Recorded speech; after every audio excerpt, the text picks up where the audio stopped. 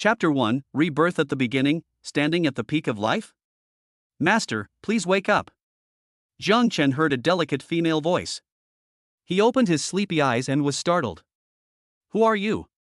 In front of Jiang Chen, there was a hot beauty half kneeling. The beauty is wearing a tight-made outfit, which outlines her graceful figure. With her slender waist and perky buttocks, her body proportions are perfect. She is simply a natural beauty. The beauty tilted her head slightly, seeming a little confused. Master, are you confused in your sleep? Jiang Chen's gaze slowly moved down from the woman's face, and finally landed on her beautiful legs in black stockings. Her legs were very slender, and paired with a pair of red high heels, they looked even more attractive. He swallowed and sighed in his heart, this woman is so beautiful.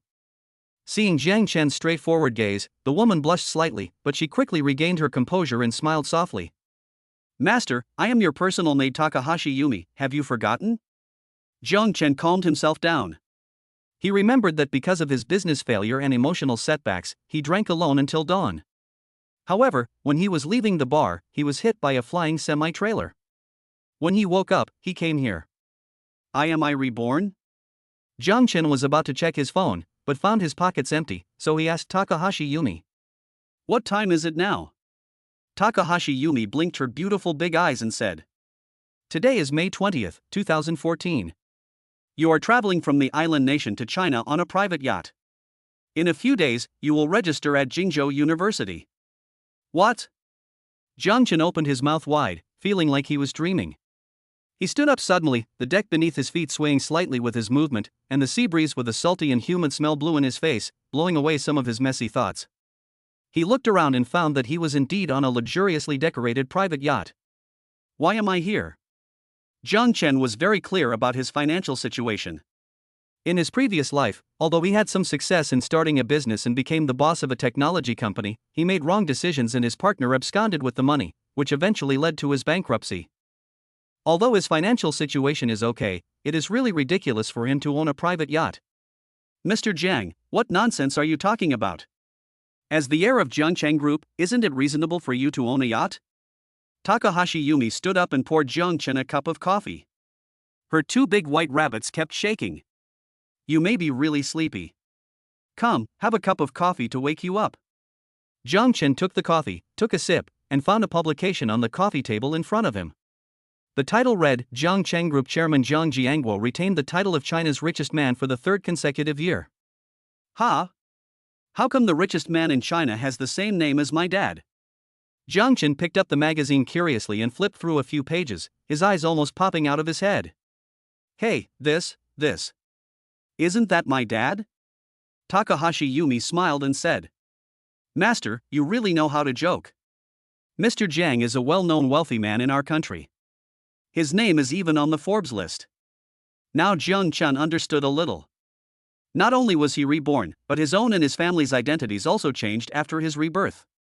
In his previous life, his father Jiang Jiangguo was just an ordinary worker who worked part-time as a Didi driver in his spare time.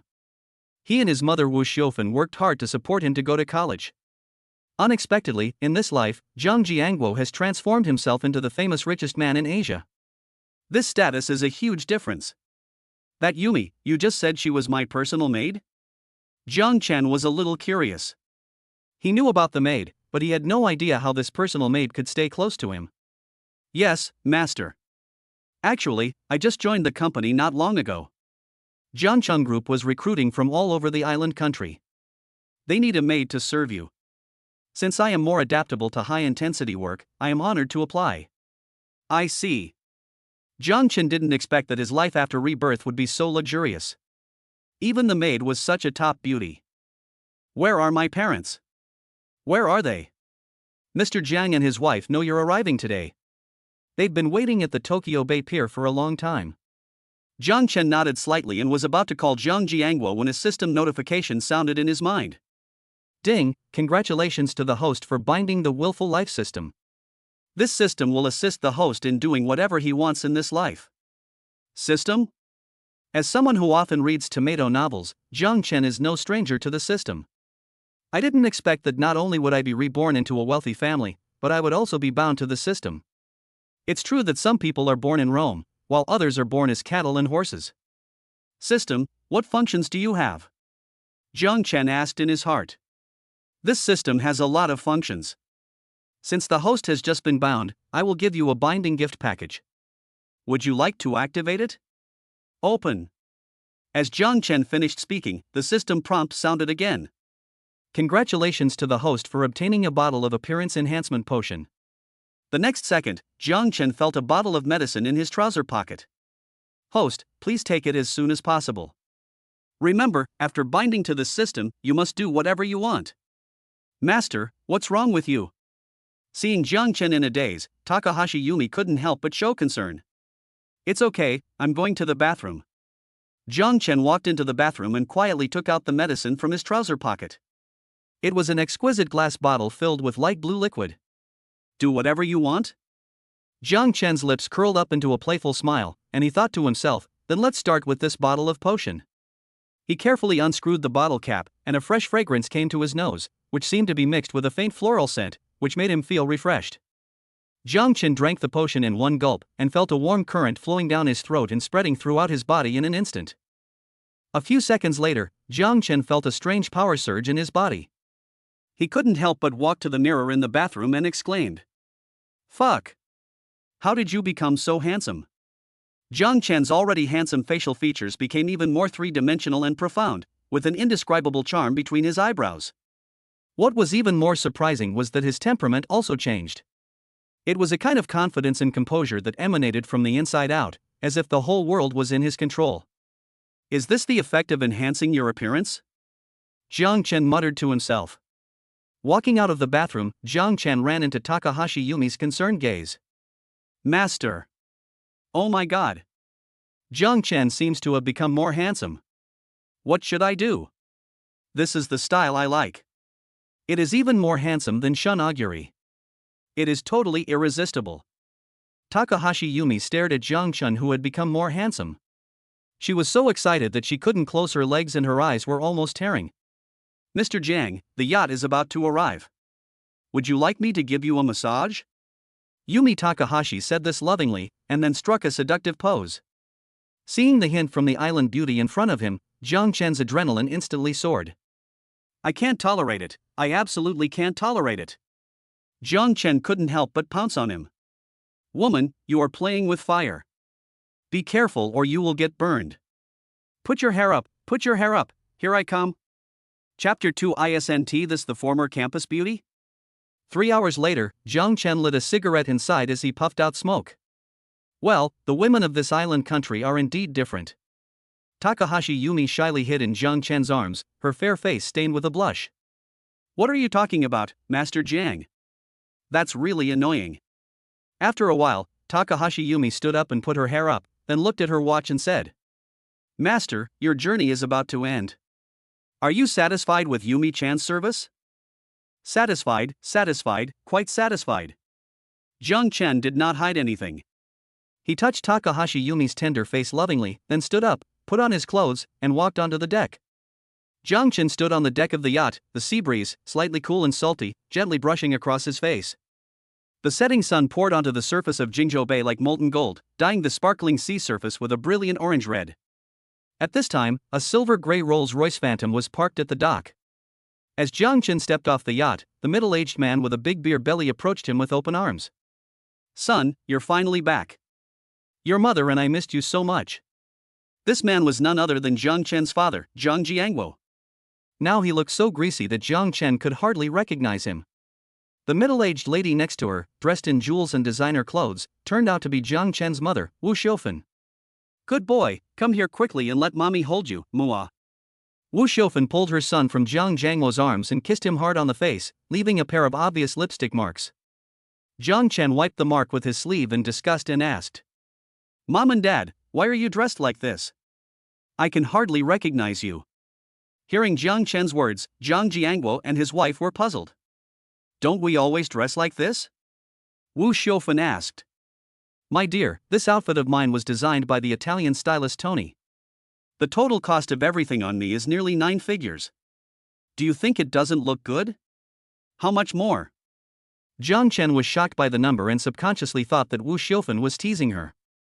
Hey, honey, Shaochen means you shouldn't dress so extravagantly. People of our status should be low-key, right, son? Ah, yes, yes. Jiang Chen was speechless. You are almost reaching your small goal, what other suggestions can I give? I don't deserve it. Oh, son, in order to welcome you to school this time, your father and I put down our work and flew to the island country to spend a few days. We also just bought a villa in the Jingzhou development zone. I'm going to take you to see it today. Bought a villa? Jiang Chen was still a little uncomfortable with his current identity as a rich second generation. You know, in his previous life, Wu Xiaofan had to bargain with the vendor for a long time just to buy a cucumber. The three words buy a villa seemed a bit awkward when they came out of her mouth. Yes, the development zone is not close to here. Hurry up and get in the car. We can get there before dark. At this time, a driver in a suit respectfully opened the rear door of the Rolls-Royce for Jiang Chen, with his hand on the roof to prevent Jiang Chen from hitting his head. Master, please. Jiang Chen nodded and leaned over to get into the car. The interior of a Rolls-Royce is extremely luxurious. The seats are hand-stitched from premium calfskin, which feels delicate and soft. Sitting on it feels like being gently lifted by clouds. The starry sky on the ceiling is even more breathtaking. Thousands of LED beads simulate the brilliant starry sky, as if the entire galaxy is packed into this small space. Dad, is this car ours? Jiang Chen immediately regretted asking a stupid question after blurting it out. Huh?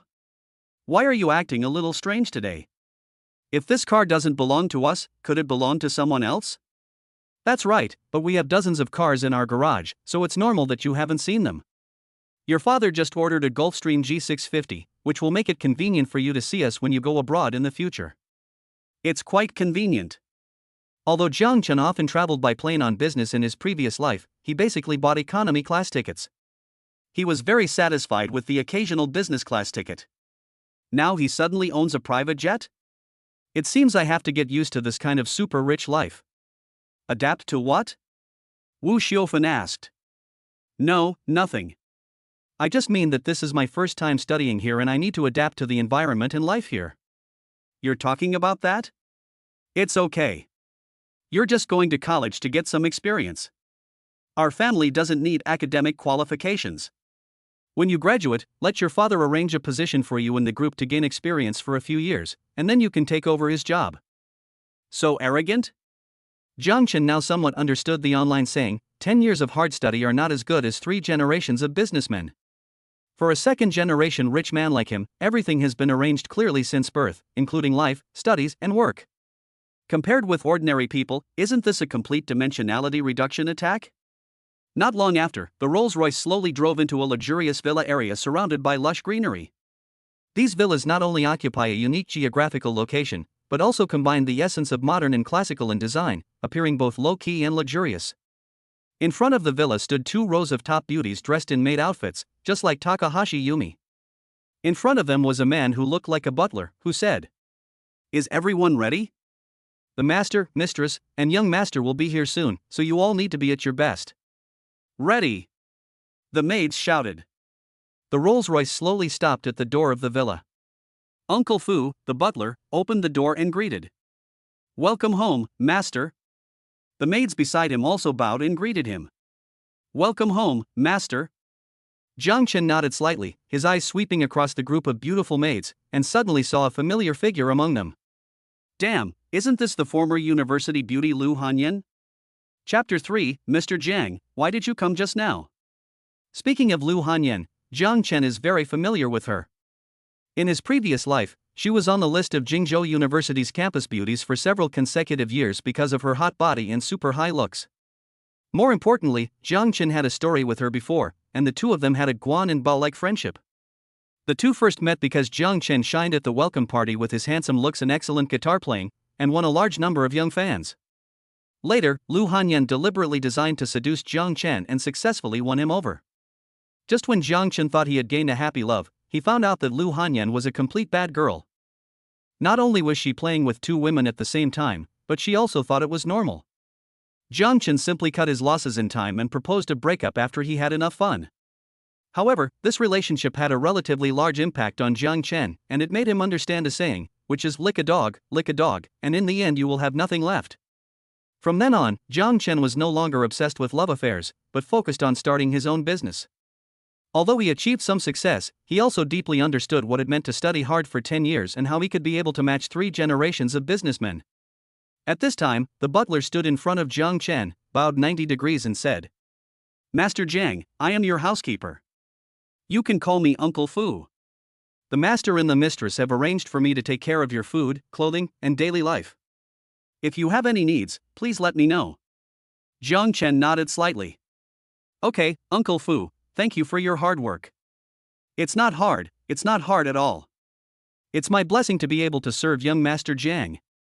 Uncle Fu was somewhat flattered when he heard Jiang Chen's praise.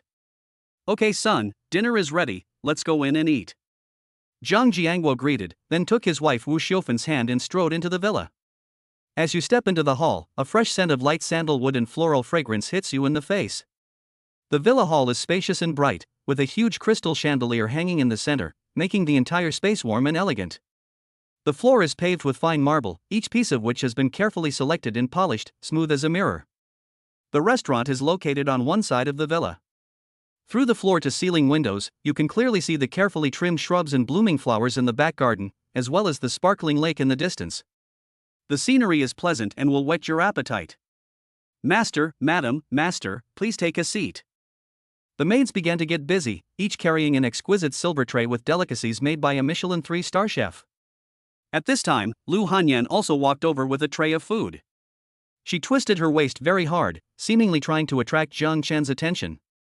"Master Jiang Chen, this is fresh beef from Kobe, medium rare. Please enjoy it." Lu Hanyan respectfully brought the plate to Jiang Chen, but accidentally knocked over the wineglass next to it. Bang! The next second, the cup shattered and the red wine spilled onto Jiang Chen's shoes. "I'm sorry, Master Jiang Chen, I didn't mean it. I'll clean it up for you." Seeing that she had caused a big disaster, Lu Hanyan immediately bent down tremblingly, knelt on the ground and wiped Jiang Chen's shoes. "Hey, what are you doing? You don't have to come tomorrow." Uncle Fu, who was standing by, saw this and immediately shouted harshly. Jiang Chen waved his hand and said, "May I have your name?" "My name is Lu Hanyan." "Lu Hanyan." Jiang Chen deliberately slowed down his speech. "You've ruined my fun today. Come to my bedroom later and I'll punish you." After hearing this, Lu Hanyan's face instantly turned red. She lowered her head and spoke in a voice as soft as a mosquito. "Okay, Master Jiang Chen. Okay, hurry down and clean it up, don't make any more trouble here." Uncle Fu was afraid that Lu Hanyan would cause more trouble, so he quickly drove her away. Zhang Jiangguo and Wu Xiufan at the dinner table didn't take it seriously. They were discussing a big business deal. "Dad, how's the progress of our group's project in Shanghai?" "It's that piece of land next to Lujiazui. The bid has been secured, and construction will officially begin next month. We expect to invest approximately 20 billion yuan initially." "That's good. Have you dealt with all the relationships? If you have any trouble, you can ask his grandfather for help. Fortunately, the crackdown on organized crime has been very effective. There are fewer cases of corruption and bribery, so it's not a big problem." "Okay, if it's nothing serious, I'll fly to Los Santos tomorrow. I have a business meeting with a guy named Mike there." "Okay, be safe, wife." Jiang Chen was listening to his parents' conversation and was stunned. A 20 billion project is discussed so casually at the dinner table? Rich people are indeed willful. "Oh, dear, you're in college now, and you'll be an adult. Mom will give you a gift as a reward." After saying that, Wu Xiufan pulled out a black card from her limited edition Prada crocodile leather bag. "Yes, the kind of black card that is everywhere in the stories about super rich people. This Centurion black card is for you. This is a supplementary card, but it also has no limit. You can buy whatever you want. Don't put yourself in a difficult position." After saying that, Wu Xiufan handed the card to Jiang Chen. From her tone, it seemed as if she was just giving him 200 yuan in pocket money. "This gift from Mom is a bit too expensive." "Is this expensive? Don't you see your family? We are already very low-key." Zhang Jiangguo next to him wiped his mouth with a tissue and then took a sip of mineral water airlifted from Fiji. "Since your mother gave you a gift, I, as your father, have to show my appreciation. Uncle Fu, bring me those green books." Zhang Jiangguo ordered. Soon, Uncle Fu came over with a thick stack of property deeds. Zhang Jiangwo began to provoke. One set in Shanghai, one in Kyoto, one in Shenzhen, and one in Hawaii. I'm keeping these for myself. After saying this, Zhang Jiangwo pushed the other property deeds aside. Son, these are all yours, take your pick. Dad, is this what you call low-key? Wu Xiufen was so angry that she hit Zhang Jiangwo. What are you doing? Your son is just in college, why are you giving him so many houses? Won't all of them be his in the future? Zhang Jiangwo scratched his head and said awkwardly. That's right, son. Just tell me what you want. I can satisfy you as long as I can do it. Zhang Chen waved his hand. No, Dad. I don't need anything now. Let's wait until later. In the following time, the family of three toasted each other and chatted happily. Zhang Chen discovered that although his parents' status and position had changed, their personalities had not changed at all. His father, Zhang Jiangwo, still liked to brag, while his mother would talk at length about beauty and the like. After eating and drinking to his heart's content, Zhang Chen felt a little tipsy. Escorted by Uncle Fu, he went to the bedroom on the second floor. When he pushed the door open, he saw Lu Hanyan had changed into a more sexy outfit. She was kneeling on the ground, looking pitiful. Master Jiang, why did you come just now? We have been waiting for you for a long time. Chapter 4, Working So Hard to Make Money. After saying that, Lu Hanyan stood up, helped Zhang Chen to the bed, and whispered in his ear. Master Jiang, would you like me to soak your feet and relax your body? Zhang Chen felt a slight tingling sensation in his ears as Lu Hanyan's sweet whispers gently brushed past his ears. The slight intoxication brought by the alcohol seemed to be even more intoxicating. He smiled slightly, a hint of amusement flashed in his eyes, and nodded gently. Okay, I'll trouble you then. Lu Hanyan was somewhat flattered when she heard this. It's okay, it's okay. This is what Hanyan should do. Zhang Xiao, please lie down. Soon, she came back with an exquisite wooden barrel in her hand. Hot steam was rising from the barrel, emitting a faint herbal fragrance. It was obviously specially prepared for foot soaking. She gently placed the wooden bucket beside the bed and carefully adjusted the water temperature to ensure that it would not overheat and burn the skin, while allowing her tired feet to get the most comfortable relaxation. After doing all this, she clapped her hands gently, signaling Jiang Chen that he could begin. Jiang Chen slowly took off his shoes and immersed his feet in the warm water. In an instant, a warm current spread from the soles of his feet to his whole body, as if all the fatigue of the past few days was taken away by the gentle waves. He closed his eyes and enjoyed this rare comfort. Lu Hanyan knelt beside the bed, gently held up one of Jiang Chen's feet with both hands, and began to massage him carefully. Her technique was surprisingly professional. She could accurately press each acupuncture point with just the right amount of force, which neither caused pain nor effectively relieved fatigue. As she massaged him, Jiang Chen felt a tingling sensation rising from the soles of his feet and reaching his heart. Comfortable. He couldn't help but hum. After hearing this, Lu Hanyan curled up the corners of her mouth into an even more charming smile, her hands moved more gently, and she looked up at Jiang Chen from time to time. Mr. Jiang, how do you feel? Jiang Chen opened his eyes and said. Yes, you have taken special training? Lu Hanyan nodded shyly. That's right, Master Jiang. Hanyan went to learn it a while ago just to serve Master Jiang well. Yes, sensible. Jiang Chen patted her head with satisfaction. Jiang Chen did not expect that Lu Hanyan, who used to be so domineering, would one day be so humble in front of him, which made him feel extremely satisfied.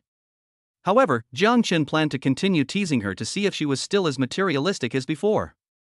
He took out the black card from his pocket and waved it in front of Lu Hanyan. See this card?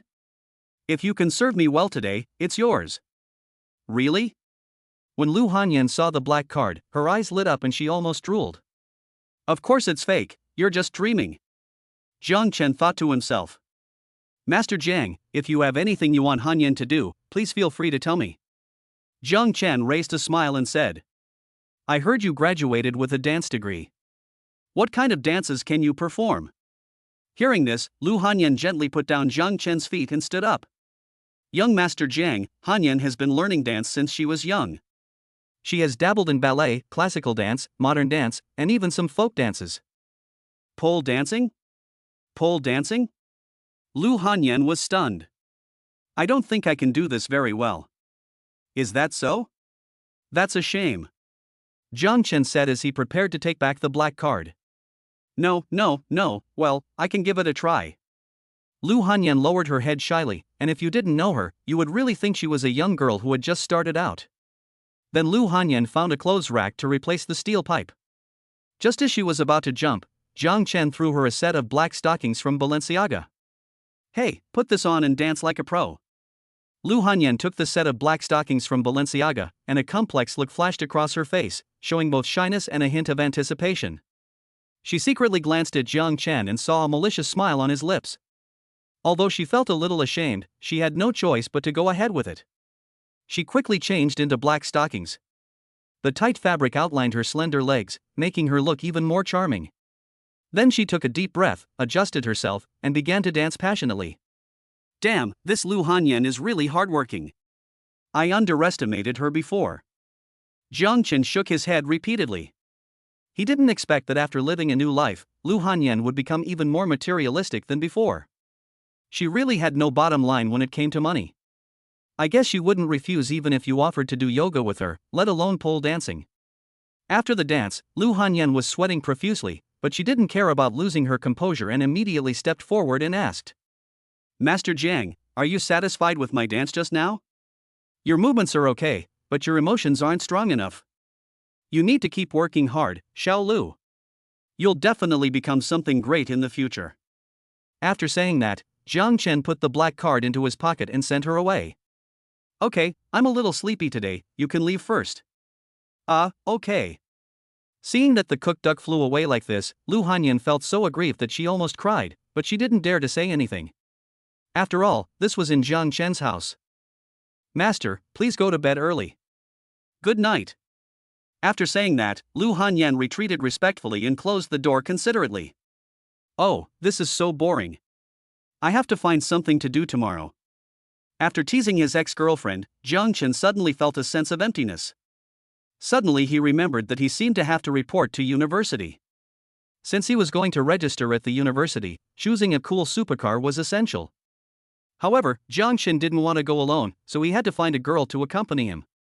At this time, Jiang Chen thought of someone, that was Yumi Takahashi, with whom he had had an in-depth exchange on the yacht. Jiang Chen took out his cell phone, found Takahashi Yumi's contact information, and called her directly. At this time, Takahashi Yumi was staying in a 5-star hotel under the Jiangcheng Group. She was a little flattered when she suddenly received a call from Jiang Chen. Master, it's so late, why haven't you rested yet? Don't you take a break too? Jiang Chen asked back. Hee, I'm waiting for your call, master. Tisk, kids who lie will be spanked. Jiang Chen's teasing made Takahashi Yumi unable to close her legs for a moment. Oh, master, please stop teasing me. What do you want from me so late at night? Chapter 5. Sorry, I have ordered this car. Is there nothing I can't talk to you about? Hey, Master Jiang, what are you talking about? I'm your personal maid. You can come to me anytime, 24 hours a day. That's more like it. Jiang Chen snorted deliberately, then said. Come with me to buy a car tomorrow. Buy a car? Takahashi Yumi was stunned. She didn't expect Jiang Chen to take the initiative to ask her out. She couldn't help but feel flattered. Yes. No problem, Master Jiang. I'll dress up nicely tomorrow and won't embarrass you. After hanging up the phone, Takahashi Yumi couldn't help feeling happy.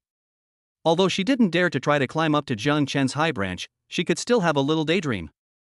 The next day, Jiang Chen got up early and saw that Wu Xiaofan had packed up and was ready to go out. Mom, why are you up so early? Where's Dad? Your dad is flying to Kyoto for business. I'm on a private plane heading to Los Santos now. Good boy, you have to study hard. Call me if you have any questions. Okay, Mom, you have to be careful too.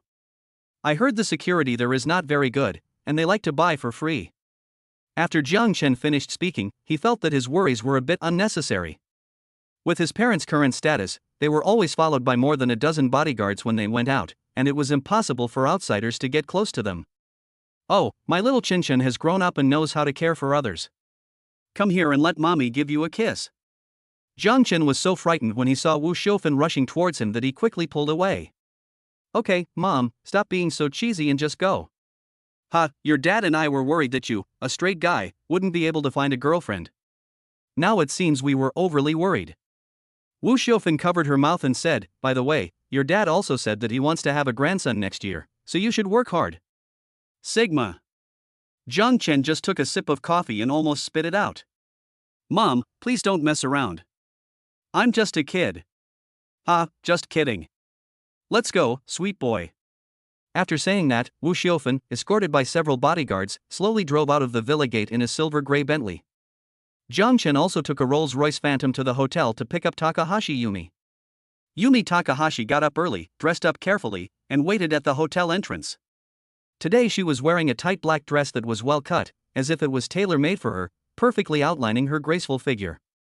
The neckline of the dress is cleverly designed, low but not revealing, just enough to show off her slender swan neck and delicate collarbone. Her delicate skin looks even whiter against the black fabric. The most eye-catching thing is the deep ravine on her chest that is faintly visible and rises and falls with her light breathing, which makes people imagine a lot. After Jiang Chen got off the car, his eyes lit up. Yumi, you look so beautiful today. Hee, thank you for the compliment, master. When Takahashi Yumi heard Jiang Chen's praise, 2 red clouds instantly appeared on her cheeks, and then she lowered her head shyly. Come on, accompany me to the 4S store. Soon, Jiang Chen and Takahashi Yumi arrived at the most luxurious luxury car 4S dealership in Jingzhou City. The store displays a variety of top luxury cars, from classic sports cars to luxury SUVs. Each model is like a work of art parked on the display stand, attracting the attention of passers-by. Wow, the cars here are so cool. Yumi Takahashi looked around, feeling very excited. She gently tugged at Jiang Chen's sleeve, like a little girl who was full of curiosity about the world. At this moment, a sales consultant in a neat suit came forward immediately with a professional smile on his face. Welcome, what kind of cars would you like to see? Jiang Chen was a little surprised to see such a polite sales consultant. He thought that he would encounter a salesperson who mocked him when buying a car, just like in some stupid novels. But on second thought, Jiang Chen felt that he was worrying too much. After all, in a high-end 4S store of this level, every sales consultant has undergone rigorous training. Even if you are dressed casually, people will not look down on you to your face. At most, they will talk nonsense about you behind your back. Do you have any Koenigsegg models here? Jiang Chen used to be a sports car fan and was quite knowledgeable about various sports car brands, but his favorite was Koenigsegg. Upon hearing this, the sales consultant's eyes flashed with admiration, and he obviously agreed with Jiang Chen's taste. Yes, please follow me.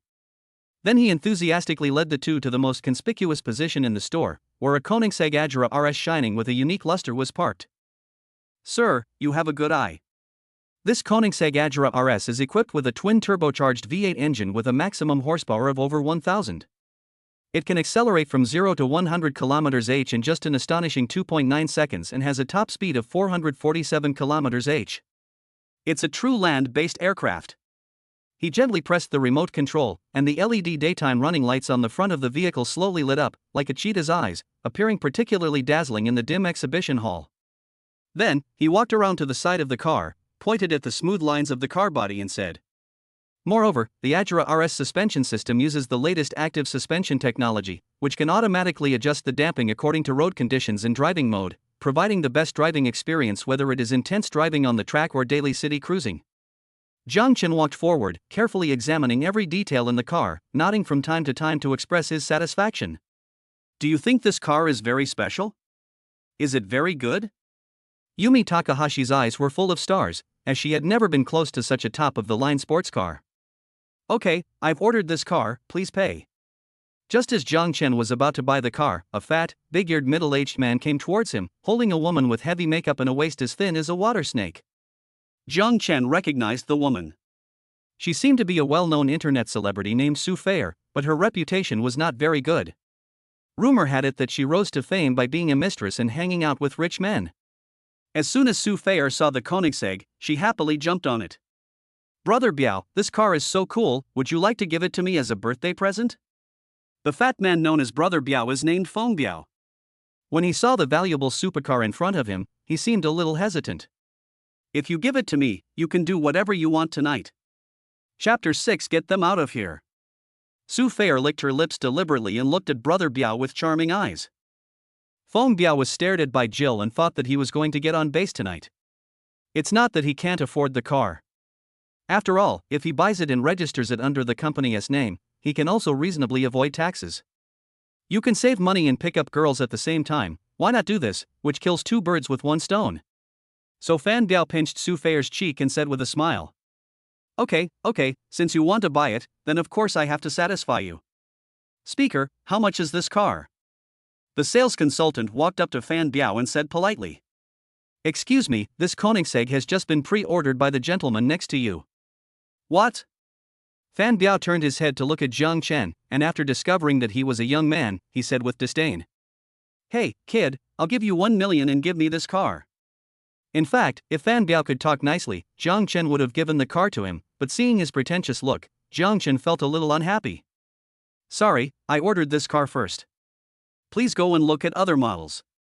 Seeing Jiang Chen's refusal without hesitation, Fan Biao felt very embarrassed and a little angry. Hey, do you know who I am? I'm the chairman of the Dishing Group. If you don't agree, I'm going to use some special means. Oh?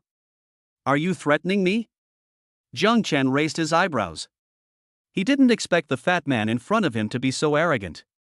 He probably used to use his status to bully others. At this time, Takahashi Yumi came over to Jiang Chen and said, Master, I know this Dishing Group. They are in the building materials business, and Jiangchen Group is one of their major clients. After hearing this, Jiang Chen couldn't help but admire him. Yumi, you understand it very well. Of course. I prepared for the interview for several months. I know everything about Jiangchen Group. Jiang Chen nodded with satisfaction, and was very satisfied with Takahashi Yumi's serious work attitude. Now that he knew the other party's background, Jiang Chen didn't care anymore and said, I won't give you the car.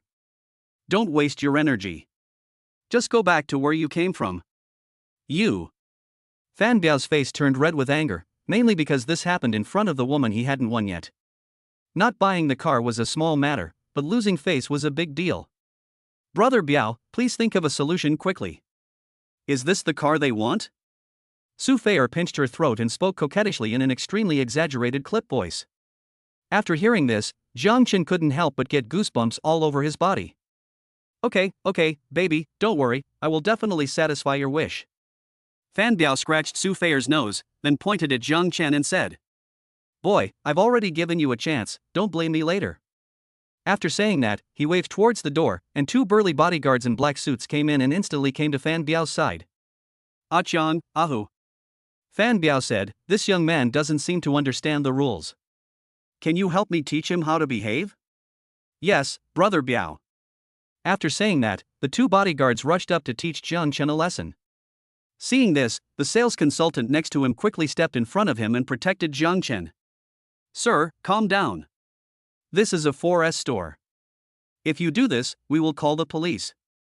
Call the police? Go ahead. I'm not afraid of the police. I have connections. It was obvious that Fan Biao did not take the sales consultant's threats seriously at all. Jiang Chen took the opportunity to take out his cell phone, called Zhang Jiangguo, and briefly explained the situation. Zhang Jiangguo flew into a rage upon hearing this and cursed. Damn it, that little Karami from Dishing Group actually dared to bully my son Zhang Jiangguo.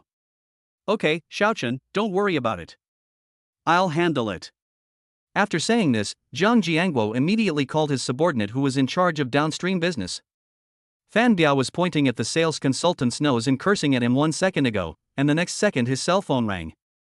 Fan Biao took out his cell phone impatiently, and was shocked when he saw that the name on the caller ID was Chen Tai.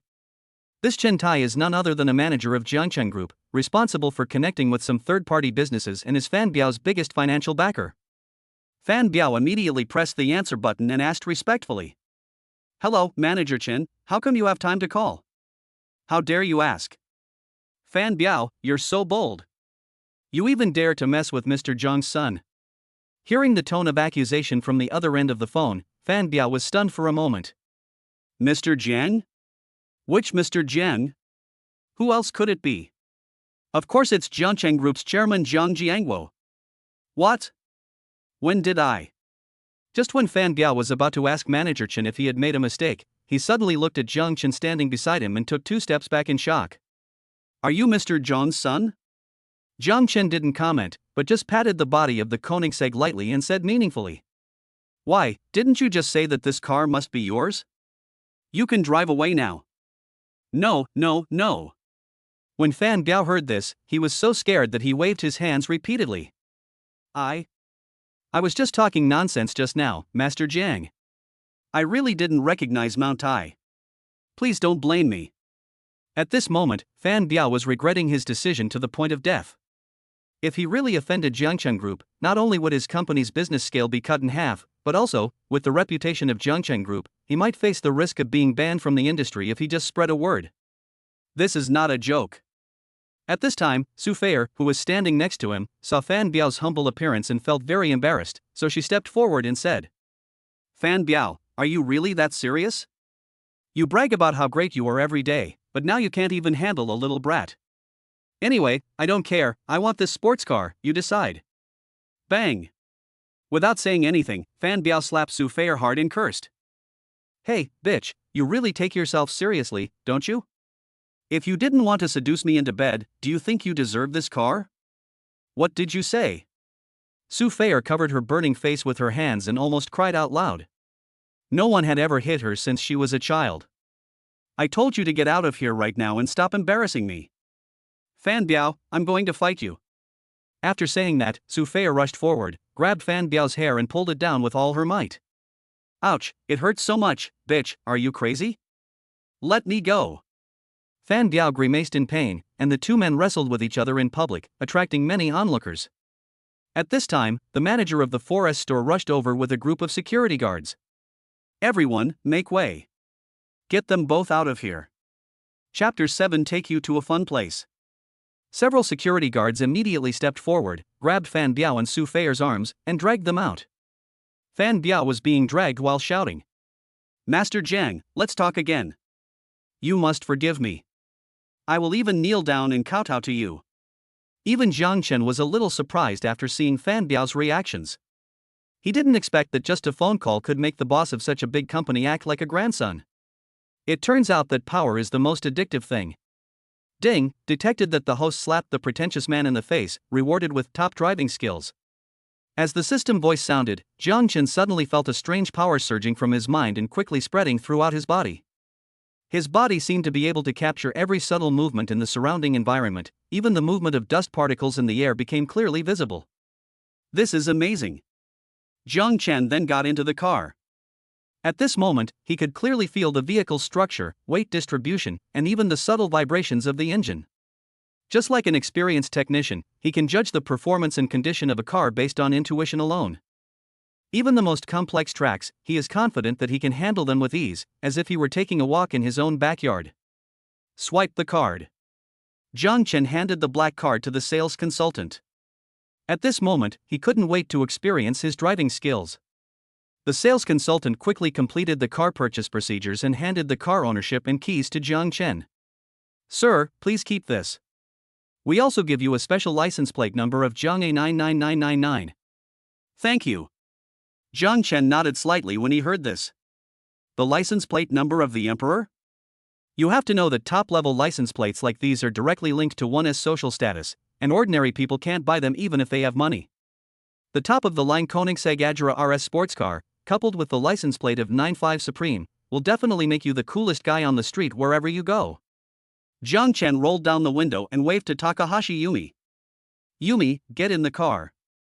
I'll take you for a couple of laps.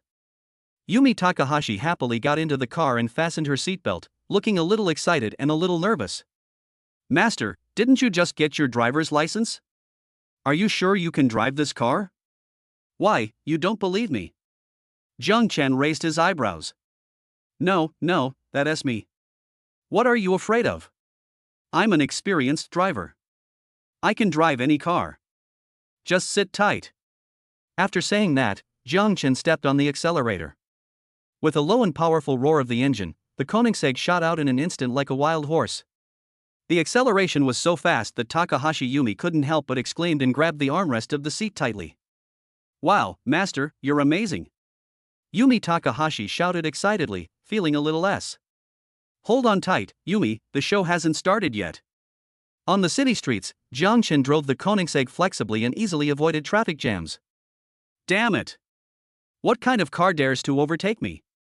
Several taxis that usually rush around recklessly were about to curse when they saw a car overtaking them.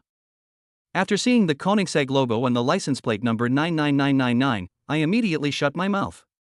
Never mind. I'll let you pass once, but it won't happen again.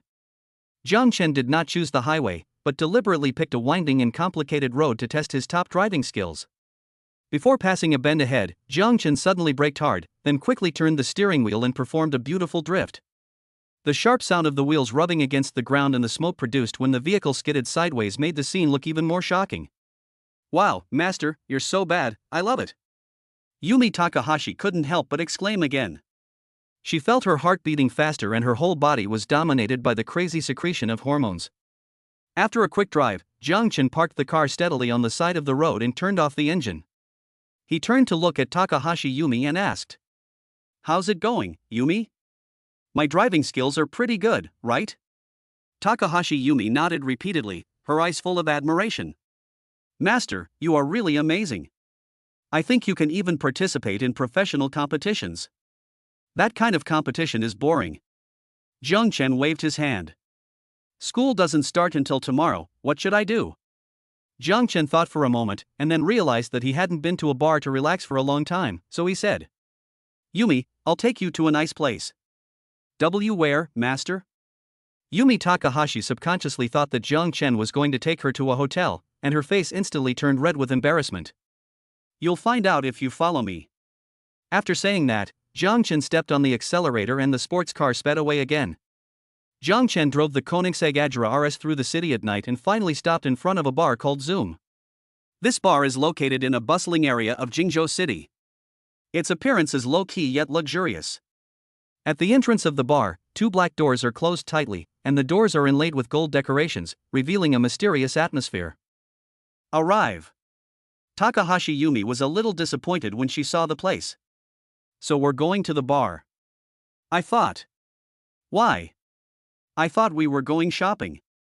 "Actually, I really like shopping, haha." Yumi Takahashi quickly changed the subject to hide her inner desires. "Then I'll take you shopping when I have time." Jiang Chen didn't take it seriously and pulled Takahashi Yumi towards the bar. Beside the door, several bodyguards in black suits stood upright. Jiang Chen handed the car keys to the designated driver at the door, then took Takahashi Yumi to the bar door. "Welcome." Seeing this, the bodyguards immediately opened the door and respectfully welcomed them. As you walk into the bar, a strong aroma hits your nose, which is a mixture of alcohol, cigarettes, and various perfumes, making you instantly immersed in this unique atmosphere. In the center of the bar is a spacious dance floor with a huge crystal chandelier hanging above it, illuminating the dance floor like daylight. At this time, many people had gathered in the dance floor. There were some sexy beauties with revealing clothes and hot bodies. They were posing and shaking their heads to the rhythm of the music, releasing their inner passion. "Oh my god, it's so lively here." Takahashi Yumi couldn't help but sigh. Her upbringing had always been very conservative. Seeing this scene, Yumi seemed a little restrained and unconsciously leaned closer to Jiang Chen. Jiang Chen gently put his arm around her shoulders and said softly, "Let's go find a quiet box." At this moment, a waiter in uniform and with a smile on his face quickly came up to us. "Good evening, everyone. Welcome to Zoom Bar. How can I help you?" Chapter 8. It seems someone wants to challenge my authority. Jiang Chen smiled calmly. "Help us reserve box number 1. A hint of surprise flashed across the waiter's eyes, but he immediately regained his professional attitude. Box number 1, as one of the most luxurious boxes in the bar, has an equally staggering consumption level, with a starting price of 5 figures. It seems that this young man with extraordinary temperament but unfamiliar appearance must be a descendant of a prominent family. Of course, please follow me. Passing through the bustling crowd, the waiter led Jiang Chen and Takahashi Yumi to the depths of the bar. Box number 2 is located in a corner of the bar, but is cleverly designed as a semi-open space, which maintains privacy while allowing a vague sense of the lively atmosphere outside. Inside the box, soft lighting creates a warm and elegant atmosphere. The exquisite sofa is covered with delicate satin fabric, and on the coffee table is an exquisite fruit basket filled with various seasonal fresh fruits, and next to it are several bottles of high-end red wine waiting to be opened. "Sir, What kind of wine would you like to order? The waiter asked politely. Jiang Chen thought for a moment. Although he didn't know much about the drinks in this kind of high-end bar, he knew some basic market conditions. In a place like this, the best drink is undoubtedly the Shenlong set, which is divided into Big Shenlong and Small Shenlong. The Shenlong set is a set consisting of 6 bottles of Spade Ace Champagne Gold Edition, priced at 68,888. The Big Dragon set consists of 5 bottles of Spade Ace Champagne Gold Edition and 1 bottle of Spade Ace Black Gold Edition, and is priced at 88,888. Let's start with 6 sets of Big Dragons, Jiang Chen said lightly. The waiter was startled, then nodded slightly. Yes, sir, please wait. Soon, a sound of light footsteps accompanied by pleasant laughter came from afar, and several hostesses in revealing clothes and exquisite makeup slowly walked into the number 1 booth area. They held champagne in their hands and walked lightly, like a group of fairies flying through the night. Seeing this, the DJ at the bar immediately announced to the audience through the microphone with his charming voice. Everyone, the guest in box 1 has purchased 6 sets of Big Dragon, and they are presented with screams. As soon as these words came out, the whole bar instantly became lively. Oh my god, 6 sets of Great Dragons? Who's that big shot in booth number 1 tonight? I heard that the Shenlong package not only has top-notch wine, but also comes with a series of exclusive services. To enjoy this kind of treatment, one must be extremely wealthy. Look, those hostesses are all so beautiful, I'm so envious. While everyone was envious, the hostesses also began to show off their skills. After all, in the Zoom bar, it is rare to find a customer as handsome and wealthy as Jiang Chen. If they can really climb up the social ladder, they can transcend social classes and transform from a country chicken into a phoenix. At this time, Jiang Chen had undoubtedly become the big prey in their eyes. A girl in a red tight skirt and glamorous makeup was seen walking straight towards Jiang Chen, holding a freshly opened bottle of champagne in her hand and twisting her waist. She leaned over and handed the champagne to Jiang Chen, pursing her lips slightly. Handsome guy, I opened this bottle of champagne just for you. Would you like to try it? Its taste matches your temperament very well. Jiang Chen smiled slightly, politely took the champagne, and took a sip. Thanks. Another girl in a blue tasseled skirt was not to be outdone. She sat next to Jiang Chen and whispered softly. Handsome guy, we don't just have good wine here, we also have a lot of fun things to do. If you have any special requests, I can satisfy you. Jiang Chen glanced at her, his smile a bit playful. Special requests? For example? The girl thought she had an opportunity and moved closer to Jiang Chen, almost whispering in his ear. For example, I could dance with you, or we could go somewhere more private and enjoy some fun just the two of us. Jiang Chen's smile remained unchanged upon hearing this, but a hint of coldness flashed in his eyes. Sorry, don't waste your energy. I have no interest in you. The girl was stunned, obviously not expecting Jiang Chen to speak so directly. She smiled awkwardly and was about to leave when she was replaced by another hostess. The new girl looked more intellectual. She held a glass of wine and sat opposite Jiang Chen. Handsome guy, don't be so cold, can I tell you a joke? Jiang Chen raised his eyebrows and motioned for her to continue. Among the 365 days in a year, do you know which day is the longest? Have no idea. Jiang Chen shook his head. The 9th day, because eternity is eternal. Ha ha ha. Jiang Chen was speechless at this cold joke. Also, do you know what the Wanwan snow cake turns into when it gets hot? The hostess seemed not to notice the change in Jiang Chen's expression and continued to tell jokes. However, Jiang Chen just listened indifferently, occasionally sipping champagne, but always maintained an attitude of being close yet distant. He understood that these girls were only attracted by his wealth and status.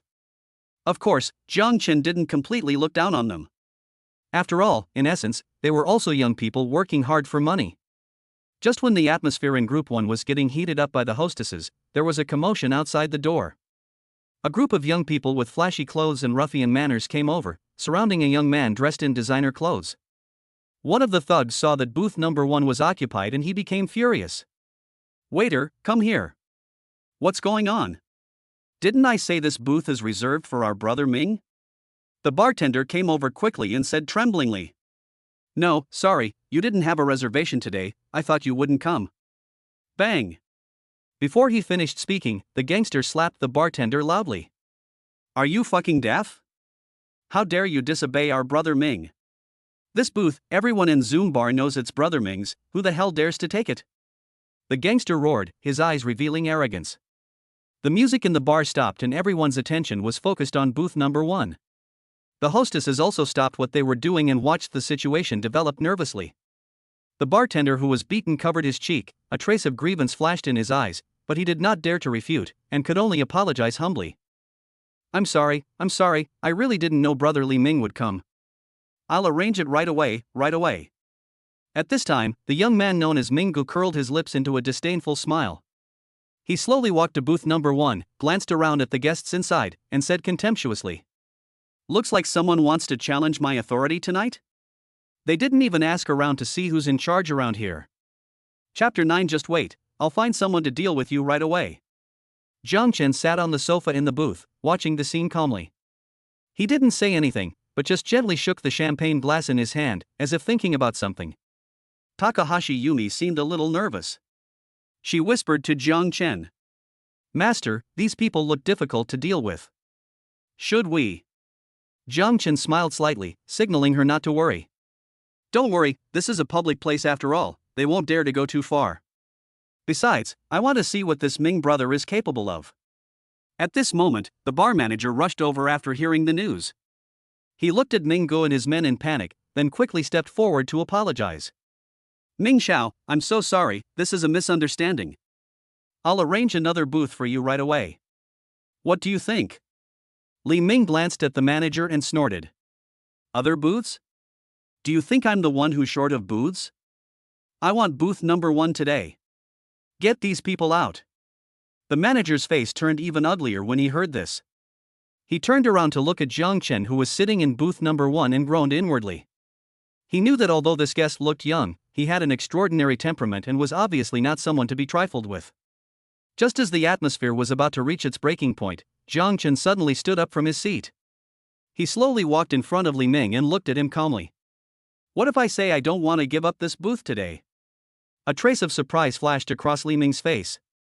He obviously didn't expect that someone would dare to confront him head-on. Seeing this, the thugs around him gathered around him, looking like a group of hungry wolves about to pounce on their prey. Interesting." Li Ming sneered, a sinister look flashing in his eyes. "In this Zoom bar, no one has ever dared to say no to me. You are the first one. Do you know who I am?" Jiang Chen smiled slightly, without any fear in his eyes. "Does it matter who you are? All I know is that I reserved this booth, and everything is based on first come, first served, right?" The air in the bar seemed to freeze, and everyone's eyes were focused on these two people, waiting for the storm to come. The hostesses were so nervous that they dared not breathe, while Takahashi Yumi tightly grasped Jiang Chen's sleeve, her eyes full of worry. Li Ming sneered and took a step forward, approaching Jiang Chen. "First come, first served? In this bar, I make the rules. You better get your ass out of here, or I'll teach you a lesson." There was unquestionable arrogance in Li Ming's words, and the thugs behind him also pressed forward and were about to take action. Suddenly, a system prompt sounded in Jiang Chen's mind. "Ding, host's life is detected to be threatened, reward, master-level fighting skills." As the system's prompt sounded, Jiang Chen felt a warm current surge from his body, instantly flowing through his limbs and bones. At this moment, his brain was infused with endless knowledge. Various fighting skills, body movements, and moves flashed rapidly in his mind, like a detailed fighting encyclopedia. Jiang Chen clenched his fists, feeling that he could knock Li Ming Xiang out with one punch. He took a step forward, looked directly into Li Ming's eyes and said, "Are you teaching me how to do things? Are you qualified?" "You." Li Ming didn't expect Jiang Chen to not be afraid but to continue to provoke him. He was immediately furious and ordered, "Break his legs for me." Following Li Ming's order, the thugs all showed ferocious smiles and pounced on Jiang Chen. The first thug who rushed up swung his fist and hit Jiang Chen in the face. Jiang Chen slightly turned his body and easily avoided the attack. At the same time, he quickly grabbed the gangster's wrist with his right hand, used the force to turn the gangster's body, and made the gangster lose balance. Then, Jiang Chen swept his left leg across, and with a clean and neat sweep kick, he threw the gangster heavily to the ground. The next second, the second thug attempted a sneak attack with a bottle of wine in his hand. Jiang Chen was prepared. He gently pushed off the ground with his left foot, slid backward, and at the same time swung his right hand, accurately snatching the bottle from the gangster's hand. He threw it backhand, and the bottle drew a perfect arc in the air and hit the gangster's crotch accurately. "Ah!" The gangster wailed, covered his second brother with his hands and knelt on the ground, his expression very painful. This scene stunned everyone present. They didn't expect Jiang Chen to have such sharp skills. Li Ming's face darkened terribly when he saw this. He hadn't expected Jiang Chen to be so difficult to deal with. Burning with rage, he stepped forward himself, attempting to teach Jiang Chen a lesson using the few skills he had learned on the Dao. Get out of the way and let me do it. Li Ming roared and punched Jiang Chen in the face. Jiang Chen curled up his lips into a sneer. He did not dodge, but instead went forward to meet the attack. At the moment when the fists were about to make contact, Jiang Chen suddenly turned sideways, grabbed Li Ming's wrist with his left hand, and quickly moved his right hand behind Li Ming. With a clever twist, he actually threw Li Ming into the air, and then he fell to the ground with a bang, falling upside down. There was an uproar in the bar, and everyone was staring at the scene in amazement. They had never seen such a shocking fight scene. It was comparable to an action blockbuster. Yumi Takahashi's mouth was so wide open that a large changsha sausage could be stuffed into it. Li Ming lay on the ground with an incredible look on his face. He had never suffered such humiliation. Jiang Chen looked down from above and said, "With your mediocre skills, you dare to imitate others and show off?" Ding, it's detected that the host has achieved the shocking the audience achievement, rewarding the manhwa security team. Beacon Fire Security? Jiang Chen was familiar with this name. It seemed to be the top security company in the country, composed entirely of retired Special Forces soldiers who had experienced many battles. Many wealthy people and politicians had hired them as personal bodyguards at high salaries. Just wait, there's no point in fighting. I'll call my second uncle and have him come and teach you a lesson. Li Ming lay on the ground, his face in a mess. He struggled to take out his cell phone from his pocket and dialed a number with trembling fingers. After the call was connected, he almost cried out. "Second uncle, come and save me. I was beaten up in the Zoom bar, come quickly." A deep voice came from the other end of the phone. "Don't be impatient, nephew. Tell me slowly. Who dared to touch you?" "I don't know his name, but he took my space and beat me and my people." Li Ming, the villain, complained first. "Okay, don't worry, I'll be there soon. At the Zoom bar, right? Just wait for me, I want to see who is so blind." Li Ming hung up the phone and stared at Jiang Chen fiercely. "Just wait, you'll see what happens." Jiang Chen had a calm expression on his face. No matter how many people the other party brought, he was confident that he could deal with them. After all, he not only possessed master-level fighting skills, but the system also rewarded him with a manhwa security team. The atmosphere in the bar remained tense, and everyone held their breath, waiting for the possible conflict to occur. Soon, hurried footsteps were heard outside the bar, accompanied by a loud noise. A group of people surrounded a middle-aged man in a black suit with a stern face and walked in. As soon as this middle-aged man walked in, everyone in the bar felt a sense of oppression. It's actually Du Xiaodong? Du Xiaodong, the leader of the Qingyun Society. Chapter 10. Mr. Jiang, please forgive me. I heard that the Qingyun Society members are ruthless and will throw concrete pillars at people if they disagree with them. The police can't do anything about them. I didn't expect Li Ming to be his nephew. It seems this young man is in danger. Second uncle, you're here. As soon as Li Ming saw the middle-aged man, he felt like he had found a savior. He quickly got up from the ground and rushed over. Du Xiaodong glanced at Li Ming coldly, then turned his gaze to Jiang Chen. He slowly walked up to Jiang Chen and asked in a deep voice. "You were the one who beat my nephew?" Jiang Chen stood there, his eyes meeting Du Xiaodong's calmly, without the slightest evasion. "It was me, but your nephew started it first. Don't let him confuse you." "Oh?" A hint of coldness flashed in Du Xiaodong's eyes, and the air was filled with a tense feeling of impending storm. He leaned forward slightly, approaching Jiang Chen and threateningly said, "Little guy, do you know who I am? The Qingyun Society is not something you can mess with casually." Jiang Chen smiled slightly. "Qingyun Club? I've never heard of it, and..." He paused, deliberately lengthening his tone. "I don't think your so-called Qingyun Society can cover the sky with one hand." Du Xiaodong sneered, took a step forward, and continued to approach Jiang Chen. "You sharp-tongued brat. It seems you don't know how powerful the Qingyun Society is. Today I'll let you know what regret means." Just as Du Xiaodong was pressing forward and the atmosphere was becoming extremely tense, the side door of the bar was suddenly pushed open, and a group of slender men in black suits filed in. They walked straight to Jiang Chen, quickly stood in a row, and protected him behind them. Jiang Xiao, I'm sorry, we are late. The tall, dark-skinned bodyguard in the lead came up to Jiang Chen and bowed slightly, saying, My name is Jiang Long, and I'm the head of Fenghua Security. I'll be at your disposal at any time. Jiang Long spoke in a low voice. He held the walkie-talkie in his hand and scanned the entire audience, his eyes finally fixed on Du Xiaodong. Du Xiaodong's expression changed slightly. He obviously didn't expect that the other party had this trick. The thugs around him also started to make a commotion. Other people in the bar retreated, fearing that they would be affected. Who are you? How dare you meddle in my business? Du Xiaodong tried to remain calm, but his tone was clearly lacking in confidence. Jiang Chen smiled lightly, turned around and looked at the bodyguards of Fenghua Security. An inexplicable sense of security surged in his heart.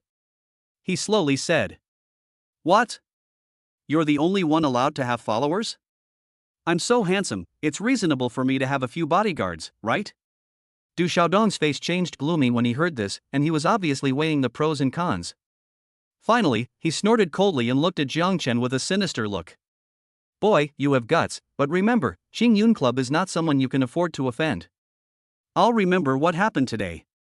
After saying this, he turned around and tried to leave, but was stopped by the bodyguards from Fenghua Security.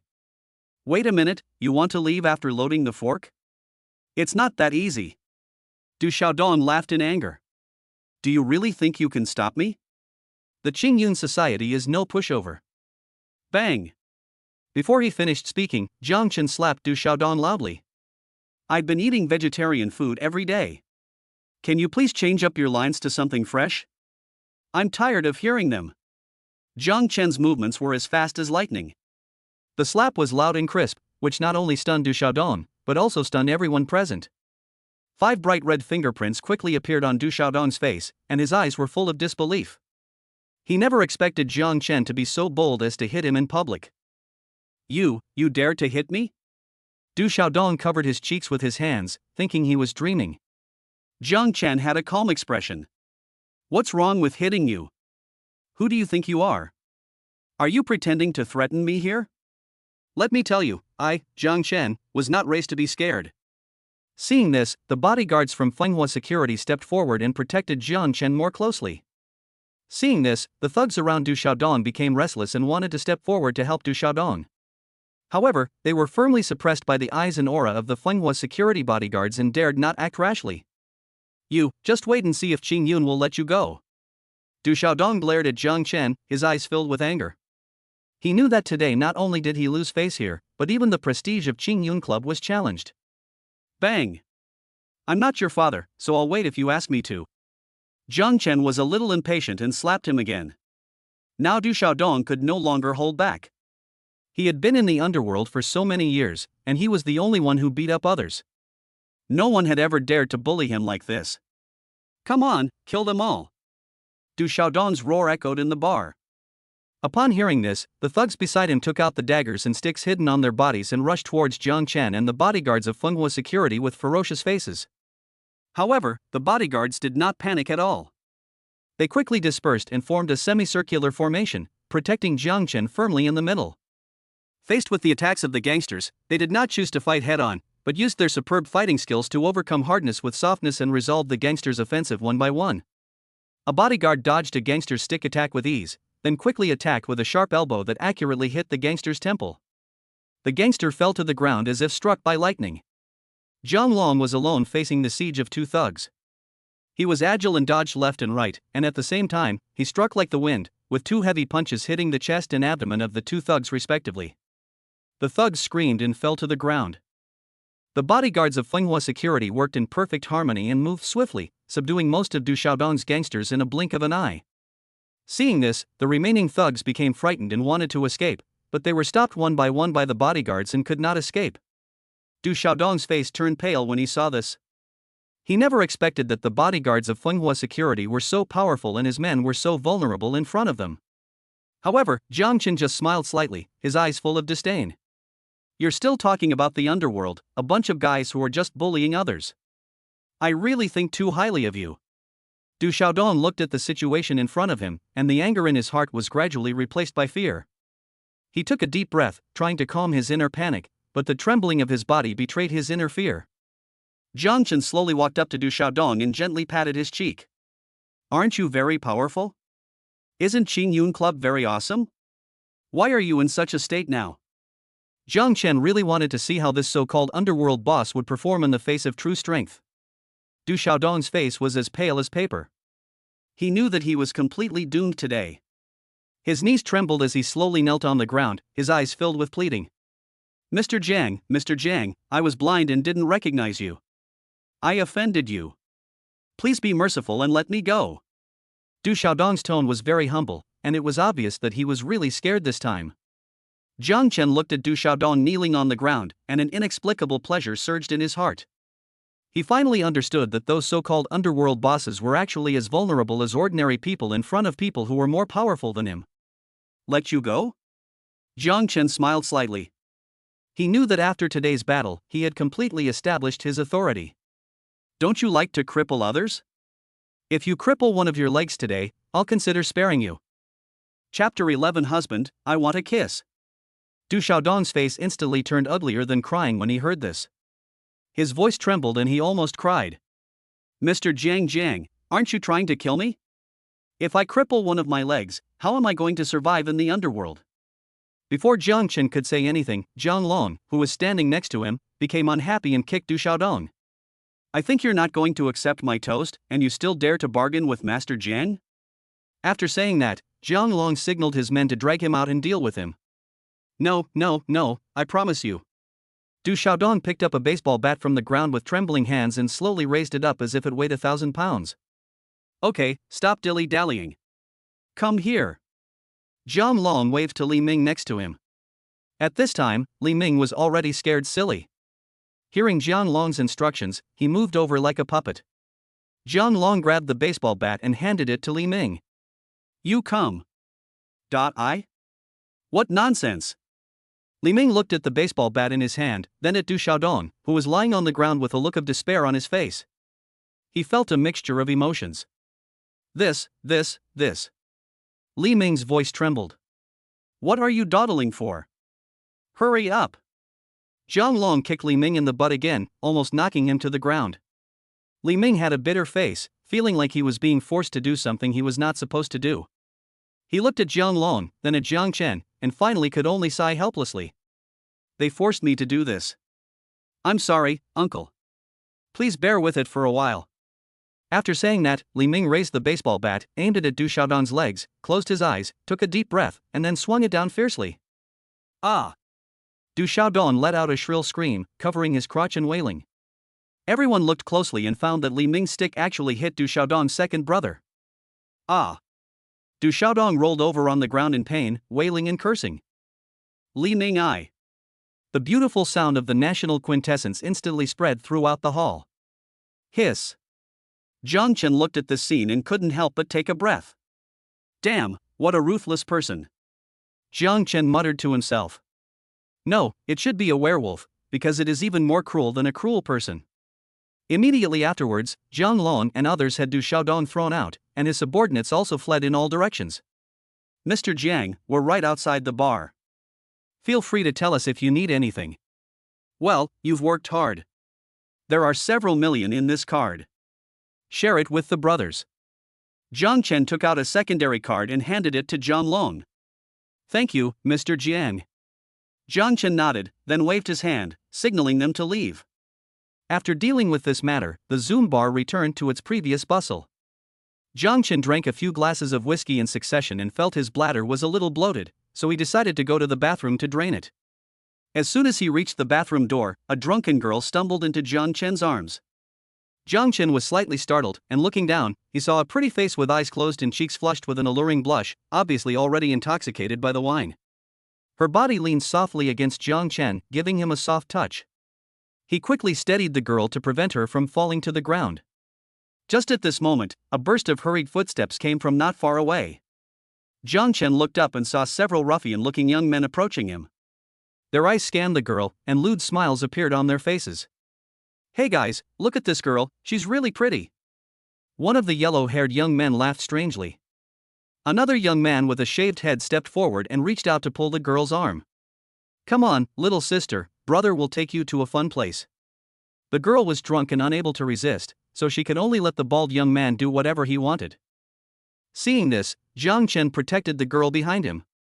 I give you 3 seconds, disappear immediately. The thugs were about to step forward to provoke him, but they recognized Jiang Chen as the VIP guest in booth number 1. They still remembered clearly the scene where the bodyguards taught Du Xiaodong a lesson. A big shot like Jiang Chen's level is someone they would never dare to provoke. The leading thug swallowed his saliva and stammered. Brother, please don't misunderstand. The bald man quickly let go of his hand, took a few steps back, and put on a flattering smile on his face. Sorry, brother, we didn't know this girl was your friend. We apologize for any offense. Please forgive us. Jiang Chen glanced at them coldly and uttered one word. Roll. Upon hearing this, the thugs felt as if they had been pardoned, and hurriedly nodded and bowed as they left the corridor. Jiang Chen turned around and looked at the girl behind him. Her cheeks were still slightly red, and there was a faint aroma of alcohol on her breath. He gently patted the girl's cheek, trying to wake her up. Hey, wake up, don't fall asleep here. However, the girl seemed completely unconscious and only muttered subconsciously. Hubby, don't bother me, let me sleep a little longer. After she finished speaking, she actually put her arms around Jiang Chen's neck and rested her head on his shoulder. Husband? Jiang Chen was stunned for a moment. He looked down at the girl in his arms, feeling a little embarrassed. He tried to push the girl away, but she hugged him tighter, murmuring words like husband and dear. Jiang Chen sighed helplessly. He knew he couldn't just leave a drunk girl here. He looked around and found an empty booth not far away, so he carried the girl over and let her lie on the sofa to rest. He was just about to get up and ask the waiter to bring something to sober him up when the girl suddenly grabbed his arm. Husband, please don't leave, I want a kiss. The girl said drowsily, with a hint of coquettishness in her voice. Jiang Chen was slightly stunned. He looked down and saw the girl looking at him with her eyes open, her eyes a little blurry. He shook his head helplessly, thinking that this silly girl probably mistook him for her boyfriend. He patted the back of the girl's hand gently and said softly, Miss, you've got the wrong person. Let me go first. I'll go get you something to sober you up. However, the girl seemed not to hear his words. She held his arm tightly and kept rubbing against his arms. Jiang Chen had a headache and didn't know what to do. At this moment, a waiter came over and smiled awkwardly after seeing the scene. Master Jiang, is this young lady drunk? How about sending her to the private room? Chapter 12 Report to Jingzhou University. Jiang Chen glanced at the girl who was almost asleep in his arms and sighed helplessly. Okay, I'll take her there. He stood up, picked up the girl by the waist, and followed the waiter to a luxurious private room. The private room is elegantly decorated, spacious and comfortable, perfect for rest. Jiang Chen gently placed the girl on the soft sofa, then signaled the waiter to get some hangover medicine and water. After the waiter left, Jiang Chen sat on the sofa and looked at the girl quietly. The girl lay quietly on the sofa, her face looked particularly soft under the soft light, her eyes were closed, and her long eyelashes were like 2 small fans, gently covering her eyelids. Although she was sleeping soundly, her 2 little hands were tightly holding Jiang Chen's arms. Jiang Chen sat on the sofa, looking at the girl lying beside him, feeling helpless. At this moment, he suddenly noticed an ID card sticking out of the girl's crossbody bag. He reached out and took out his ID card, and saw the 3 words Yi Shirhan written in the name column. Yi Shirhan? That's a pretty nice name. Jiang Chen repeated it. Ding, a beautiful girl was detected, Yi Shirhan, beauty score, 92 points. This woman has been bound to the host. Interacting with her more often can trigger corresponding tasks and obtain rewards. A system notification sounded in Jiang Chen's mind. He patted Yi Shirhan's cheek gently, trying to wake her up. Hey beauty, please let me go first, my hands are numb. However, Yi Shirhan seemed not to hear his words and still held his arm tightly. Just then, the waiter came back with hangover medicine and hot water. Jiang Chen took the hangover medicine and hot water, helped Yi Shirhan up, and prepared to feed her the medicine. However, Yi Shirhan suddenly reached out and hugged his neck, pulling him towards her. Husband, what are you doing? Yi Shirhan asked in a daze. Jiang Chen explained somewhat awkwardly. I'll give you some medicine. You're drunk and need to sober up. However, the girl did not seem to appreciate it. She pouted and said coquettishly. I don't want to take medicine. I want you to kiss me. As she spoke, she actually came forward and wanted to kiss Jiang Chen. Jiang Chen was suddenly at a loss. He wanted to stand up and push Yi Shirhan away, but he slipped and fell to the ground. Yi Shirhan, who was holding Jiang Chen's arm tightly, also fell on Jiang Chen. The following is paid content. There was silence all night, and only the moon knew what had happened. And the spider in the corner kept crawling and crawling. The next day, at noon, Jiang Chen woke up from the sofa with a dizzy head, and found that Yi Shirhan beside him had disappeared. Damn it! I might have been a little drunk yesterday. Jiang Chen thought about what happened last night and felt something was wrong. At this moment, a piece of paper and a stack of banknotes on the coffee table caught his attention. Jiang Chen unfolded the paper and took a look. He couldn't help but gasp. Hiss! This woman! Written on this piece of paper in beautiful handwriting was, "Little dog, this money is for you. Remember, it was me who slept with you." Jiang Chen looked at the banknotes and the note and couldn't help cursing in his heart. Damn it! How dare you call me a skinny dog? I have this muscular body, how can I be skinny? I'm clearly a wolf dog, okay? After saying that, Jiang Chen walked to the private bathroom in the private room and admired his 8-pack abs while taking a shower. I don't know where this girl came from. Forget it.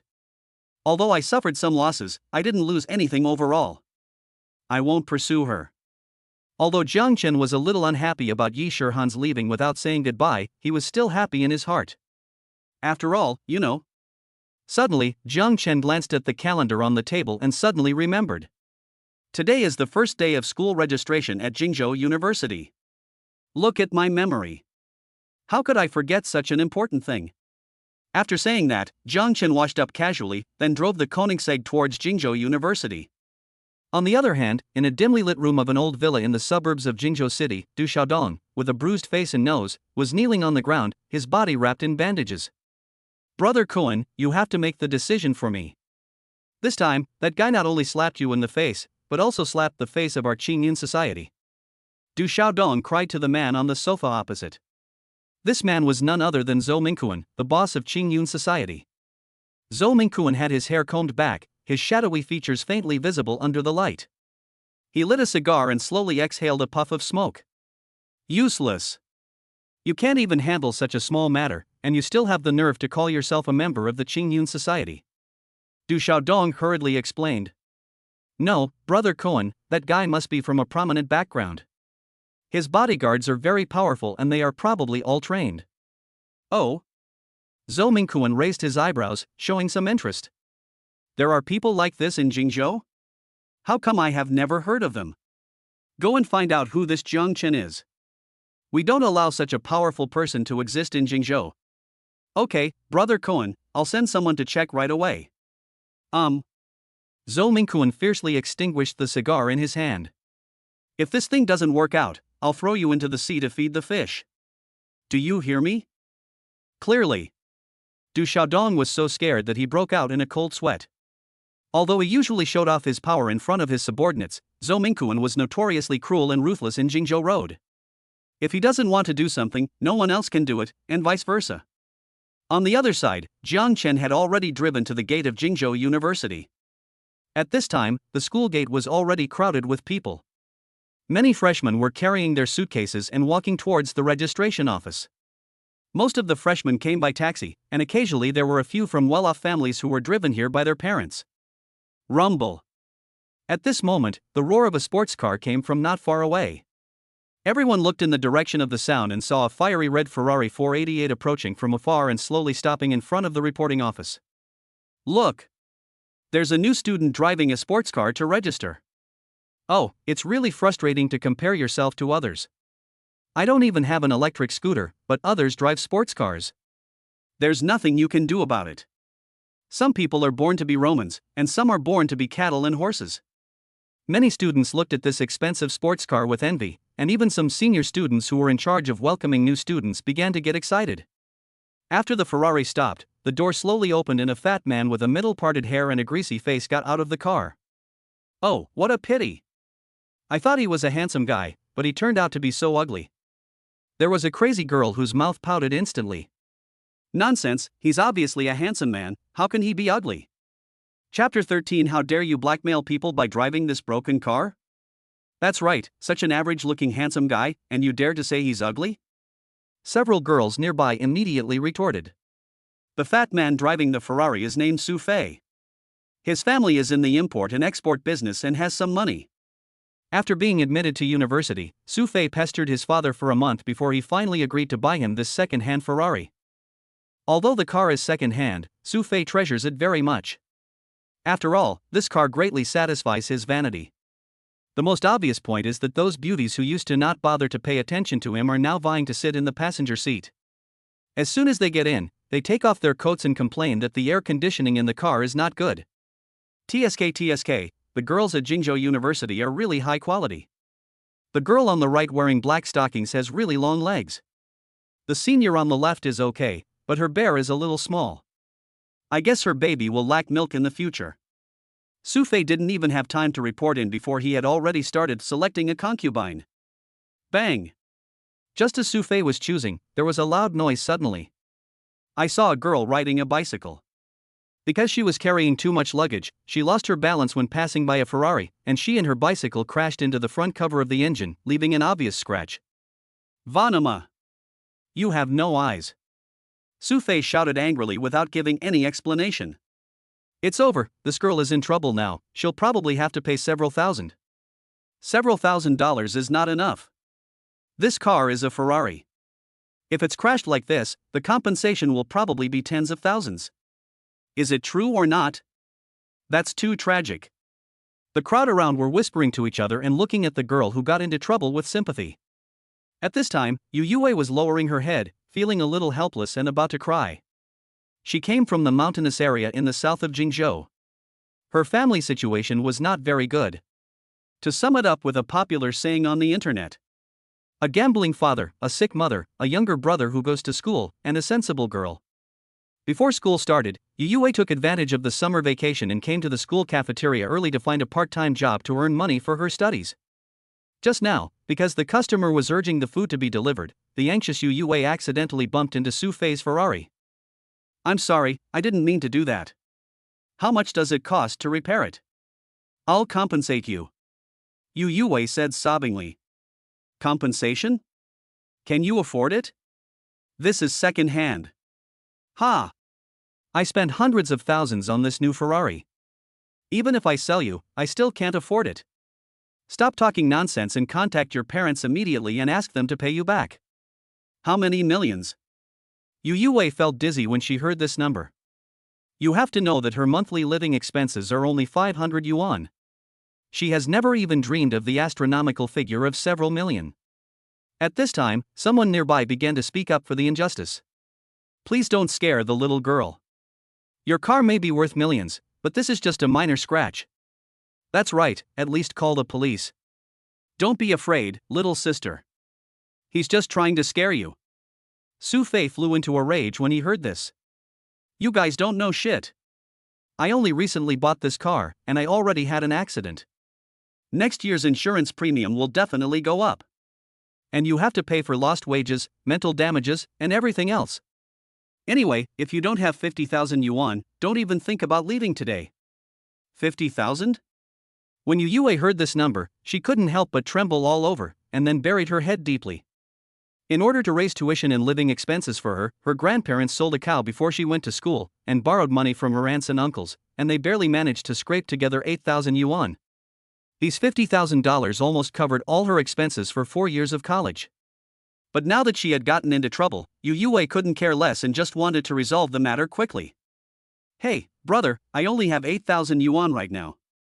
I'll give it to you first, and then I'll work and save up to pay you back the rest, okay? What? Only 8,000 yuan? Su Fei frowned immediately. Although it would cost less than 8,000 yuan to repair such a small paint job on his car, he didn't want to miss the opportunity to blackmail someone. No, it's too little. If you don't give me 50,000 yuan today, don't even think about leaving. Tears welled up in Yu Yue's eyes. She had never encountered such a thing before. Moreover, she was alone and helpless in a big city where she was unfamiliar with the environment, and there was no one to help her. At this moment, Yu Yue felt extremely helpless. Boom!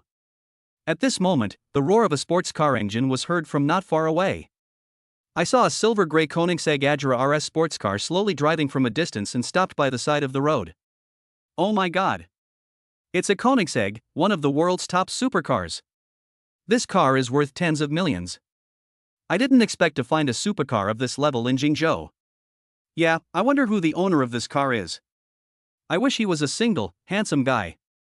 Everyone's eyes were almost popping out, and the girls who were originally preparing to throw themselves into Su Fei's arms turned their guns around and rushed towards Koenigsegg. After the Koenigsegg stopped, the handsome rotor door slowly opened, and Jiang Chen, wearing sunglasses, walked down. He saw a group of people gathered around the Ferrari opposite, so he walked over curiously. After some inquiries, he found out what had happened. I want to pay 50,000 for a few scratches on this second-hand car? Jiang Chen could tell at a glance that Su Fei's Ferrari was an old model, and an outdated one at that. In this situation, he actually dared to ask for such a huge amount of money. Isn't this obviously blackmailing the girl? At this time, Su Fei was even more unhappy with Jiang Chen, because the price of this Koenigsegg was more than 10 times that of his car. Such a comparison instantly subsided Su Fei's arrogance. None of your business? Su Fei rolled his eyes at Jiang Chen, then continued to vent his anger on Yu Wei. Did you hear me? Are you deaf? Hurry up and pay me back. I don't have any money. No money? If you don't have money, ask your parents to pay for it. If that doesn't work, sell your kidney. Anyway, you have to collect the 50,000 yuan for me today. Jiang Chen walked forward, touched the rubbed-off paint, and said, Hey man, your car will only cost a few $1,000s to fix, why bother the girl? What are you talking about? I just bought this car. Ha, you dare to charge 50,000 yuan for repairs on a 2016 old Ferrari 488? Aren't you afraid of giving birth to a son without an anus? You. Su Fei was speechless for a moment. What does this have to do with you? Get out of my way. Then he turned his attention to Yu Wei. Why are you pretending? So many people saw you hit the car, and you're still trying to deny it? Hurry up and pay me back, I don't have time to waste with you. Chapter 14 Why don't you knock on the door? Ding, a random mission is launched. Host, help Yu Wei overcome difficulties and you will receive a reward. Oh? Originally, Jiang Chen had no intention of interfering, but since the system had spoken, he had to take care of today's matter. Wait, tell me the amount, and I'll pay for her. What? Su Fei was stunned, wondering if this guy driving the Koenigsegg was not very smart. However, Su Fei was still very willing to blackmail such a sucker. Brother, be generous. Su Fei cupped his hands, then said in a pretended polite manner. Since you are willing to compensate her, I don't ask for much. 100,000 yuan will be enough. Okay, 100,000, right? Jiang Chen smiled as he picked up a brick from the ground and smashed it hard on the hood of the car. Boom! After a sound, a deep dent appeared on the front hood. Okay, this is the price of 100,000. You are going too far. Su Fei didn't expect Jiang Chen to dare to smash his car. He immediately clenched his fists and planned to rush up and beat him up. At this time, several bodyguards in black rushed out from the side and stopped Su Fei. What are you doing? Do you think you can move, young Master Jian? Su Fei was suddenly stopped by several tall bodyguards. He staggered a few steps, his face instantly turned pale, his eyes were filled with anger, but he did not dare to move easily due to the other party's momentum. He glared at Jiang Chen fiercely. How dare you smash my car? You asked me to pay 100,000 yuan, so I can only assess the damage to your car based on that price. At this time, Jiang Long stepped forward and bowed slightly. Master Jiang, we at Finghua Security have a professional legal team, known as the Pizza Hut of Beishan. Leave this matter to us. Jiang Chen nodded upon hearing this. Okay, thank you for your hard work. It's not hard. It's my duty to work for young Master Jiang. After saying that, Jiang Long ordered his bodyguards to lift Su Fei up. Come on, let's go over there and talk. Wow, this new student is so manly. He seems to have such a strong sense of justice. I love him. Yeah, how can there be such a perfect boy in the world? I wish he could be my partner. You're dreaming, Jimei. Please look in the mirror. Only a perfect woman like me is worthy of him. I really want to be romantic with him. I'll be more romantic and he'll be slower. It's also okay to be faster, haha. The group of senior students next to them could no longer contain their inner excitement and started to speak rudely. If there weren't so many people around, they might have really pounced on him. Jiang Chen quickly completed the admission procedures, then got into the driver's seat of the Koenigsegg and prepared to go to the boys' dormitory. Knock, knock. At this moment, the car window rang. Jiang Chen turned around and saw that it was the girl he had just rescued. The first time he saw her, 6 words popped up in Jiang Chen's mind. Yu Yaowei's face flushed slightly at this moment, and she said breathlessly, "Thank you for helping me out just now. I will return the 100,000 yuan to you. Here is my cell phone number." After saying that, Yu Yue handed Jiang Chen a neatly folded piece of paper with her name and a phone number written on it in beautiful handwriting. "It's okay, you don't have to pay back the money." Jiang Chen meant that with the help of Fenghua Securities' professional legal team, Su Fei was lucky that he didn't have to pay for his underwear, so there was no need for him to pay for it himself. But Yu Yue thought Jiang Chen said that out of pity for her. "No, my mom told me that I have to repay favors I owe to others, especially when it's this much money. But, can you hold off for a bit? I need time to save up." "Oh, all right." Jiang Chen sighed when he heard this. He could see that Yu Yue was a girl who looked weak but was very stubborn inside. "If I don't agree, I guess she will block the door of my dormitory every day. Add me on WeChat." Jiang Chen took out his phone and opened the QR code, which made the girls around him jealous. "I don't have WeChat yet."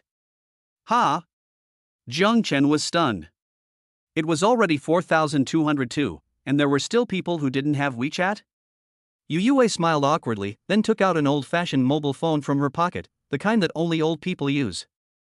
"I wanted to download it before, but it doesn't support WeChat functions." "Okay, I'll leave your phone number then. Also, the repairs to his car will cost at most 10,000 yuan, so just give me 10,000. Ah? Is this really okay?"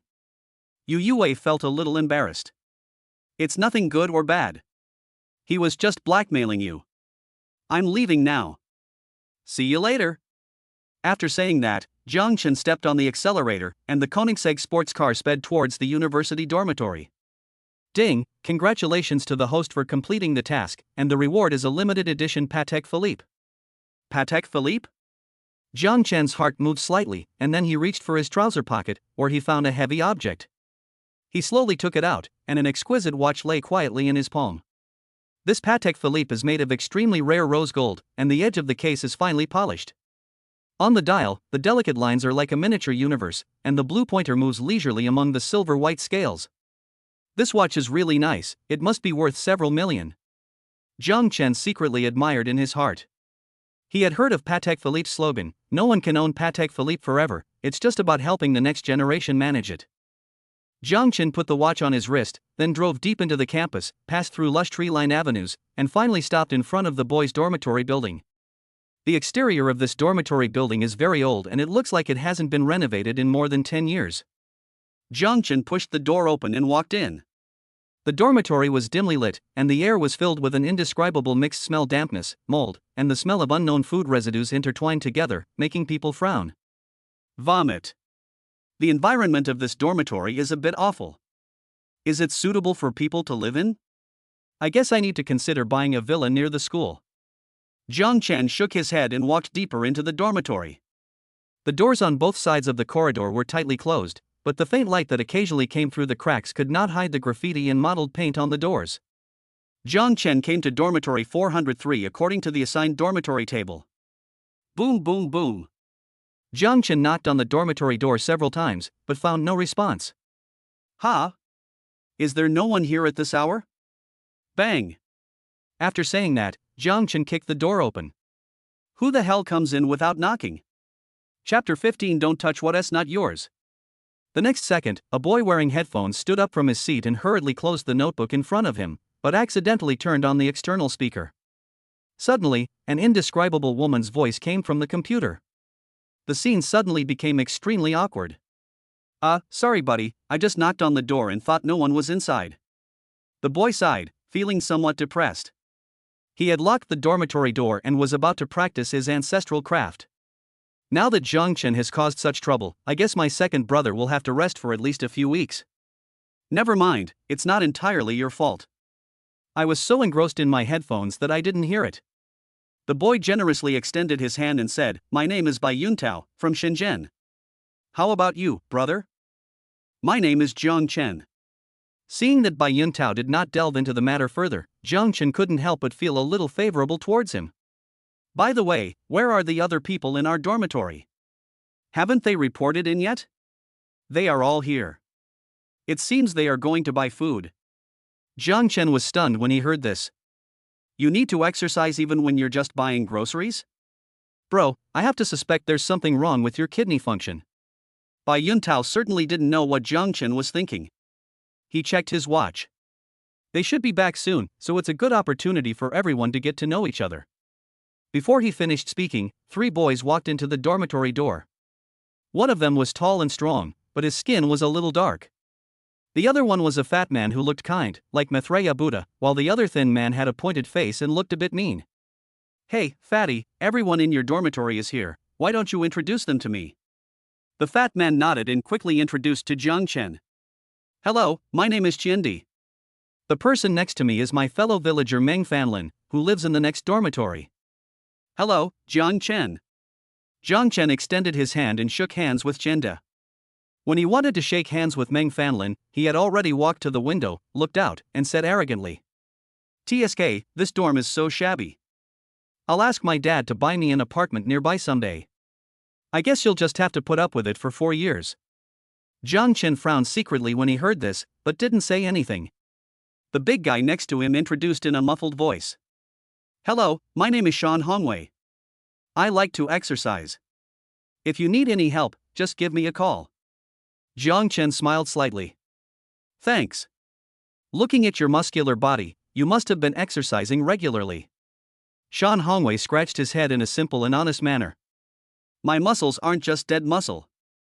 They're all built from helping my mom with her daily chores. They're completely different from those guys at the gym who drink protein powder." After saying that, he rolled up his sleeves and showed off his biceps. "It's quite big indeed." Jiang Chen smiled. From his accent, he could tell that Sean Hongwei was from the countryside, with the simplicity that was unique to rural people. "Lao Meng, you're really rich. You're planning to buy a house right after you start school?" Qiandi asked, feeling somewhat envious. "Tisk, what's that?" Meng Fanlin raised a watch on his wrist. "See? This is a classic Rolex. It's my dad's gift for me as a coming-of-age gift. He spent 100,000 yuan on it." "So expensive?" "Let me see." Shen Duo came over to find out what it was. Bai Yuntao and Sean Hongwei, who were standing next to him, had never seen a real Rolex before, so they also came over curiously. "Go away, don't break it, you can't afford the compensation." Meng Fanlin took off his Rolex like a treasure, shook it in his hand, and said proudly, "You can only look, not touch. Luxury goods like Rolex, I don't think you will ever be able to afford them in your lifetime."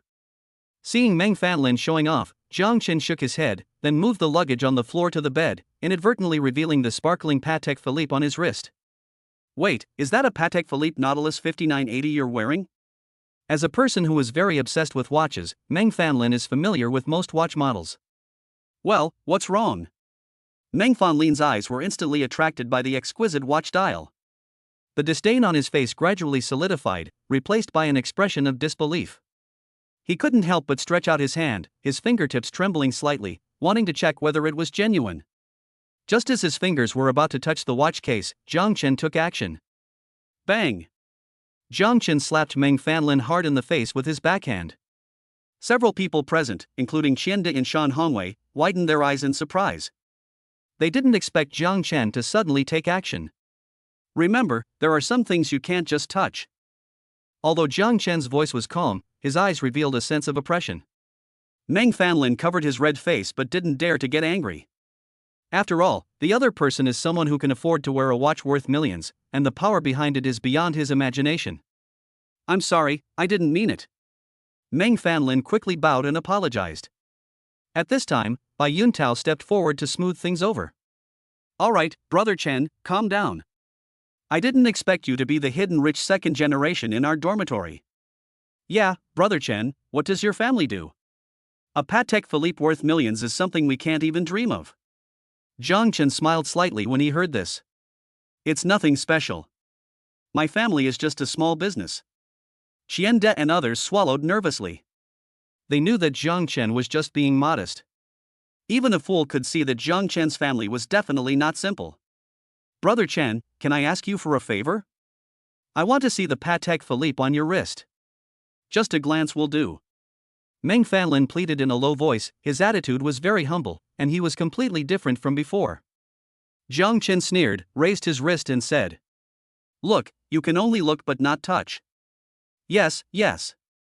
Meng Fanlin took a closer look and determined that the Patek Philippe on Zhang Chen's wrist was definitely a genuine product, not an A-grade one. He bowed again and said, "Brother Chen, I was blind to my true potential just now. I will never dare to act pretentiously again." Zhang Chen nodded. It's good to admit your mistakes and correct them. Remember, there are always people better than you in this world. Brother Chen, you have taught me a lesson. I will keep a low profile in the future. Meng Fanlin stayed in Zhang Chen's dormitory for a while, but felt the atmosphere was very awkward, so he had to find an excuse to leave. Brother Chen, don't mind it. Old Meng is just like that. He likes to pretend. I guess he's learned his lesson this time and will behave himself in the future. Chen De said with a smile, don't let him ruin the atmosphere of our dormitory. Zhang Chen nodded. He had a good first impression of Qian De and the others. As for Meng Fanlin, he was not from the same dormitory, so why should he bother with him? By the way, there was a new student meeting in the group chat. Shall we go together? Chapter 16. It's actually him/her? Just as Zhang Chen and the others were about to head to the teaching building for a meeting, in a female dormitory at Jingzhou University, Yi Shihan was covering her head with a quilt embroidered with Pikachu patterns, muttering to herself. Oh no, I got drunk on my first visit to the bar. If that guy tells what happened yesterday, my innocence will be. At this time, Yi Shihan was regretting her decision.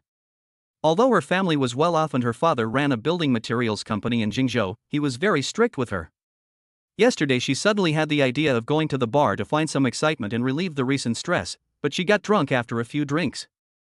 In her days, Yi Shihan vaguely remembered that there were a few hooligans who had bad intentions towards her, but they were stopped by a boy. At that time, she put herself into the role of the heroine in the Korean drama, and under the influence of alcohol, she had an in-depth conversation with the boy who saved her. When she woke up the next day and saw the mess on the bed, Yi Shihan was so scared that she ran away. Although she left money and a note, she was still afraid that the matter would be exposed. Oh, never mind. After all, the world is so big, I probably won't meet him again. Yi Shihan was thinking when the quilt on her body was suddenly lifted up. Shihan, why are you covering your head here? Didn't the counselor ask you to welcome the new students for her today? The one who woke Yi Shihan up was none other than her roommate and best friend, Tian Shui. Oh yeah, I almost forgot. Yi Shihan then remembered that the counselor had taken a few days off due to family matters, so she specifically asked Yi Shihan, the president of the student union, to help her hold a mobilization meeting for the freshmen. What time is it? I have to go.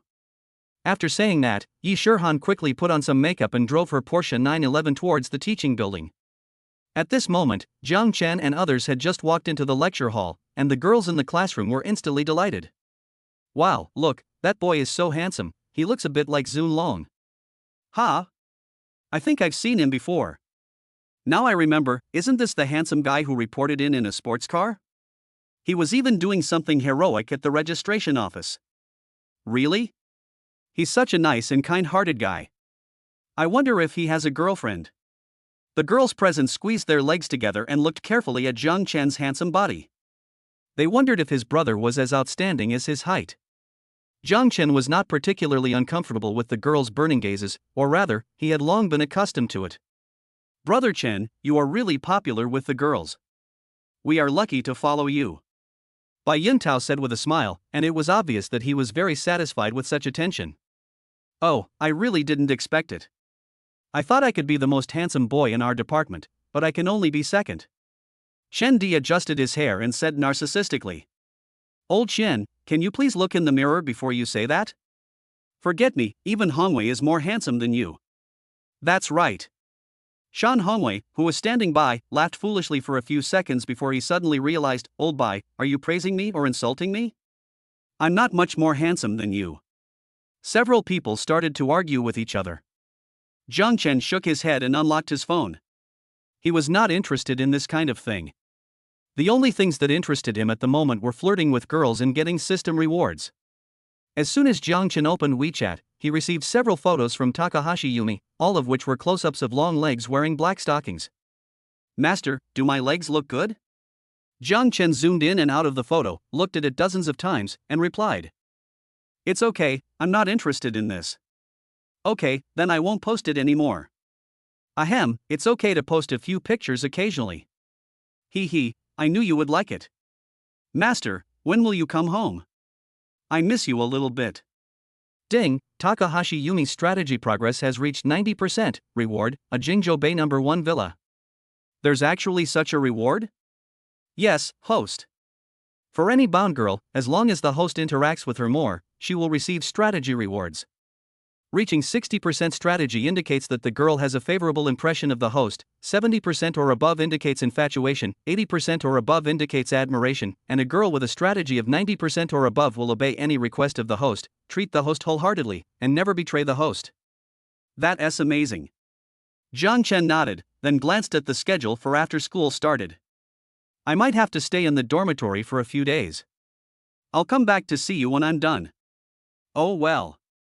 Takahashi Yumi gave a disappointed expression. By the way, Master, I just learned how to cook Japanese food recently.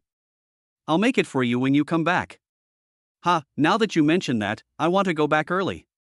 Just when Jiang Chen was chatting enthusiastically with Takahashi Yumi, the door of the classroom was pushed open. What caught everyone's eyes was an extremely pure face. It was Yi Shirhan who arrived late. Yi Shirhan's beauty is the type that people can never forget once they see her.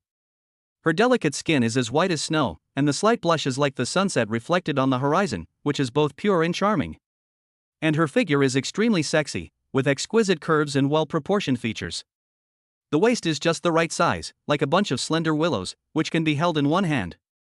Her breasts are plump and firm, exuding the charm of a mature woman, and her hips have smooth lines, showing a perfect S-shaped curve. Yi Shirhan's appearance instantly made her the focus of the classroom, with all eyes focused on her.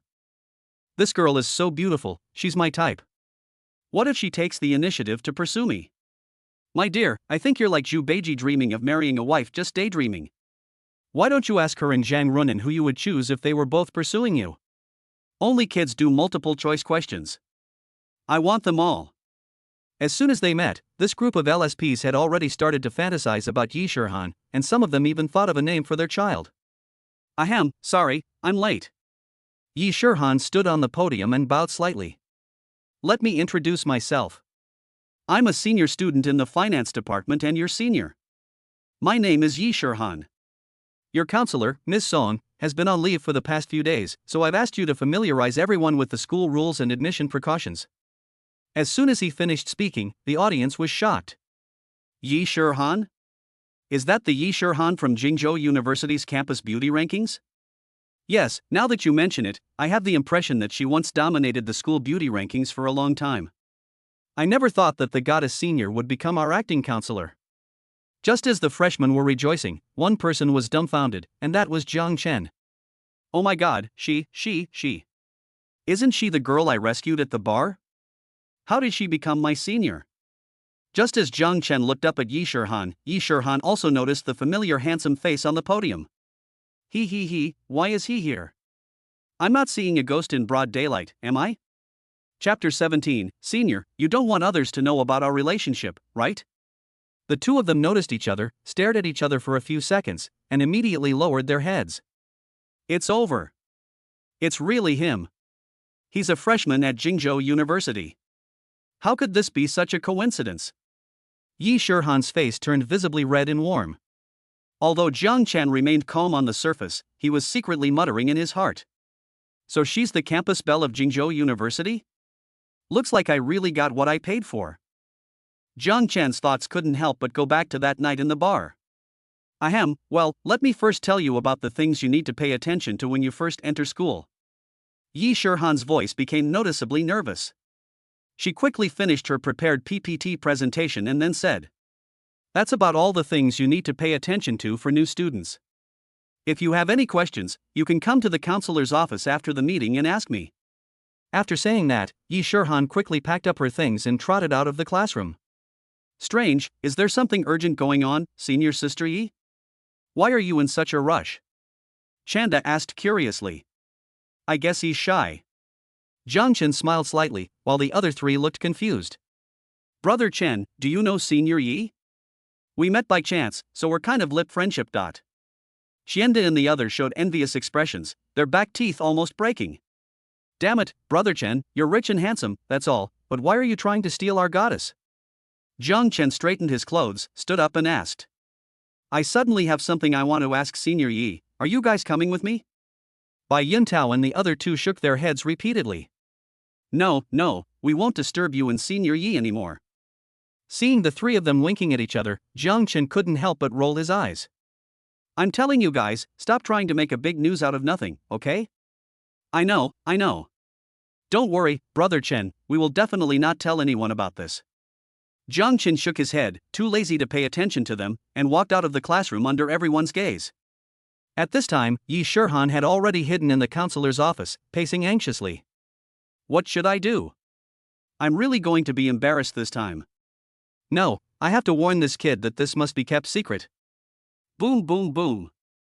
Before Yi Shurhan could think clearly, the office door rang, startling her. Who is it? It's me, Sister Yi Shur. When Yi Shurhan heard the voice coming from outside the door, she felt it sounded a little familiar. She stepped forward to open the door, and immediately took a few steps back in fright. Why are you here? Jiang Chen closed the door with a smile. Didn't senior sister say that I could come and ask you if I had any questions? So here I am. You. Yi Shurhan was speechless for a moment. She never thought that Jiang Chen would come to her on his own initiative. Humph. Tell me, what do you want from me? Yi Shurhan sat down on the counselor's office chair, crossed her legs, and looked very stylish. Senior Yi, you don't want others to know what happened between us, right? Jiang Chen. Yi Shurhan slammed the table hard. I'm warning you not to go too far. Even dogs bite when they're angry. That's not right. Ba, you're the dog. Yi Shurhan suddenly realized that she was being compared to a puppy, and quickly said poo. But Jiang Chen thought Yi Shurhan looked kind of cute in this look. Senior, you are wrong. I never bit you. But you bit me pretty badly. After saying that, Jiang Chen rolled up his sleeves, revealing a row of clearly visible teeth marks on his forearm. This was what Yi Shurhan bit him that day after she got drunk. At that time, I really thought you were born in the year of the dog. You, don't spit blood at me. You said I bit you. Do you have any evidence?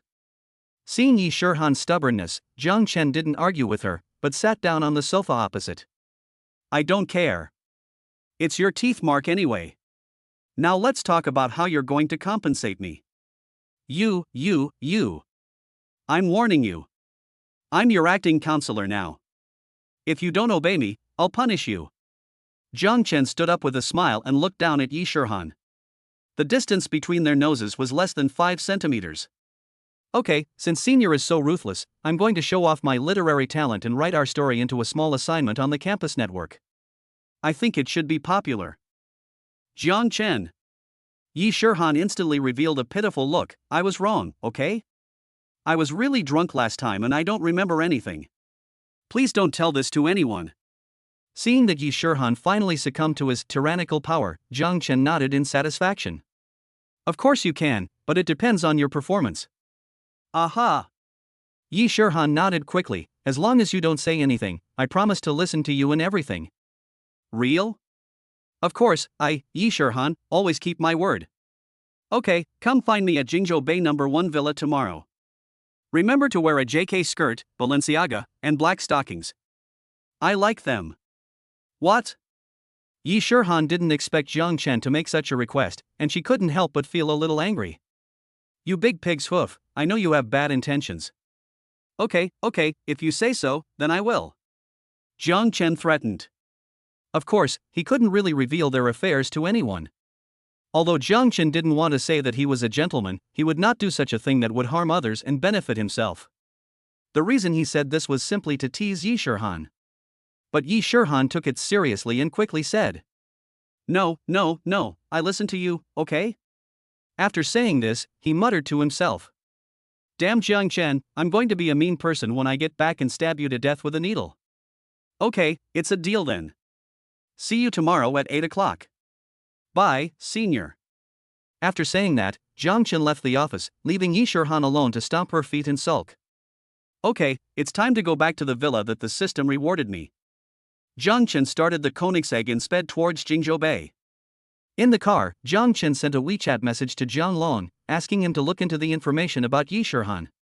With the help of Manhwa Security's top network technology team, Jiang Chen got all of Yi Shurhan's information in less than 10 minutes. Jiang Chen was a little surprised to see that Yi Shurhan's father, Yi Feng, was the chairman of Fenghui Building Materials. "Wow, I didn't expect that senior sister is actually a rich second generation, she's hiding it quite well." The column about relationship experience is blank. Could it be that senior sister Yi has never been in a relationship before, and yesterday was her first time? Chapter 18: The Beautiful Housekeeper of the Villa. Thinking of this, Jiang Chen couldn't help but recall what happened yesterday and was convinced that the investigation results should be true. Oh, it seems I have to be nicer to my senior sister. After all, she gave me such a precious thing. As Jiang Chen was thinking, he found that he had arrived at the Jingzhou Bay Villa. He parked the Koenigsegg steadily in the open space in front of the villa, and as soon as he got out of the car, he was deeply attracted by the magnificent building. The exterior of the entire villa adopts a modern and simple style with smooth lines. The large floor-to-ceiling windows on the white walls reflect the blue sky and white clouds, making it look particularly tall and elegant. Just as he stopped to admire, a beautiful housekeeper in professional attire walked out of the villa. When she saw Jiang Chen, she immediately came up to him with a smile. "Mr. Jiang, you are here. I am Ding Yun, the housekeeper here. You can just call me Xiao Yun." The beautiful housekeeper has a sweet voice and a respectful yet friendly attitude. Jiang Chen nodded and said with a smile, "Hello, Xiao Yun, please show me around this villa." "Okay, Mr. Jiang, please follow me." Ding Yun said this, turned around and led Jiang Chen into the villa. As you enter the villa lobby, you will see a variety of luxurious European-style furniture. Through the floor-to-ceiling windows, you can clearly see the sea view outside. The sparkling sea surface contrasts with the luxurious interior decoration. "Mr. Jiang, this is the living room, and over there is the dining room and kitchen." Ding Yun introduced and guided Jiang Chen to visit various areas. Upstairs are private spaces such as bedrooms, study, and entertainment room. Jiang Chen followed Ding Yun's steps and visited every corner of the villa one by one. He found that the villa was not only luxuriously decorated, but also fully equipped. Whether it is a high-tech smart home system or comfortable leisure facilities, everything is available. Jiang Chen nodded in satisfaction. Yes, this place should be quite comfortable to live in. Ding Yun smiled upon hearing this. As long as Mr. Jiang is satisfied, if you have any needs or suggestions, please feel free to tell me and I will do my best to serve you. Good. Jiang Chen nodded. He came to the floor-to-ceiling window and looked at the sea view in the distance. From this villa halfway up the mountain, he could overlook most of Jingzhou, and a sense of conquest arose in his heart. No wonder those rich people like to live in villas. You really get what you pay for. Ding Yun stood quietly behind him, waiting for his next instructions. By the way, Xiao Yun, does this villa have a private cinema or something? Yes, Mr. Jiang, please follow me. Ding Yun took Jiang Chen to the basement floor of the villa by elevator. The elevator door slowly opened, revealing a spacious and luxurious private cinema. The interior of the theater is dominated by dark tones, the walls are covered with sound-absorbing materials, and the carpet is soft and thick dark red. You can hardly hear your footsteps when you step on it, and the whole space is filled with an immersive viewing atmosphere. Jiang Chen's attention was first attracted by the huge screen in front of him. It was an ultra-high-definition projection screen that took up almost the entire wall. Several rows of comfortable sofa seats were neatly arranged in front of the screen. Each seat was equipped with an independent cup holder and small table, which was very thoughtful. The lighting design of the cinema is also very ingenious. The embedded light strips on the top emit a soft light, which is not dazzling but ensures that there is enough light when watching movies. Mr. Jiang, you can watch any movie you want here. Ding Yun introduced, our film library is updated in real time. Whether it is a newly released blockbuster or a classic old movie, it can be played for you at any time. Jiang Chen nodded, feeling very satisfied with this private cinema. He walked to the sofa, sat down, and asked, "How is the soundproofing of this cinema?" "Don't worry, the sound insulation material here is a high-end brand imported from China. As long as the door is closed, you won't be able to hear any sound from inside." "Nice." Jiang Chen nodded. This place was perfect for exchanging ideas about the origin of life with Takahashi Yumi. "By the way, Mr. Jiang, there's a billiard hall next door. Let me take you there." "And a pool hall?" Jiang Chen became interested, stood up and followed Ding Yun to a door nearby. The door was gently pushed open, and Jiang Chen's eyes suddenly lit up. This is a very professional billiard hall with a standard snooker table. Ding Yun walked to the wall and pressed it lightly. The hidden storage cabinet on the wall slowly opened, and various high-end billiard supplies were neatly arranged inside. She walked lightly to the pool table, picked up an exquisite cue, raised her hips high, and made a standard hitting posture. "If you need, I can also be your sparring partner." Jiang Chen was attracted by Ding Yun's sexy figure and couldn't help but take a few more glances. "It seems that not only are you meticulous about your housekeeping work, Xiaoyun, but you're also quite good at playing billiards. But I usually like playing basketball, especially controlling the ball with both hands. If there is a chance, we can learn from each other and have an in-depth discussion."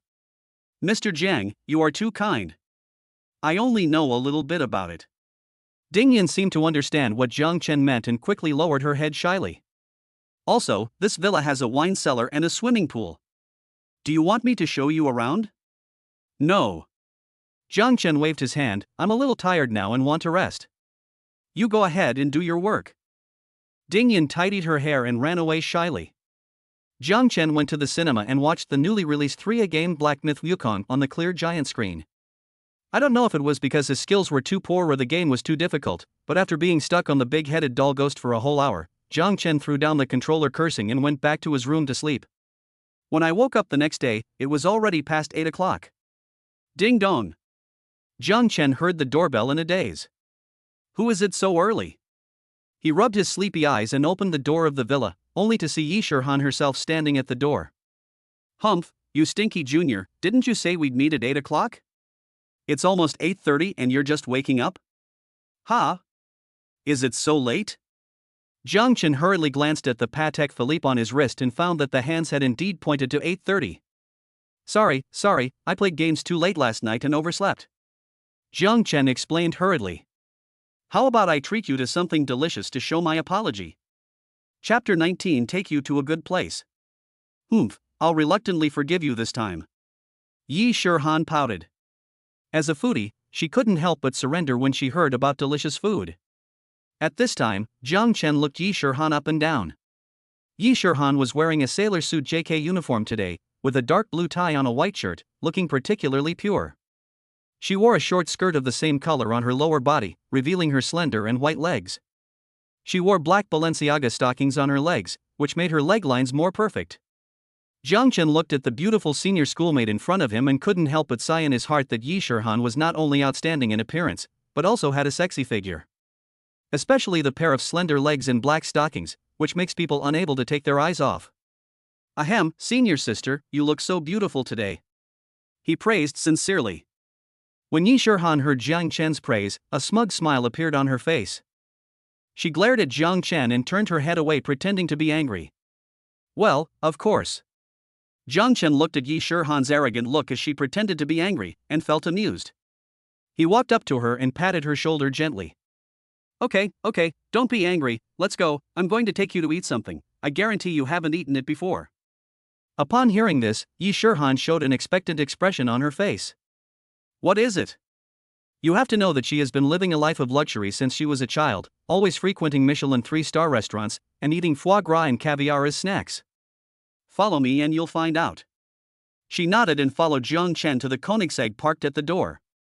After getting into the passenger seat, Yi Shirhan took a look at the high-tech interior of the car and was surprised. "Junior, what does your family do? How can you afford such a luxury supercar?" "It's nothing, just a small business, not worth mentioning." Yi Shirhan nodded and didn't ask any more questions. After all, there were many people in her circle who drove supercars. After the two got in the car, Jiang Chen started the car and drove towards a food stall in the downtown area of Jingzhou. The downtown area of Jingzhou is bustling with traffic and people. Jiang Chen drove the Koenigsegg through the busy streets and finally stopped steadily in front of a restaurant called Old Street Food Stall. This food stall is located in an old street with a long history, surrounded by quaint buildings. It attracts countless diners with its unique style and delicious food. After Jiang Chen got out of the car, he walked around to the passenger seat and opened the door for Yi Shirhan. Yi Shirhan got out of the car and looked at the unprepossessing food stall in front of her. A hint of doubt flashed in her eyes. "Junior, are you sure you want to bring me here to eat?" she asked a little uncertainly. After all, in her impression, she seemed to have never eaten at a roadside stall. However, Jiang Chen nodded confidently. "Yes, it's right here. Don't be fooled by the fact that this food stall looks unremarkable, but their skewers are the best in Jingzhou. I guarantee you'll be left with an unforgettable aftertaste." As he said that, he took Yi Shirhan's hand and walked into the food stall. The atmosphere inside the food stall is bustling with activity. The air is filled with the aroma of barbecue and a slight smell of charcoal, which can't help but increase one's appetite. The diners sat around simple tables, talking loudly and laughing from time to time. Jiang Chen and Yi Shirhan found an empty table and sat down. A waiter immediately came to greet them warmly. "What would you two like to eat?" the waiter asked with a smile. "Give me 50 lamb skewers, 20 beef skewers, and 10 chicken wings." Jiang Chen skillfully named the dishes, then asked Yi Shirhan, "Senior, what else would you like to eat?" Yi Shirhan looked at the tables of the diners around her filled with skewers and beer, and couldn't help feeling a little excited. She shook her head. "No, these are enough." Soon, the skewers were served. Strings of golden barbecued meat sizzle on the charcoal fire, emitting an enticing aroma. Jiang Chen picked up a skewer of lamb, blew on it to remove the heat, and then handed it to Yi Shirhan. "Try it." Yi Shirhan took the lamb skewer and took a careful bite.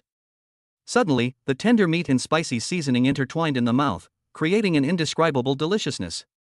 Her eyes lit up and she couldn't help but exclaim in admiration. "Wow, it's really delicious." Jiang Chen looked at her satisfied expression and laughed secretly. The reason why he brought Yi Shirhan to this kind of place was because he wanted to show her a different world.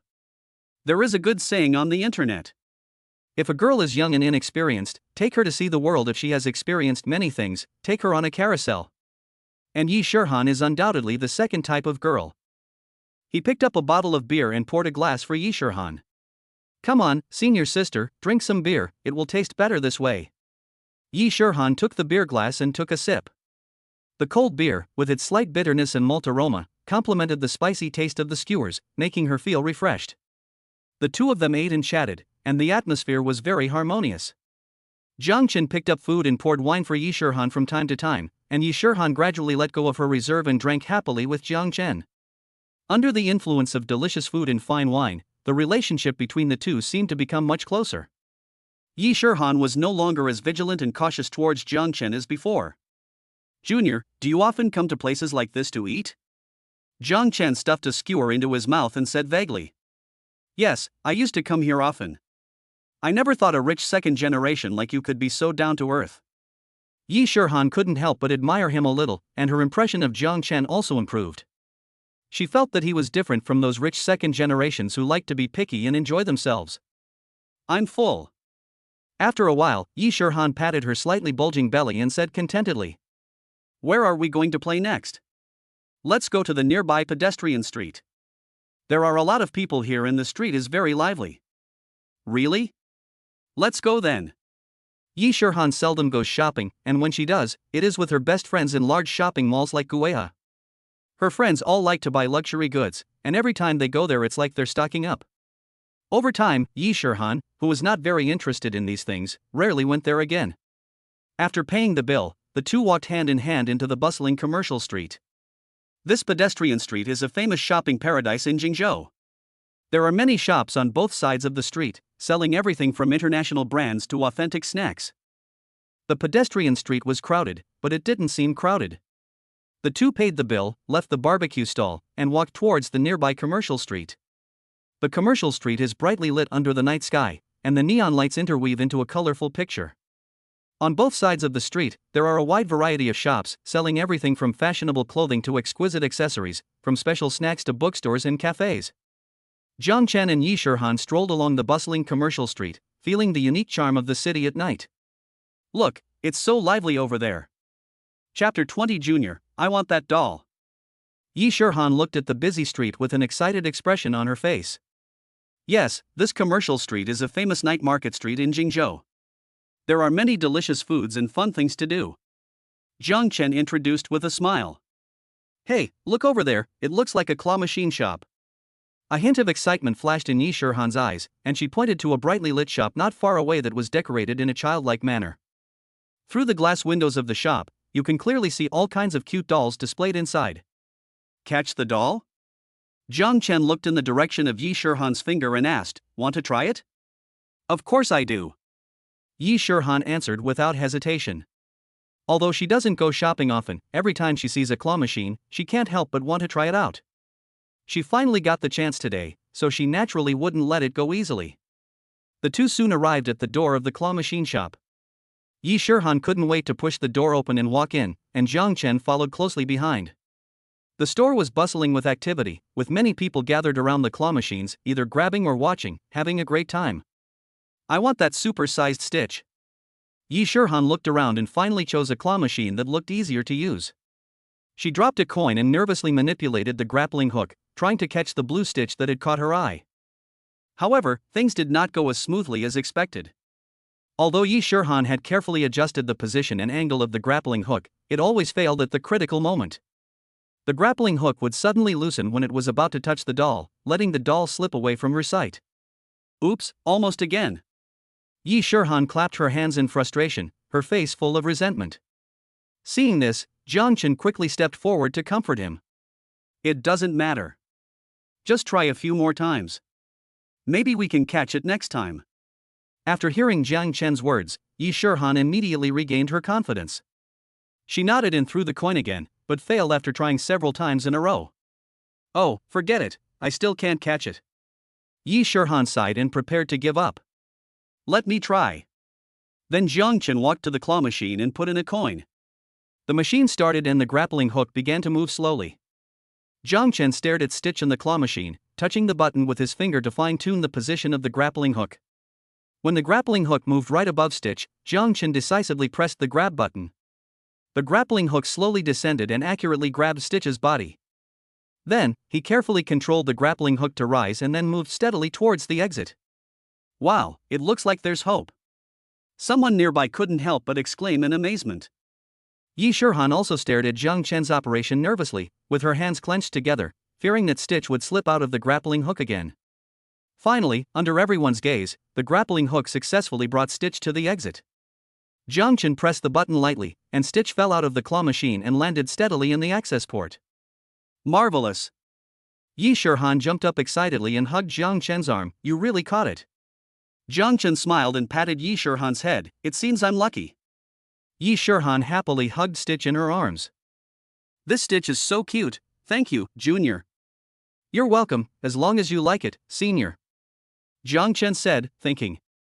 Are women nowadays so innocent? They are so happy just by catching a doll. In fact, Yi Shirhan certainly doesn't lack a doll, she just wants to experience the excitement of the moment when the doll is caught. Yi Shirhan seemed to have only experienced the pleasure brought by the combined secretion of dopamine and endorphin in the bar that day. The two of them left the claw machine shop happily with the Stitch they caught. As the two men walked out of the store, several middle-aged men in suits and ties suddenly came from the opposite direction. Seeing one of the familiar faces, Yi Shirhan's expression changed instantly. She took 2 steps back and asked hesitantly. Dad, why are you here? It turned out that this group of men was Yi Shirhan's father Yi Feng and his men. When Yi Feng saw Lan Ruoshi for the first time, he was a little surprised. Then he saw Jiang Chen beside his daughter, and his face instantly darkened. I just finished dinner with a client. Why aren't you home so late? I'm shopping with my friends. Yi Shirhan's expression was a little unnatural, like a child who had been caught doing something bad. Friend, what kind of friend is he to you? Why have I never seen him before? Yi Feng kept staring at Jiang Chen, as if he wanted to eat him alive.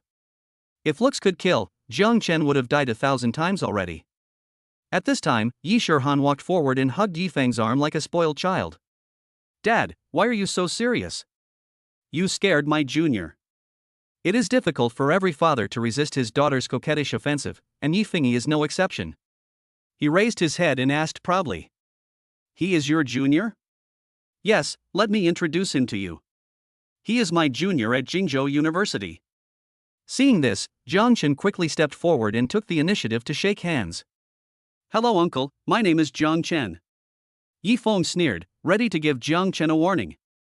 Before he went into business, he was a professional bodybuilder and one of the strongest men in the world. He held Jiang Chen's hand and squeezed it hard, aiming to embarrass him in public. Jiang Chen didn't want the cabbages he had worked so hard to grow to be eaten by pigs. Even if he had to let a pig eat them, he had to choose the fattest pig. But something unexpected happened. Although Jiang Chen's right hand was pinched hard, his expression remained calm and he was not affected at all. What's going on? Yi Feng hesitated for a moment and used more strength, but Jiang Chen still did not respond. He could feel that the guy opposite him seemed to be teasing him and was not using any strength at all. Nima, this is unscientific. Yi Feng was puzzled. Jiang Chen really didn't use much strength. After acquiring top-level fighting skills, his control over his body has reached the limit of human beings. It was not difficult for him to deal with a mere Yi Feng. Uncle, can you let go now? Jiang Chen reminded, then used a little more force. Hiss. Yi Feng sucked in a breath of cold air, feeling as if his bones were about to be crushed, and quickly pulled his hand away. Okay, the young are formidable. Xiao Jiang, since you are Shirhan's friend, how about having dinner together when you are free? Yes, uncle. I have no problem. Jiang Chen agreed calmly, but Yi Shirhan was unhappy. Dad, why are you having dinner with my junior? It's like you're interrogating a criminal. Yi Feng raised his eyebrows. I say, you little girl, you're itching for a spanking, aren't you? Do you want to be spanked by a belt again? Chapter 21 Body Enhancement Potion. The Yi family has very strict family education. Yi Feng always advocates that a good son is made under the stick. Although Yi Shirhan is a girl, she is often disciplined. Upon hearing this, Yi Shirhan quickly hid behind Jiang Chen. Dad, if you have something to say, just say it nicely. Don't use violence. When Jiang Chen saw this scene, he secretly covered his mouth. I didn't expect that this father and daughter duo were quite funny. Senior Masaki, who usually looks so cold and arrogant, actually has such embarrassing moments. Then it's settled, Xiao Jiang. I'll treat you to a meal when I get the chance. No, that won't do. How can I let you treat me, uncle? Let me arrange it. Upon hearing this, Yi Feng nodded, thinking that this kid was quite capable and he would have to find out more about his background when the time comes. He looked at the Vacheron Constantine on his wrist and said, Misaki, you must be home before 10 o'clock. I will have the nanny report to me. I know, Dad. I'll be home on time. Go get busy. Yi Shirhan responded very reluctantly, then urged his father to leave quickly. Yi Feng had no choice but to leave with his subordinates, looking back every few steps. After this incident, the two of them lost interest in shopping. Jiang Chen spread his hands and said helplessly, Come on, senior sister, it's already 9:30, I'd better take you home. Okay. Although Yi Shirhan felt a little reluctant in her heart, she did not dare to disobey her father. So Jiang Chen drove the Koenigsegg to take Yi Shirhan home. Senior, where do you live? It's just south of Jingzhou, near the southern mountainous area. Okay, sit tight. Jiang Chen started the car upon hearing this. He knew that the south was the wealthy area of Jingzhou, and the area near the southern mountainous area was lined with villas, each of which was worth a lot of money. He gently stepped on the accelerator, and the Koenigsegg sped away, soon blending into the night. Soon, an elegant European-style two-story villa came into view. The exterior walls of the villa are made of off-white stone. Time has not left too many traces on it, but instead adds a bit of calmness and solemnity. In front of the villa, a carefully trimmed lawn glows with a faint silver glow under the moonlight, and several exquisite landscape trees are scattered among it, adding a touch of elegance. Jiang Chen parked the car steadily in the parking space in front of the villa and turned off the engine. Senior, we're home. Jiang Chen reached out and prepared to unbuckle Yi Shirhan's seatbelt. Yi Shirhan's heartbeat couldn't help but quicken. She tilted her head slightly and her eyes met Jiang Chen's. When their eyes met, an indescribable ambiguous atmosphere filled the air, making both of their hearts beat faster unconsciously. At this delicate moment, Yi Shirhan's face flushed. She lowered her head nervously and expectantly, and her long hair fell gently on her shoulders. Just when the distance between the two was about to close enough to touch each other's lips, Jiang Chen's cell phone rang suddenly. I am like a fish in your lotus pond. If it were like other brainless novels, I guess they wouldn't be able to kiss. But Jiang Chen did the opposite. Fuck, who's so annoying? He hung up the phone and threw it out of the car window. Never mind it, senior, come on, let's continue. Yi Shirhan was stunned for a moment, and then burst out laughing at Jiang Chen's funny move. After laughing, she bit her lower lip lightly, mustered up her courage, and did something that neither of them expected. Yi Shirhan leaned forward slightly, closed her eyes, and pressed her lips against Jiang Chen's. This kiss was just a light taste, but it was enough to create ripples in the hearts of both of them. Jiang Chen was stunned for a moment, and then a hint of surprise flashed in his eyes. After the kiss, Yi Shirhan's cheeks flushed again. She lowered her head shyly, and her long hair covered her hot cheeks. Senior, you. Jiang Chen wanted to say something, but didn't know how to start. Yi Shirhan looked up and interrupted him. Don't talk, I know what I'm doing, Jiang Chen, thank you for accompanying me today, I'm very happy. After saying that, she pushed open the car door, got out gracefully, and walked towards her villa. Ding, Yi Shirhan's strategy progress has reached 85%, reward, a bottle of body strengthening potion. Body enhancement? At this time, a small medicine bottle appeared in Jiang Chen's pocket. He took it out and placed it in the palm of his hand. He saw that the bottle was filled with crystal clear blue liquid. It seems I have to go home quickly to try the effect. Jiang Chen started the Koenigsegg and couldn't wait to return to the Jingzhou Bay villa. After returning home, he went to the bathroom to wash up, and then stood in front of the mirror with his bare chest. Jiang Chen was a little thin at this time. He was 185 centimeters tall and weighed only 150 kilograms. He shook his head and said, I'm a bit skinny indeed. No wonder Senior Yi calls me thin dog. Let's see how this strengthening potion works. After saying that, Jiang Chen took out the potion, unscrewed the bottle cap and drank it all in one gulp. The moment Jiang Chen drank the body strengthening potion, he felt a warm current rushing down his throat and quickly spreading to every part of his body.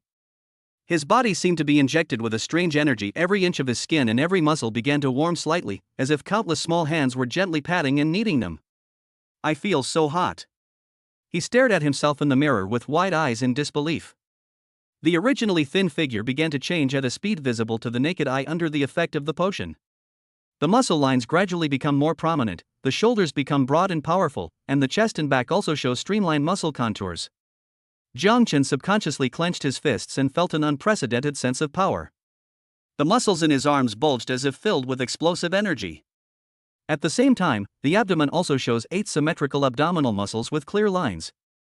He turned around and faced the mirror, only to see that his back muscles were undulating like waves, completely different from his previous thin image. At this moment, although Jiang Chen's height has not changed, his weight and body shape have undergone earth-shaking changes. This is amazing. Jiang Chen was so excited that he was incoherent. He looked at his new body again and couldn't believe what he saw.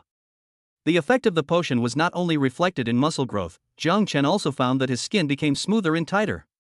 He moved his body and felt unprecedented lightness and flexibility. System, open the properties panel. Name, Jiang Chen. Height, 185 centimeters.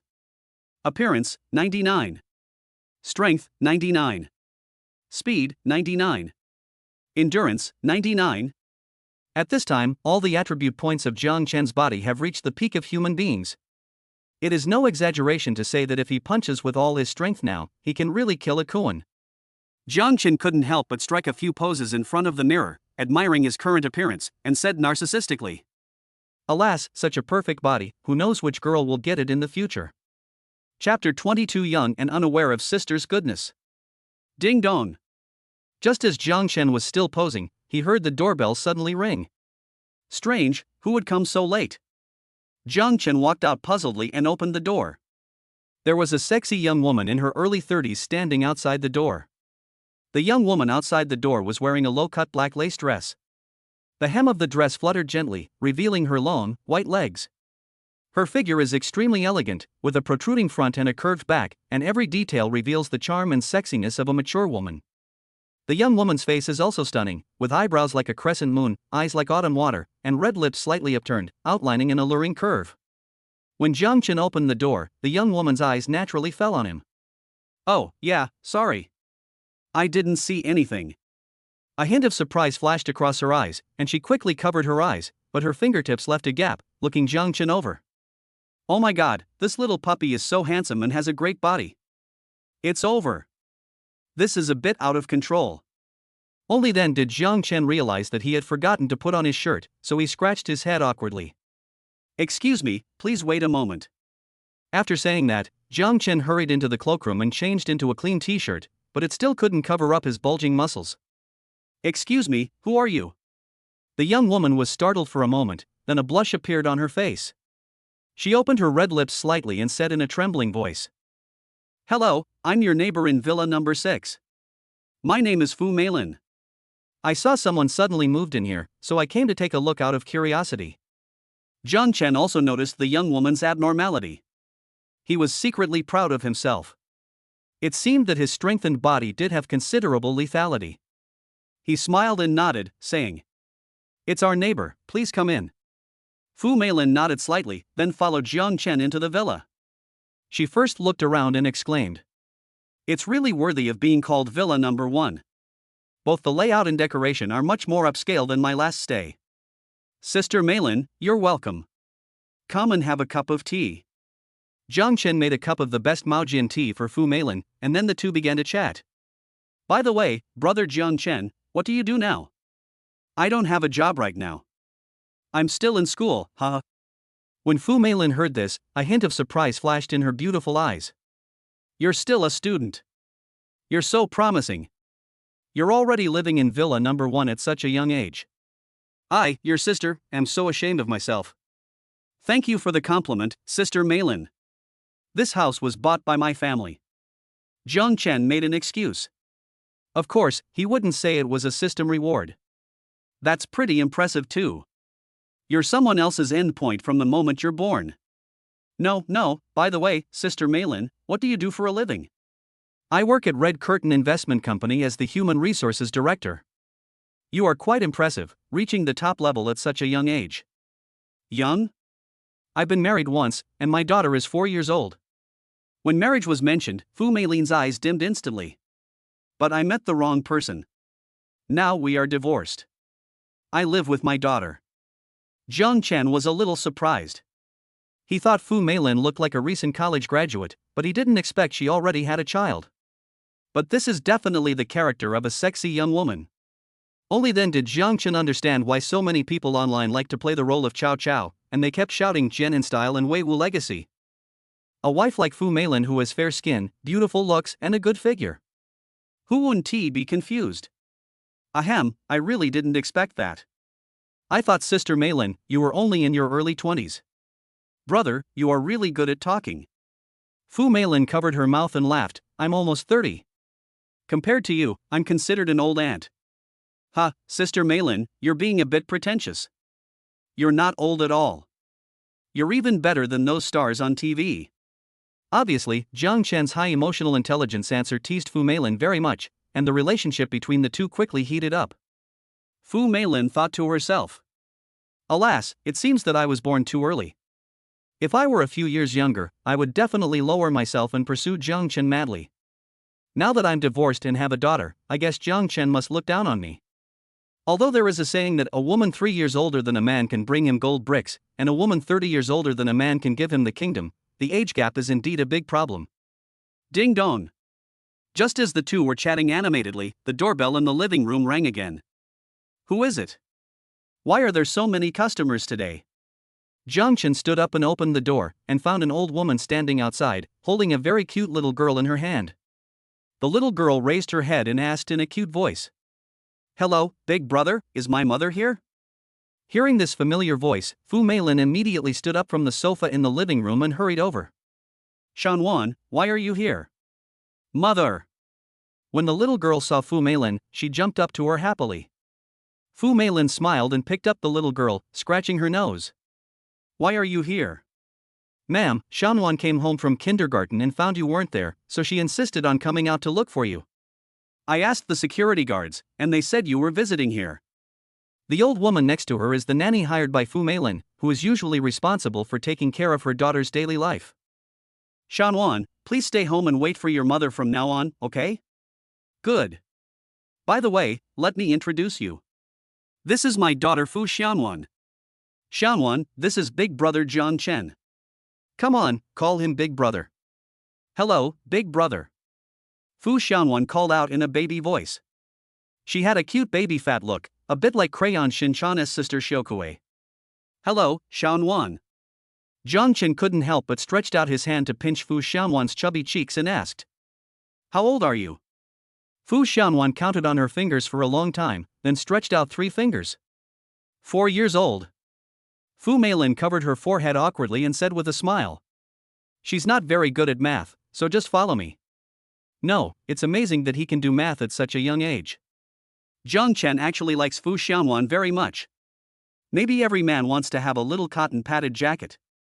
At this moment, Fu Meilin suddenly remembered something.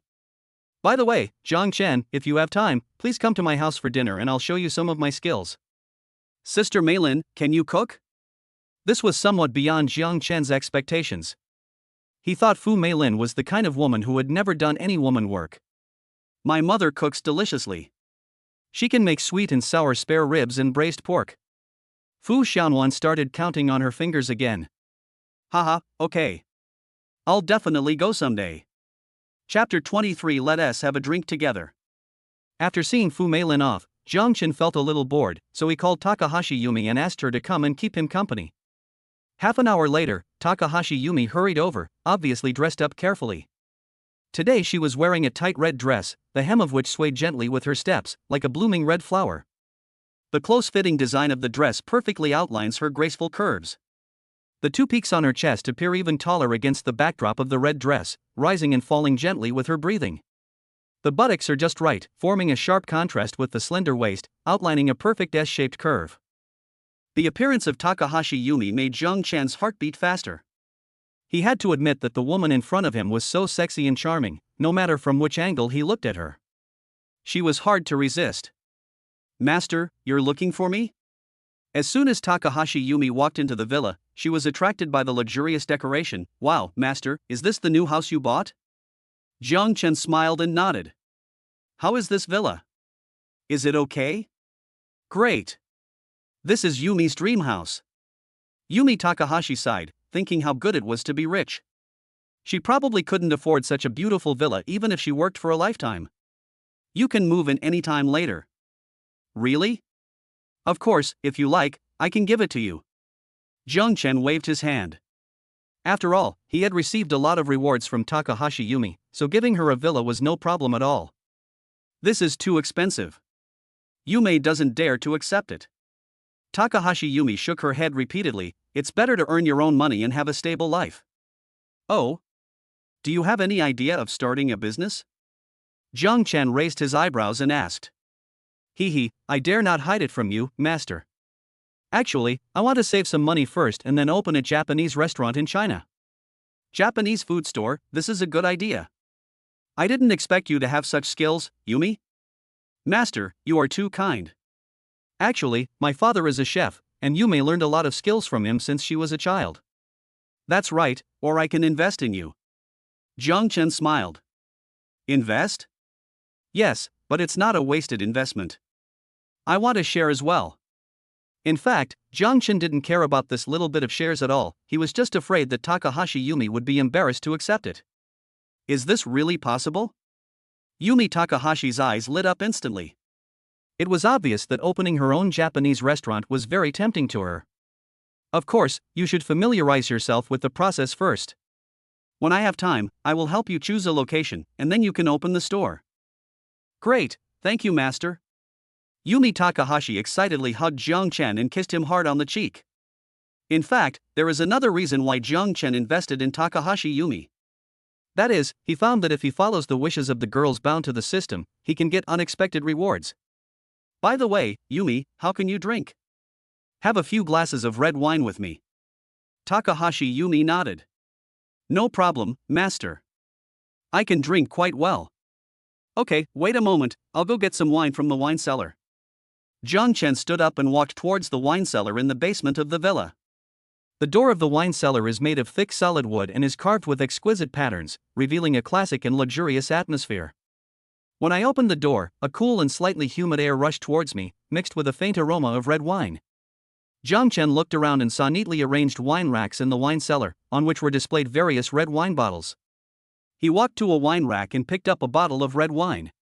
This is a bottle of top-quality red wine from the Bordeaux region of the Eiffel Tower. The deep red bottle is affixed with an exquisite label with the name of the winery and the year written in gold font. He picked up several bottles of red wine one after another, including Barolo from Italy, Rioja from Spain, and Shiraz from the land of the kangaroos. These red wines are among the most prestigious brands around the world, representing the unique flavors and exquisite craftsmanship of their respective production areas. He carefully selected a bottle, then took the bottle and goblet out of the wine cellar and returned to the living room. When Takahashi Yumi saw the red wine in Jiang Chen's hand, her eyes immediately lit up. "Master, this bottle of wine looks very valuable," she exclaimed. Jiang Chen smiled slightly. "Of course, this is Romane Conti, a red wine from one of the world's top wineries. It tastes first-rate." He skillfully poured a glass of red wine for each of them. The deep red wine swirled in the glass like a blooming rose. The two of them clinked their glasses together and then each took a sip. "Wow, it's really delicious." Yumi Takahashi praised it, saying, "It has a rich taste, with fruity and woody aromas, and an indescribable flavor." Jiang Chen nodded and smiled. "Exactly, I didn't realize you had pretty good taste, Yumi." "Hee, thank you for the compliment, master." Against the backdrop of red wine, Yumi Takahashi's cheeks were faintly flushed. Jiang Chen sat on the sofa, chatting and laughing with Takahashi Yumi. As their glasses clinked again and again, their eye contact became more frequent and the atmosphere gradually heated up. After a few drinks, Takahashi Yumi's eyes flickered with a hint of tipsiness. She smiled softly, her voice softer than usual. "Master, this red wine is really delicious. I feel a little drunk." Jiang Chen looked at her slightly red cheeks and blurred eyes, then gently held her hand and said softly, "It doesn't matter if you're drunk, I'm here." The distance between the two of them was unknowingly shortened. Takahashi Yumi seemed to be infected by this ambiguous atmosphere. She boldly approached Jiang Chen and could almost feel each other's breath. "Master, you know what? I have never been happier than I am now." Takahashi Yumi's voice trembled. Jiang Chen gently stroked the back of her hand and asked in a low voice, "Want to be happier? Think." At this moment, the light in the living room seemed to become softer, and the shadows of the two people intertwined on the wall, as if foreshadowing the story that was about to happen. "Okay, wait a moment." After saying that, Jiang Chen stood up and closed the curtains, then picked up Yume and walked towards the bed. But, add bookshelf and queue. The next day, Jiang Chen woke up in a daze, and the system prompt sounded in his mind. Ding, Takahashi Yumi's attack level has increased by 1%, rewarding Jingzhou CBD commercial street shop ownership. An entire commercial street? Jiang Chen was a little surprised. You know, the CBD area in Jingzhou City is a place where every inch of land is worth a lot of money. However, the annual rent for an ordinary shop is hundreds of thousands, not to mention buying it. The value of this entire commercial street is estimated to be at least several hundred million. "Wake up, Yumi, the sun is shining on your butt."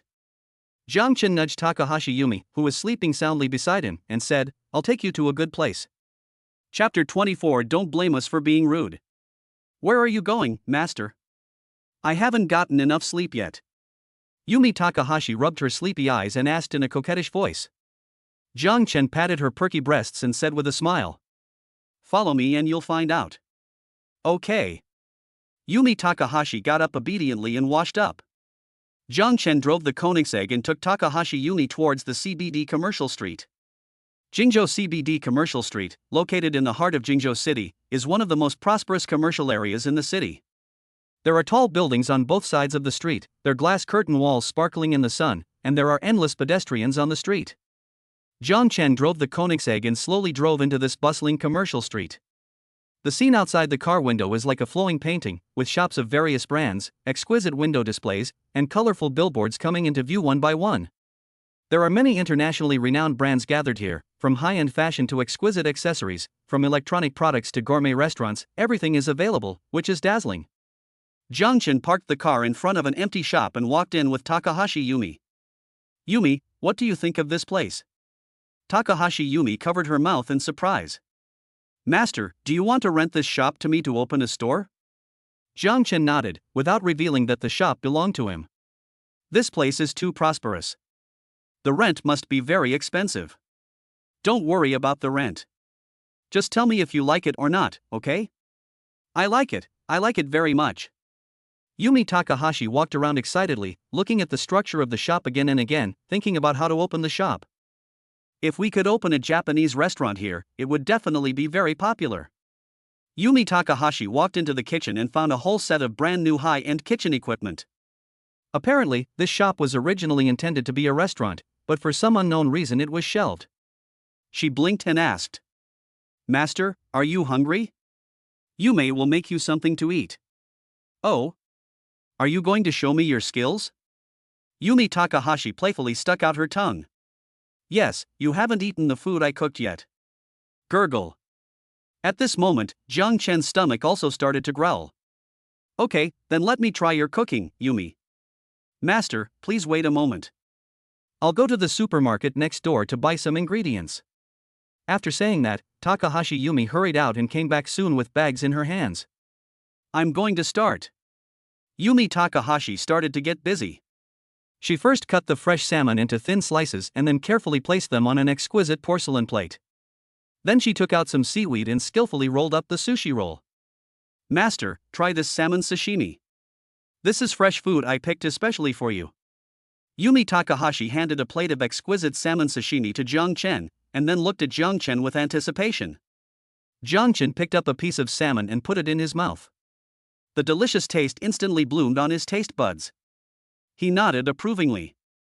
Well, it's really good. The fish is really fresh. After receiving Jiang Chen's affirmation, Takahashi Yumi showed a childlike smile on her face. She brought out another plate of sushi rolls. This is sushi I made using my family's traditional method. Master, please try it. Jiang Chen picked up a piece of sushi and savored it carefully. The aroma of seaweed, the softness of rice, and the deliciousness of sashimi were a perfect blend, and he couldn't help but admire it. It's delicious, Yumi, you're so talented. When Takahashi Yumi heard Jiang Chen's praise, she felt a sense of accomplishment. She felt extremely satisfied as she watched Jiang Chen eat with gusto. The two chatted while enjoying the food. At this moment, there was a commotion at the door. Jiang Chen and Takahashi Yumi looked outside at the same time and saw a group of strong men in black clothes knocking on doors from house to house in the commercial street with an extremely arrogant attitude. Hey, boss, it's time to pay this month's protection fee. A man who looked like a leader, with a hideous scar on his face, was yelling at the owner of a shop. The shop owner looked embarrassed. Brother, business is not good this month. Can you give me a few days? Grace? Do you think we at Qingyun Club are doing charity? The scarred man sneered and slapped the table. If you don't get paid today, you can forget about opening this shop. Passers-by around stopped to watch, but no one dared to step forward to interfere. The Qingyun society is notorious in Jingzhou City. Everyone knows that they are cruel and ruthless, and even the police can't do anything about them. It's this Qingyun society again. A hint of coldness flashed in Jiang Chen's eyes. He stood up and prepared to go out to meet the members of the Qingyun society. Master, please be careful. Takahashi Yumi worriedly grabbed Jiang Chen's sleeve. Don't worry, I'll be back soon. Jiang Chen patted her hand gently, signaling her not to worry. Jiang Chen walked out of the shop and went straight towards the group of people from Qingyun society. Hey, kid, who are you? Mind your own business. The scarred man saw Jiang Chen coming and threatened him viciously. I'm the new owner of this store. Jiang Chen looked at them coldly. Are you here to collect protection money? Ha, so you're the new boss. That's even better. Hurry up and pay the protection fee. We at Qingyun will keep your store safe. The scarred man laughed and held out his hand to ask for money. Jiang Chen stood there motionless, staring at him coldly. What if I don't pay it? Not handing it over? The scarred man's smile froze on his face. He waved his hand, and several strong men behind him immediately surrounded him. Then don't blame us for being rude. Chapter 25. Who said this is your territory? As soon as he finished speaking, several strong men rushed towards Jiang Chen. Several strong men were big and muscular, and it was obvious that they were often involved in fights. They waved their fists and smashed towards Jiang Chen fiercely with the sound of whistling wind. However, when Jiang Chen faced the burly man rushing towards him, a hint of sharpness flashed in his eyes. He did not move until several strong men approached, then he suddenly exerted force. The first person to rush towards Jiang Chen was a bald strong man. He waved his fist as big as a casserole and went straight for Jiang Chen's face. Jiang Chen slightly turned sideways, easily dodging the punch. At the same time, his right hand shot out like lightning, grabbed the opponent's wrist, and twisted it hard. The sturdy man screamed immediately, and his whole body was pulled by Jiang Chen and fell heavily to the ground. Immediately afterwards, another strong man attacked Jiang Chen from behind and tried to grab his waist. Jiang Chen seemed to have eyes on his back. He spun around and kicked the opponent's knee with his heel. With a crack, the strong man's knee broke and he fell to the ground with a scream. Then he flashed and bypassed the siege of several other strong men at an incredible speed and appeared behind them. Bang! Bang! Bang! Following several dull thuds, several strong men fell to the ground, groaning in pain. There was a look of horror on their faces, as if they had seen a ghost. The scarred man was also stunned. He looked at the scene in disbelief. You should know that the few men he brought with him are all good fighters in the Qingyun Club, and they have never lost in fights. However, today, they were so vulnerable in front of Jiang Chen. Who are you? The scarred man asked with a trembling voice. Jiang Chen did not answer his question, but walked slowly to him and looked at him coldly. Go back and tell your boss that this commercial street no longer needs the protection of the Qingyun Society. If he has any dissatisfaction, let him come to me in person. After saying that, Jiang Chen turned around and prepared to leave. However, the scarred man suddenly got up from the ground, picked up an iron rod, and smashed it hard on the back of Jiang Chen's head. Master, be careful. Yumi Takahashi saw the scene in the store and screamed in horror. However, Jiang Chen seemed to have eyes on his back. Without even turning his head, he reached out and accurately grabbed the iron rod in the scarred man's hand. Then, he twisted it hard and twisted the iron rod into a twist shape. Ah! The scarred man let out a shrill scream and dropped the iron rod in his hand. His eyes were filled with fear, as if he saw the god of death waving at him. Jiang Chen gave him a cold look, then threw the twisted iron rod in his hand to the ground, and then kicked the scarred man in the waist with a bang. Ah! The scarred man was kicked several meters away like a broken sack, clutching his kidneys and howling heartbreakingly. You wait there. Call someone quickly. He struggled to get up and roared at his men who were lying on the ground and groaning. What are you still standing there for? Call me and get someone to come over. One of the strong men reluctantly took out his cell phone, dialed a number, and said in a crying voice. Master, we were beaten up while collecting protection money. Please come and save us. A deep voice came from the other end of the phone. What? Who hit you? I don't know. He's a very capable young man. Useless. If you can't even handle such a small matter, what use are you? Master, please calm down. The opponent is too strong. We are no match for him. The strong man explained. Okay, stop talking nonsense and tell me the location. I'll be there right away. The other party said impatiently. The burly man quickly reported the location of the commercial street and then hung up the phone. In less than 10 minutes, a sudden braking sound was heard and several black cars stopped at the intersection of the commercial street. The car door opened and a group of men in black suits got out of the car. They all had gloomy faces and sharp eyes, and it was obvious that they were not good people. The leader was a middle-aged man with a tall stature and a resolute face. His brows revealed the majesty of a superior. He is the leader of Qingyun Society, Zhao Tianyang. Zhao Tianyang and his men walked quickly into the commercial street and saw the scarred man and his men sitting on the ground with a bruised face and nose. What's going on? Zhao Tianyang asked with a frown. The scarred man narrated the incident with exaggerated details, and finally said with gritted teeth. Master, please make the decision for me. That kid is too arrogant and doesn't take our Qingyun Society seriously at all. After hearing this, Zhao Tianyang's face became even gloomier. His Qingyun Club has been around in this area for many years. Except for last month when Du Xiaodong, one of the 3 hall masters, was beaten up by a strange young man, no one has ever dared to provoke them like this.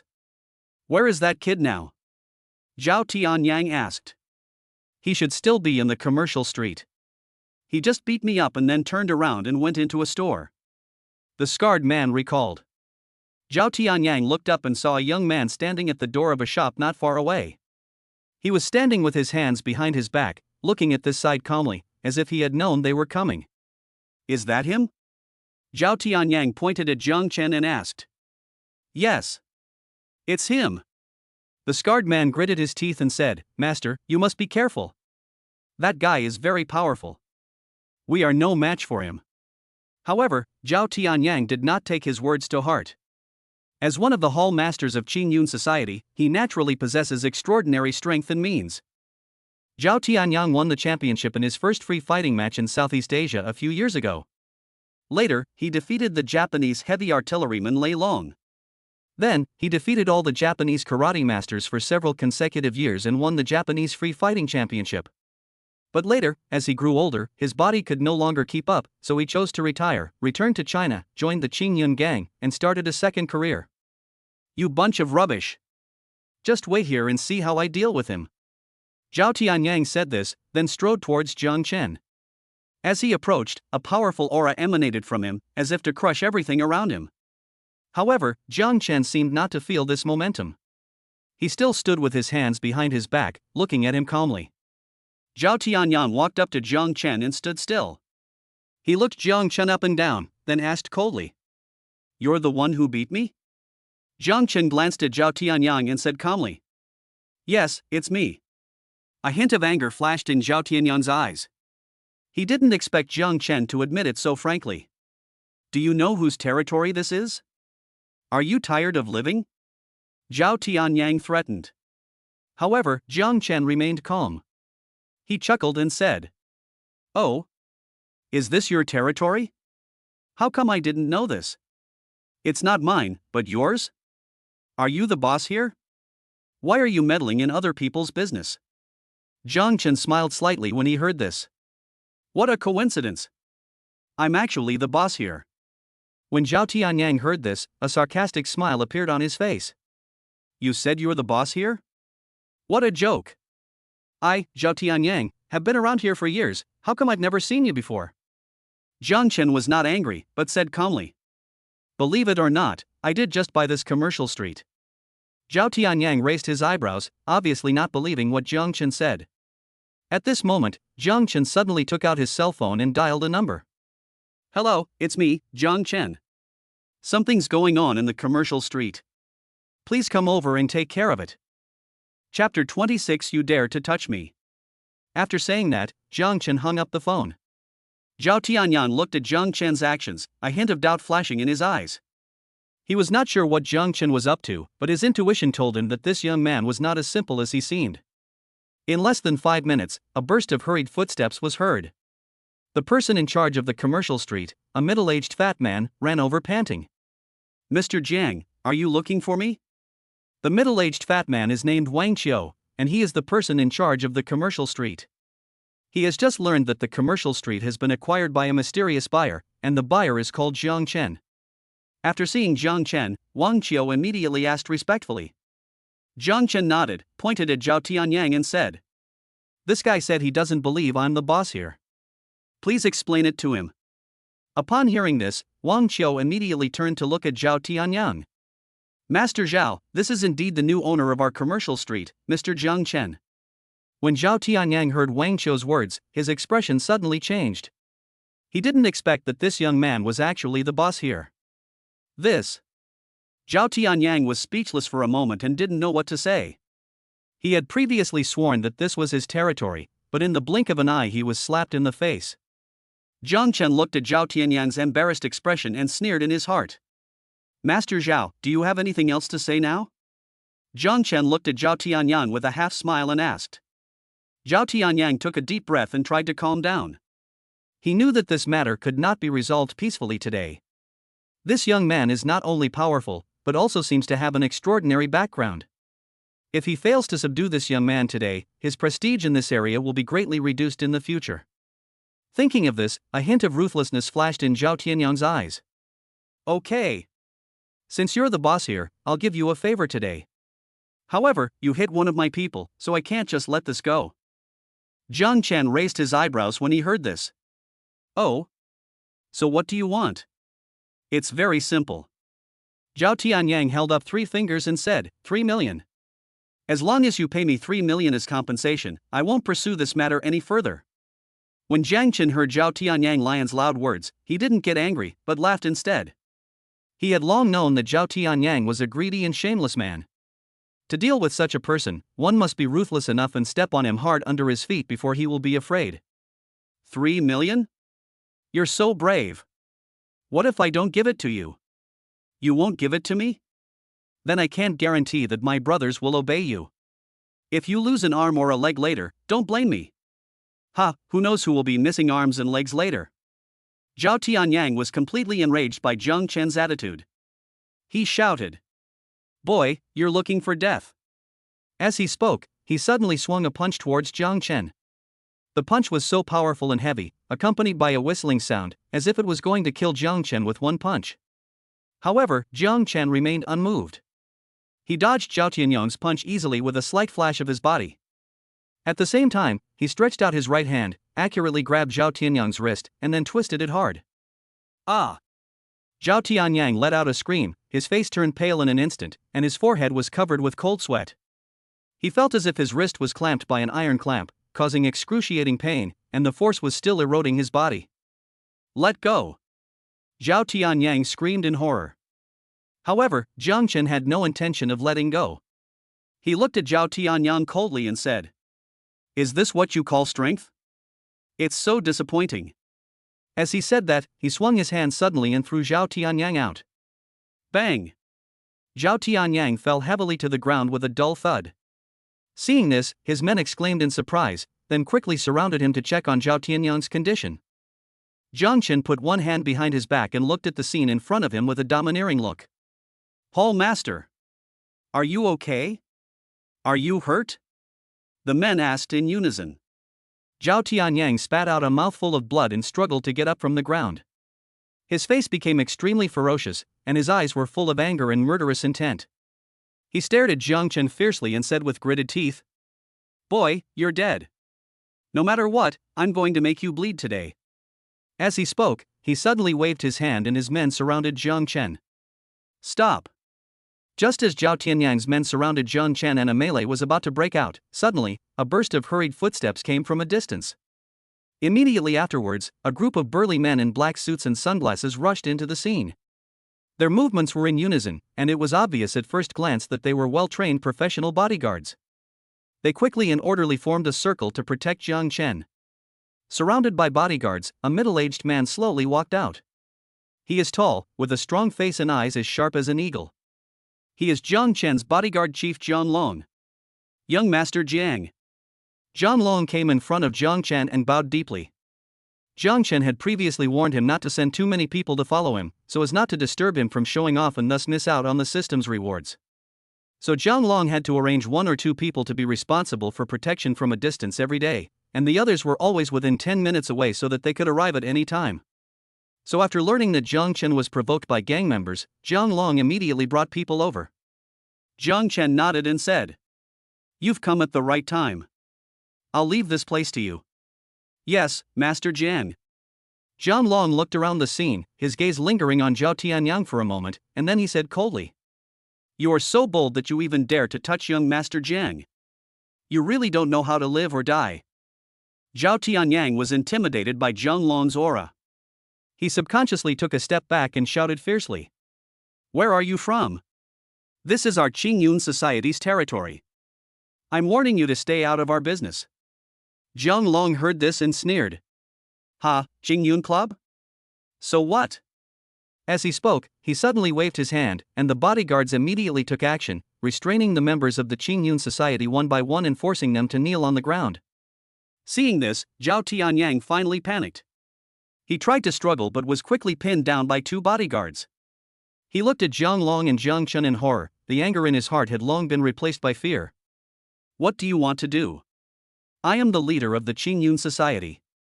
If you dare to touch me, will Qingyun let you go?" Chapter 27. Who is this kid? Zhao Tianyang threatened in a timid manner. However, Jiang Long seemed to have heard a joke. He looked at Zhao Tianyang with contempt and said, "The leader of the Qingyun Society? Sorry, I just dealt with one a while ago." He was so scared that he didn't even dare to fart.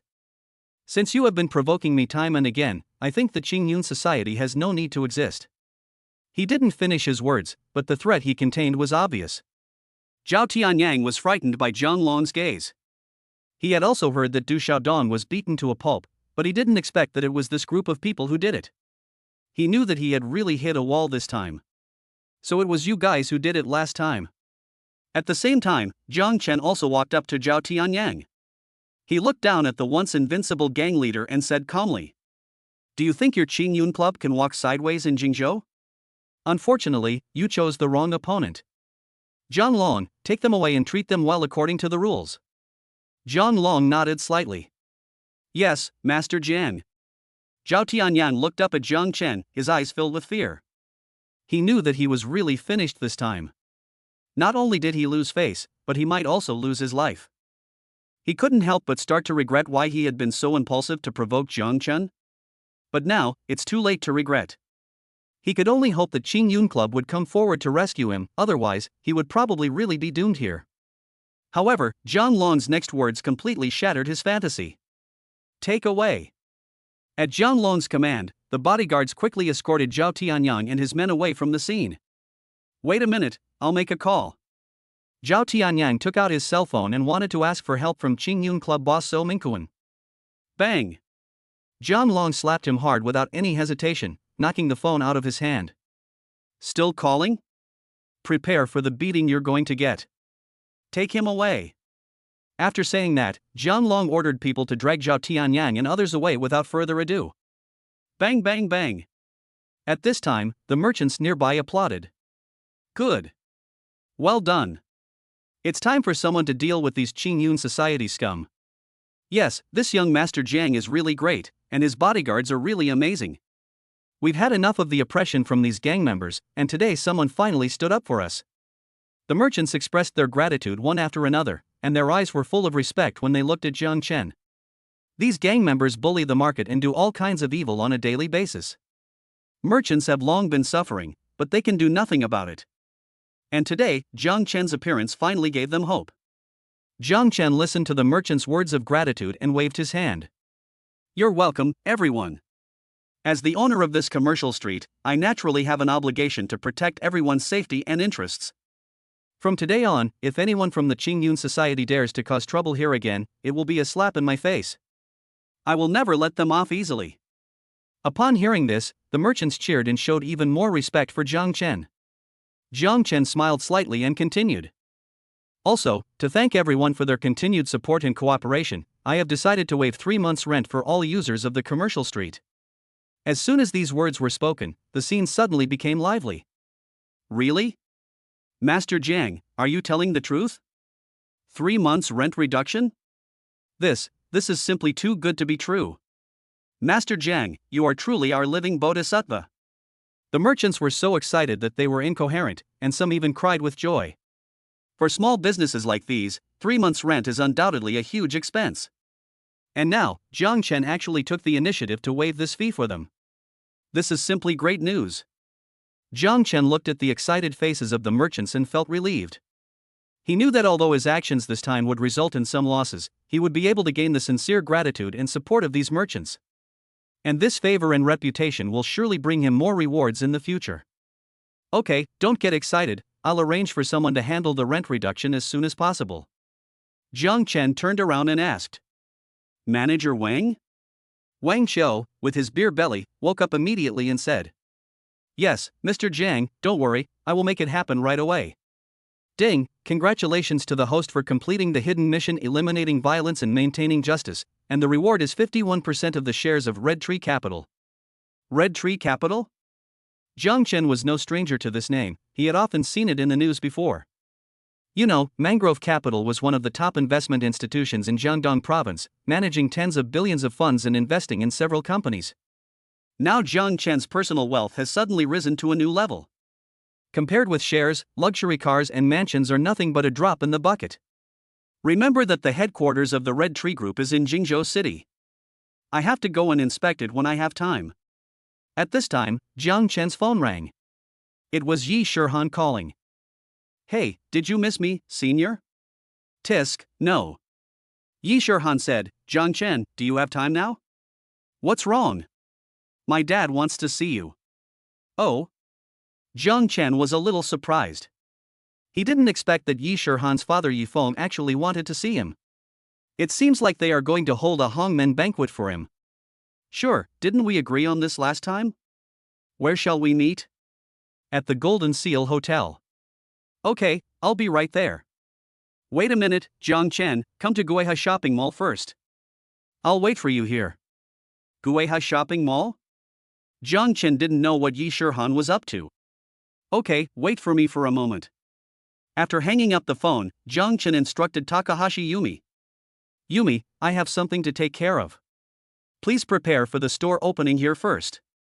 Call me if you need anything. Aha! Yumi Takahashi nodded obediently, still feeling a bit scared by what had just happened. Master, you have to be careful. I know. Don't worry.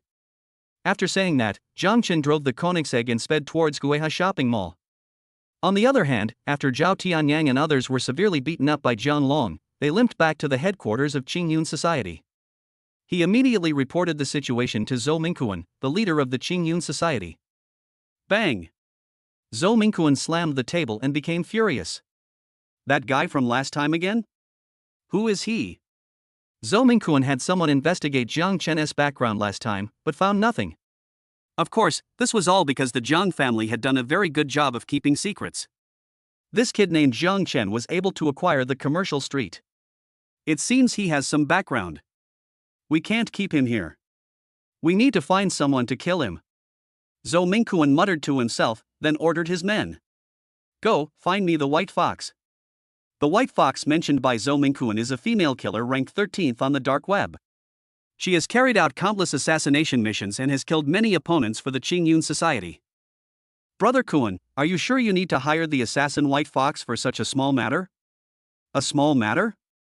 This Jiang brat has already crippled 2 of my generals. If I don't deal with him, where will I put my face? Yes, Brother Kuan, I will contact her right away. Chapter 28. The top beauty killer appears.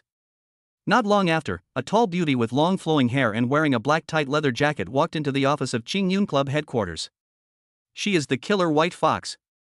As soon as the White Fox walked into the house, everyone's attention was involuntarily drawn to it. She is not only beautiful, but also has a sexy figure. The tight leather jacket perfectly outlines her perfect figure, and her towering breasts seem to be about to burst through the leather jacket and are about to come out. The slender waist and plump hips form a sharp contrast, full of temptation. Her long legs are straight and slender, as if every step she takes is on the tip of people's hearts. The White Fox looks pure, yet also has a kind of laziness and elegance. This contradictory temperament is perfectly integrated in her, making people unable to look away. Although she is a killer, she exudes an irresistible sexiness that makes people feel dangerous but also want to get close to her. Zhou Mingquan looked at the White Fox as it walked in, a hint of surprise flashed in his eyes. Although he had long coveted Baihu, Zhou Mingquan felt a pang of fear when he heard that Baihu had choked the kidneys of several men who had pursued her. Women like White Fox can be admired from afar but not played with. Zhou Mingquan quickly regained his composure and said in a deep voice, White Fox, you're here. The White Fox smiled gently, and the voice was as sweet as the sound of nature. Boss Zhou, is there any task you need me to do? Zhou Mingquan nodded and briefly recounted the story about Jiang Chen. After hearing this, a hint of coldness flashed in the White Fox's eyes, and a charming arc appeared at the corner of his mouth. Okay, I'll take this mission, but I have to pay more. No problem. I'll give you a deposit of 1 million first, and then another million after the deal is done. Boss Zhou is really generous. After saying that, the White Fox turned and left, leaving the room full of amazement and reverie. At this time, a young man who didn't know Baihu came up and said, Boss, this chick is a bit arrogant. She actually dares to rob the thieves. Do you want me to find someone to take care of her? Bang! Zhou Mingquan slapped him in the face. You dare to mess with her? Do you know who she is? She can blow you away with just one fart, you fool. The younger brother covered his face in grievance. He only thought the White Fox was beautiful, but he didn't expect it to be so scary. Even the knowledgeable boss Zo was afraid of him. Okay, go away. Be more careful with your words next time. Zo Mingkuan snorted coldly. Hey, so-and-so, I'm a little angry right now, so let's follow the old rules. Yes, Brother Kuan, I'll arrange it for you right away. On the other hand, Jiang Qin drove straight to Gueta shopping mall, and Yi Shihan had been waiting at the door for a long time.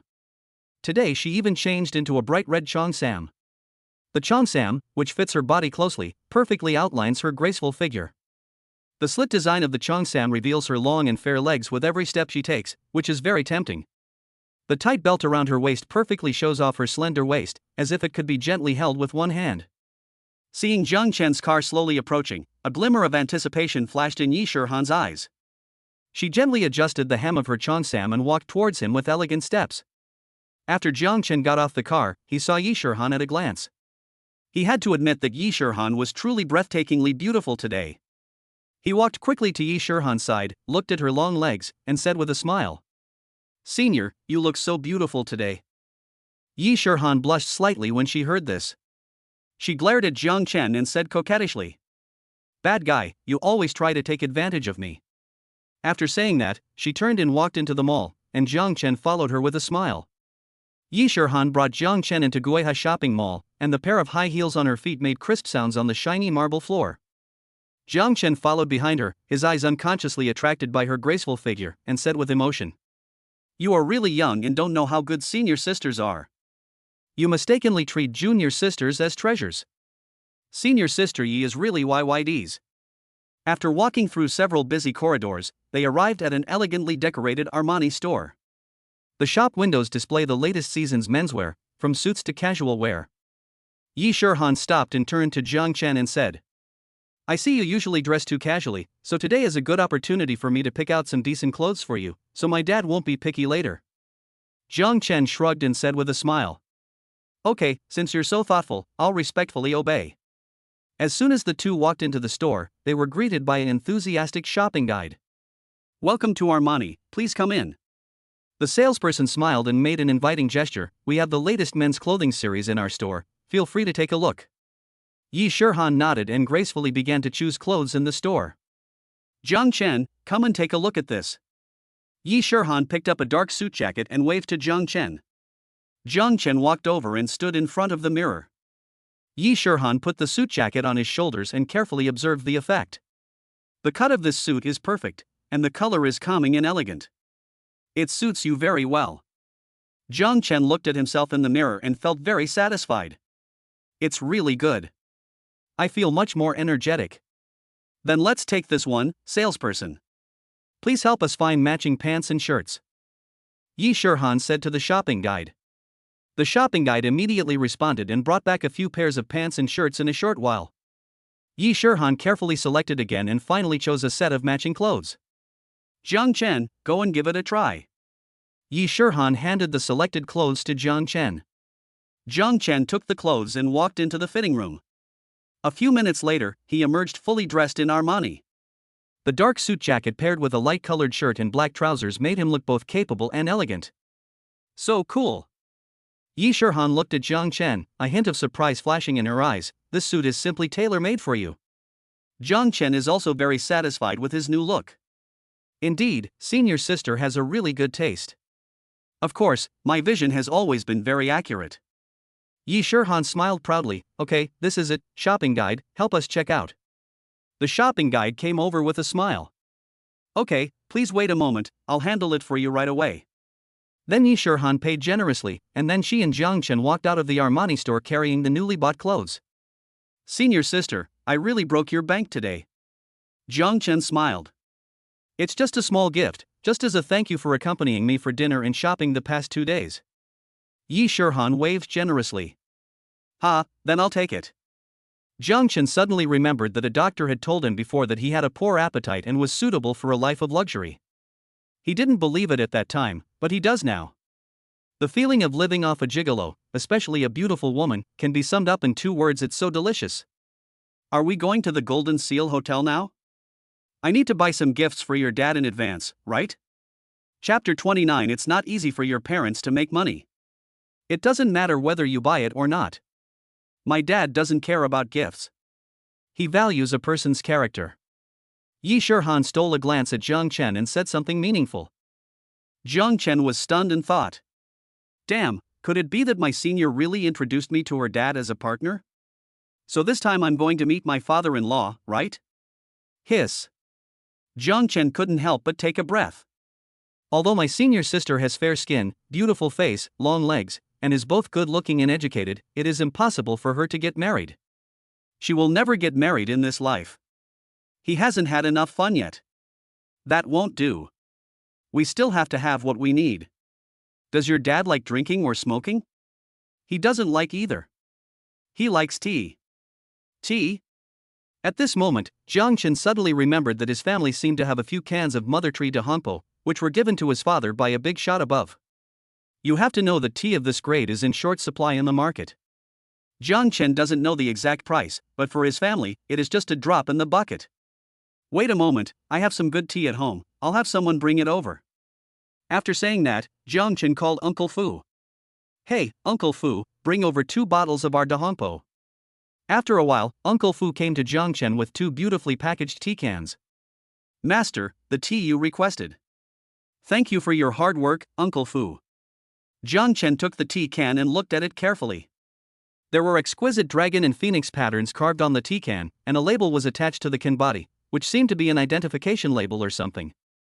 Yeah, it's really good tea. Jiang Chen couldn't help but admire it. He handed the tea can to Yi Shirhan, senior sister. What do you think of this tea? I think it should be a suitable gift for your father. Yi Shirhan took the tea can, a hint of surprise flashing in her eyes. Although she didn't know much about tea, she could see the extraordinary nature of this tea can. What's more, she heard Jiang Chen say that this was his family's good tea, so it must be good. Wow, such a beautiful tea can. The tea inside must be top quality too. Yi Shirhan sighed. Jiang Chen, you are so thoughtful. Hee, as long as senior likes it. Jiang Chen smiled and said, then let's set off for the Golden Seal Hotel now. Okay. Yi Shirhan nodded and carefully put the tea can into her handbag.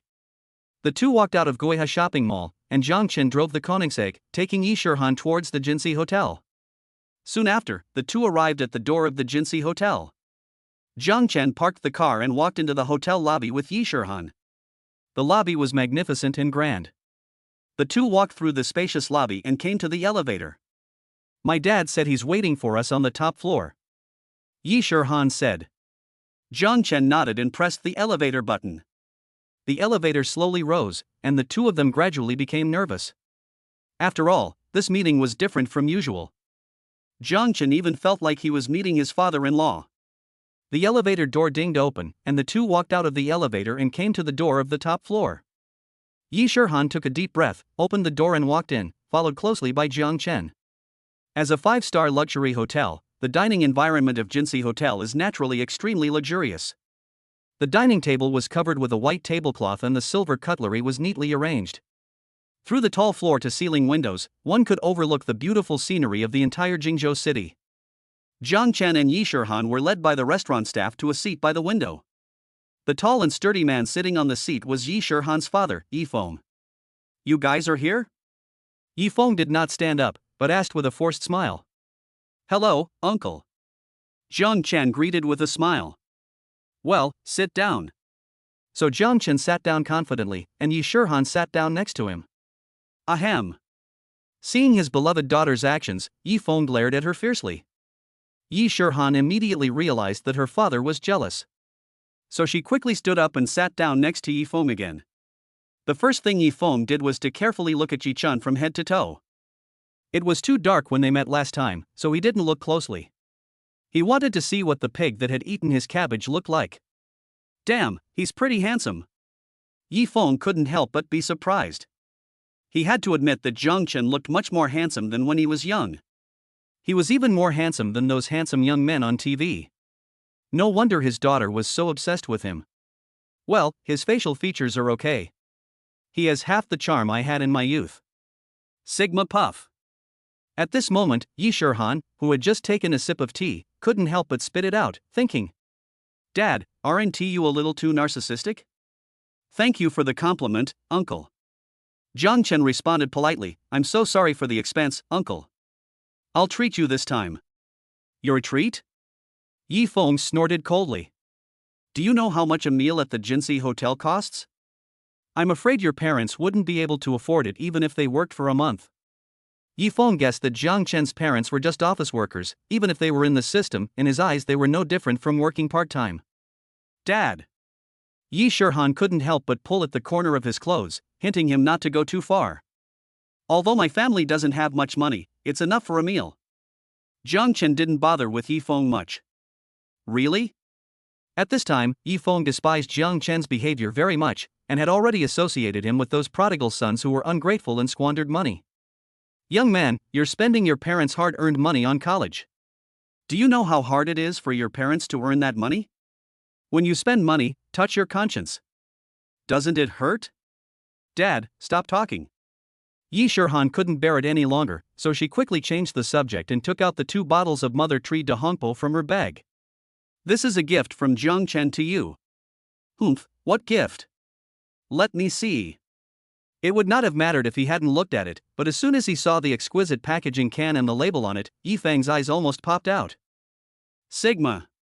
This is the Mother Tree de Hongpo from Wui Mountain. Where did you get it from? Jiang Chen had anticipated Yi Feng's reaction and said with a smile. They were all given to my dad by others. I know you like to drink tea, so I brought you 2 cans. Is this true? Yi Feng held the jar and looked at it from left to right. Although he was a tea lover, he had never seen such a top-quality tea as the Mother Tree de Hongpo, so he didn't dare to judge whether it was real or fake. Xiao Jiang, you're not going to fool me, are you? Chapter 30, My dear son-in-law, when do you 2 plan to get married? The more Yi Feng thought about it, the more he felt something was wrong. Given Jiang Chen's family conditions, how could he possibly collect such top-quality tea? I didn't expect that this guy not only likes to squander, but is also very vain. I guess he wanted to show off in front of me, but he didn't know that this kind of tea is not circulated on the market at all, so he ended up making things worse, right? This tea is real. Before Jiang Chen finished speaking, Yi Feng interrupted impatiently. Xiao Jiang, you young people must be down to earth when doing things. Only then can you succeed, understand? Just like me, your Uncle Yi. I worked hard in my youth to get to where I am today. Now, in the entire Jingzhou city, I won't bow my head or listen to anyone I meet, even if he is the mayor, Li Dakang.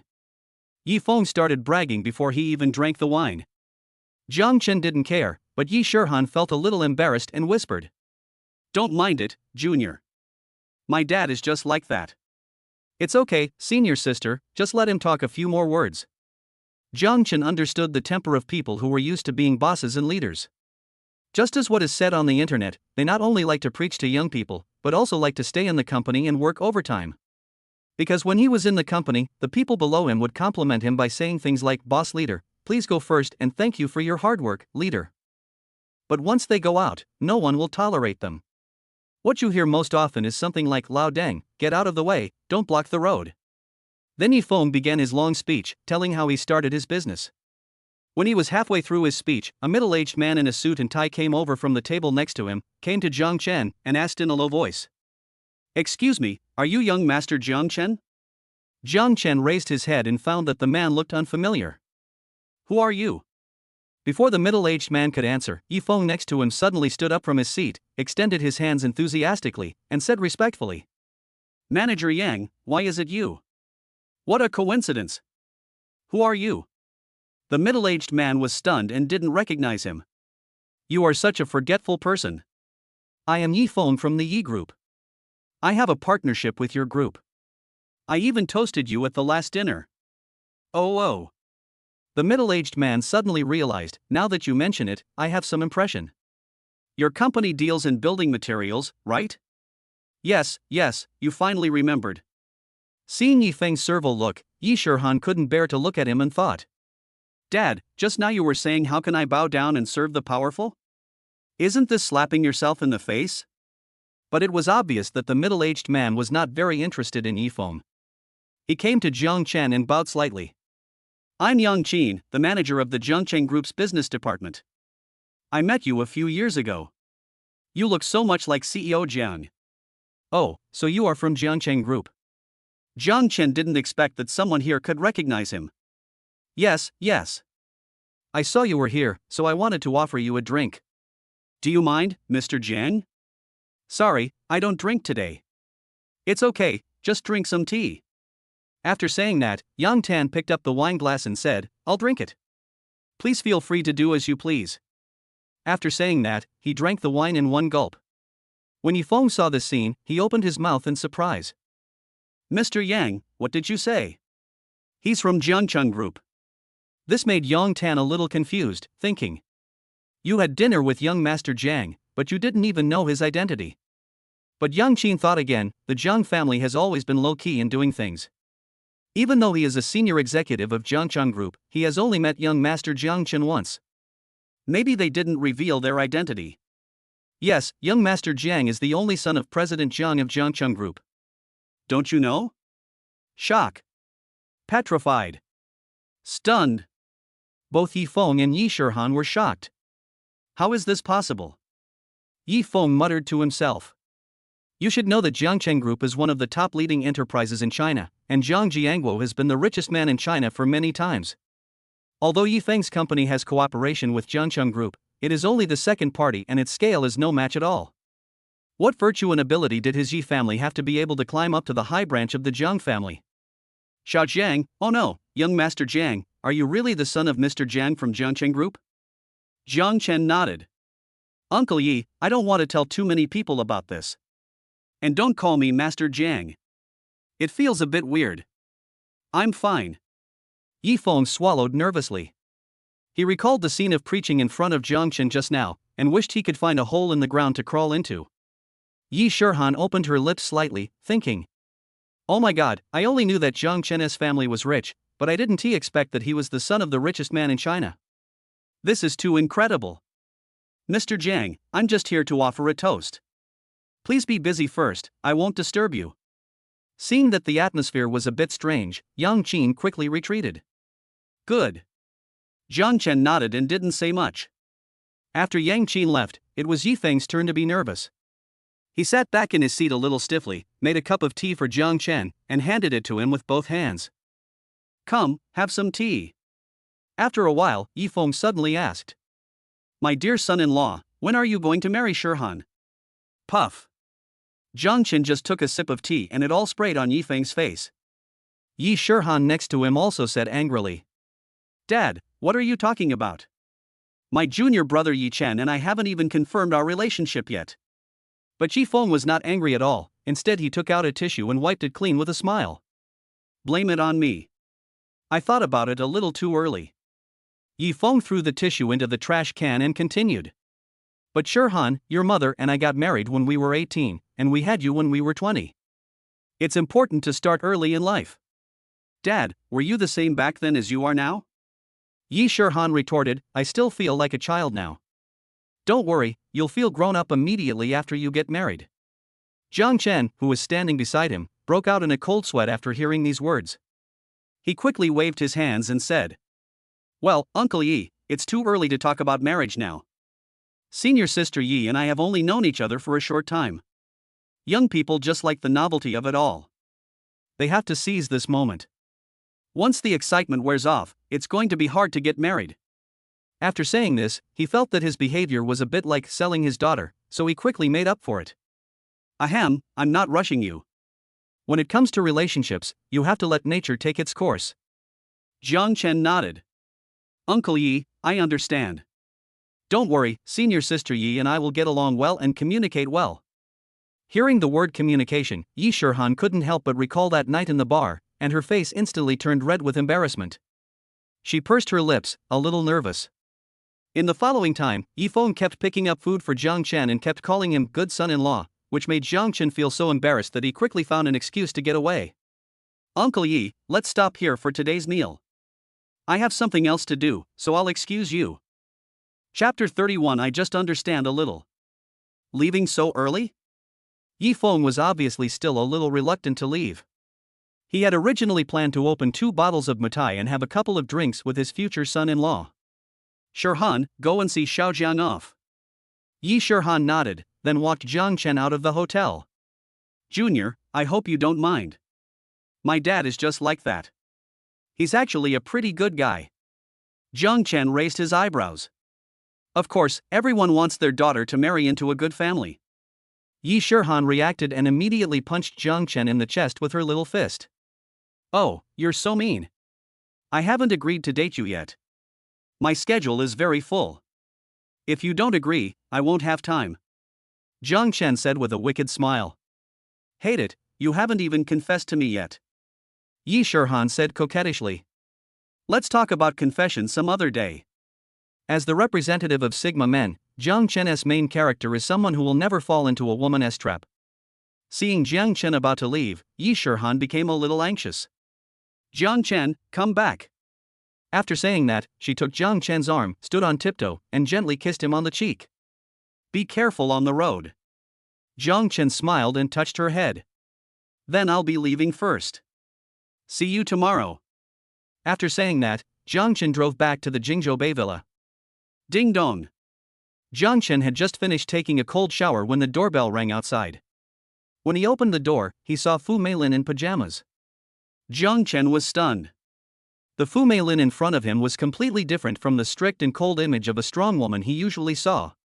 Her hair was slightly disheveled, with a casual beauty that contrasted sharply with her usual neat bun. Perhaps because she had just taken a shower, her face still had a faint blush, making her look even more charming. Fu Meilin's figure is already plump, and her curves are even more exposed against the backdrop of her pajamas. The hem of her pajamas fluttered gently as she walked, occasionally revealing part of her long and beautiful legs, which gave people endless reverie. Brother Jiang Chen, the sewer was blocked while I was taking a shower just now. I called the property management but no one answered. Can you help me clear it? Unclogging the sewer? Jiang Chen was stunned and thought. Is this a proper sewer? Yes, I'm so sorry to bother you so late. No problem, I'm the best at unclogging drains and such. Jiang Chen patted his chest with a solemn oath. Come on, take me there. Fu Meilin brought Jiang Chen to her villa and pointed to the living room that had been flooded.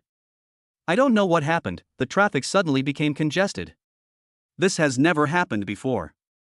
Jiang Chen rolled up his trouser legs, checked the sewer, and said. It's not a big deal, Sister Meilin. Do you have any tools to unclog the blockage at home? Fu Meilin nodded. I remember there's some in the storage room. Wait a moment, I'll get it. Fu Meilin was walking out as she spoke when she suddenly slipped. Ah! She screamed and was about to fall to the ground. Jiang Chen, who was quick-witted and quick-handed, immediately took 2 steps forward and hugged Fu Meilin in his arms. Sister Meilin, are you okay? Jiang Chen felt a soft touch on his hand, like touching cotton. No, nothing. The sudden intimate behavior between the two made Fu Meilin blush. She quickly straightened her clothes and ran away in a panic. Jiang Chen looked at his hands and thought to himself. Sure enough, there is a difference between cantaloupe and peach. After a full 10 minutes, Fu Meilin, who had adjusted her mentality, came back and handed the tools in her hand to Jiang Chen. Brother Jiang Chen, I'm really sorry to trouble you. No trouble, it will be fixed in a moment. Jiang Chen took the tools and started working grunting. After a while, perhaps feeling that the room was a bit hot, he simply took off his shirt and went into battle shirtless. Fu Meilin felt a little dry in the mouth when she saw Jiang Chen's perfectly sculpted muscles and neat 8-pack abs. She couldn't help swallowing. Brother Jiang Chen, please work slowly. I'll get you some water. After saying that, Fu Meilin quickly fled the scene. If she stayed any longer, she was really afraid that she would lose control and do something out of the ordinary. After a while, Jiang Chen came out of the bathroom, sweating all over, put the tools on the ground, and said, All done. Fu Meilin quickly handed over a towel and a glass of ice water. Brother Jiang Chen, you've worked so hard. Thank you so much this time. It's just a small matter. Jiang Chen wiped his sweat and looked around. By the way, Sister Meilin, where is your daughter? Shanwan went home with her grandmother and will be staying for a few days before coming back. I'm too busy here and often can't take care of her. There was a hint of self-blame in Fu Meilin's tone. As a divorced young woman, she felt that she owed her daughter something. Recently, she also planned to find another suitable partner. However, in her circle, although there were many rich people, most of them were greasy men over 40 years old, and Fu Meilin looked down on them. Ding, congratulations to the host for completing the hidden mission helping others and obtaining the master-level piano skill. Oh? Is there such a skill? As the system prompt sounded, Jiang Chen felt a huge stream of information suddenly flood into his mind. It was the profound knowledge and techniques about piano playing, from basic fingering exercises to complex music theory, to master-level performance experience, all of which were instilled into Jiang Chen's mind. Hiss, my head hurts. For a moment, Jiang Chen felt a splitting headache. Brother Jiang Chen, are you okay? Seeing this, Fu Meilin asked with concern. Jiang Chen came back to his senses and shook his head. I'm fine, I'll be fine after a while. Then sit down first, I'll get you a glass of water. Fu Meilin stood up and walked towards the kitchen. At this moment, Jiang Chen's eyes fell on a silver-white piano in the corner of the living room. He couldn't help but walk over and take a look. Sister Meilin, is this a Steinway piano? Jiang Chen's fingers gently slid across the lacquer surface of the Steinway piano, feeling its unique warmth and texture, and an urge to play a song surged in his heart. Yeah, brother, you're quite knowledgeable. This is a birthday gift my best friend made for me in Europe.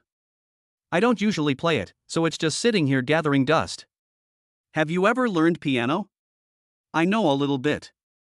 He turned around and looked at Fu Meilin, who was walking towards him with hot water. Can I try this piano? I suddenly feel like playing something. Fu Meilin was slightly stunned, and then a hint of surprise flashed in her eyes. Of course, brother Jiang Chen, I didn't expect you to have such a talent. Chapter 32. Brother, I must ask for your advice tonight. She gently put down the water cup, stepped aside, and prepared to appreciate it quietly.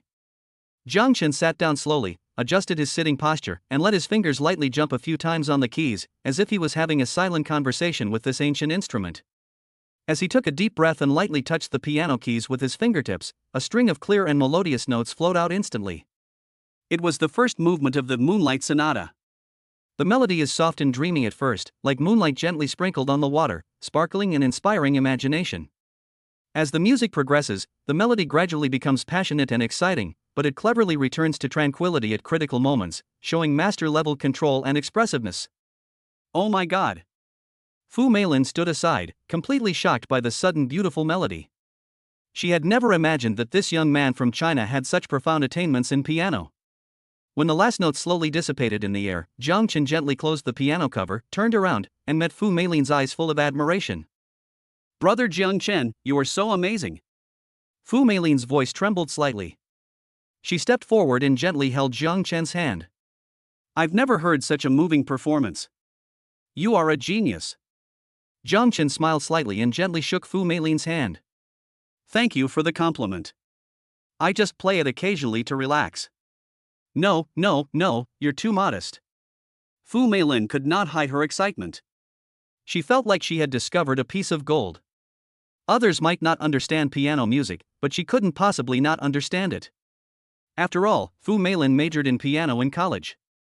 As the saying goes, laymen watch the excitement, experts watch the details. Judging from the piece Jiang Chen just played, his level definitely surpassed all the professors at the Tokyo Conservatory of Music. Brother Jiang Chen, tell me the truth, when did you start practicing the piano? Not long, probably just a few years. Jiang Chen wasn't sure how many years would be appropriate, so he just made up a number. Impossible, absolutely impossible. Fu Meilin shouted excitedly. Unless you're a genius like Chopin and Mozart. That's a bit too much. I can't compare with them. Ding, Fu Meilin's strategy progress plus 5%, current progress 85%, please seize the opportunity. Seeing that Meilin was getting more and more excited, Jiang Chen suggested. Sister Meilin, I see you're quite knowledgeable about music theory. How about we have a few drinks and sit down to have a good chat? Upon hearing this, Fu Meilin immediately nodded and said. Yes, brother, wait a moment. I'll go to the wine cellar to get the precious red wine. I must ask for your advice tonight. Jiang Chen made an okay gesture. Of course, I'm good at more than just piano. Fu Meilin walked lightly through the living room. Soon, she slowly walked out, holding a bottle of long-forgotten Lafite red wine and two exquisite crystal goblets. Brother Jiang Chen, this is a bottle of 1982 Lafite red wine that I specially collected. I've been wanting to find a special day to open it, and today is the perfect day. She placed the wine gently on the table and carefully opened the cork. A mellow and charming aroma of wine instantly filled the entire tea room, interweaving with the lingering sound of the piano, creating an indescribable romantic atmosphere. Jiang Chen stood up and took the wineglass handed to him by Mei Lin. Their fingers touched inadvertently, and an electric current seemed to flow between them. He took a sip of red wine, letting the silky liquid slowly dissolve on the tip of his tongue, and then exclaimed, "It's a really good wine, rich yet delicate, and it complements Sister Mei Lin's temperament perfectly." Upon hearing this, Fu Meilin's cheeks flushed slightly, and her eyes flickered with tenderness. "Brother Jiang Chen is really good at talking, but your piano playing is the most amazing thing. To be honest, I never thought I would have the honor of listening to such a high-level performance." She gently swayed the wineglass in her hand. The red liquid shone with an alluring luster under the light, reflecting her eyes and adding a bit of charm. Jiang Chen was deeply attracted by Fu Meilin. He put down his wineglass and slowly approached her. His voice was low and magnetic. "Sister Meilin, actually, I would like to share more with you on a night like this, not just music, but also." Having said that, he paused deliberately, his eyes fixed on Fu Meilin's, as if he wanted to see through her completely. Fu Meilin felt this sudden ambiguous atmosphere and her heart beat faster. She bit her lower lip lightly, and a hint of shyness and anticipation flashed in her eyes. "What else, brother Jiang Chen?" Her voice was thin as a thread, but full of temptation. Jiang Chen smiled slightly and did not answer directly. Instead, he gently took Fu Meilin's hand and guided her to sit in front of the Steinway piano. The distance between the two of them was instantly shortened, and they could almost feel each other's breath. "Come, let's play a song together." As Jiang Chen's gentle words fell, the two sat side by side in front of the historic Steinway piano. The moonlight shines through the window lattice and falls on the black and white piano keys, adding a touch of silver romance to the quiet night. Jiang Chen gently adjusted Meilin's finger position so that her fingertips lightly touched the keys. The music flows out slowly, and at first it is a soft melody, like the gurgling stream, slowly flowing around the heart. Jiang Chen's left hand is steady and affectionate, leading the direction of the melody, while Meilin's right hand joins in delicately. The two are intertwined, as if it is a dialogue between two souls, without the need for words, but it is worth 1,000 words. As the piece progresses, the music becomes increasingly passionate and enthusiastic, like fireworks blooming in the night sky, brilliant but short-lived. There was an unprecedented passion in Fu Meilin's eyes. She was completely immersed in the world of music, forgetting everything around her. Just as the song was about to reach its climax, Fu Meilin suddenly couldn't hold back her inner emotions. She turned her head and looked at Jiang Chen. Those eyes were filled with affection and desire, as if they wanted to suck him whole into them. Jiang Chen's heartbeat accelerated involuntarily. He felt the strong attraction emanating from Fu Meilin, an irresistible charm.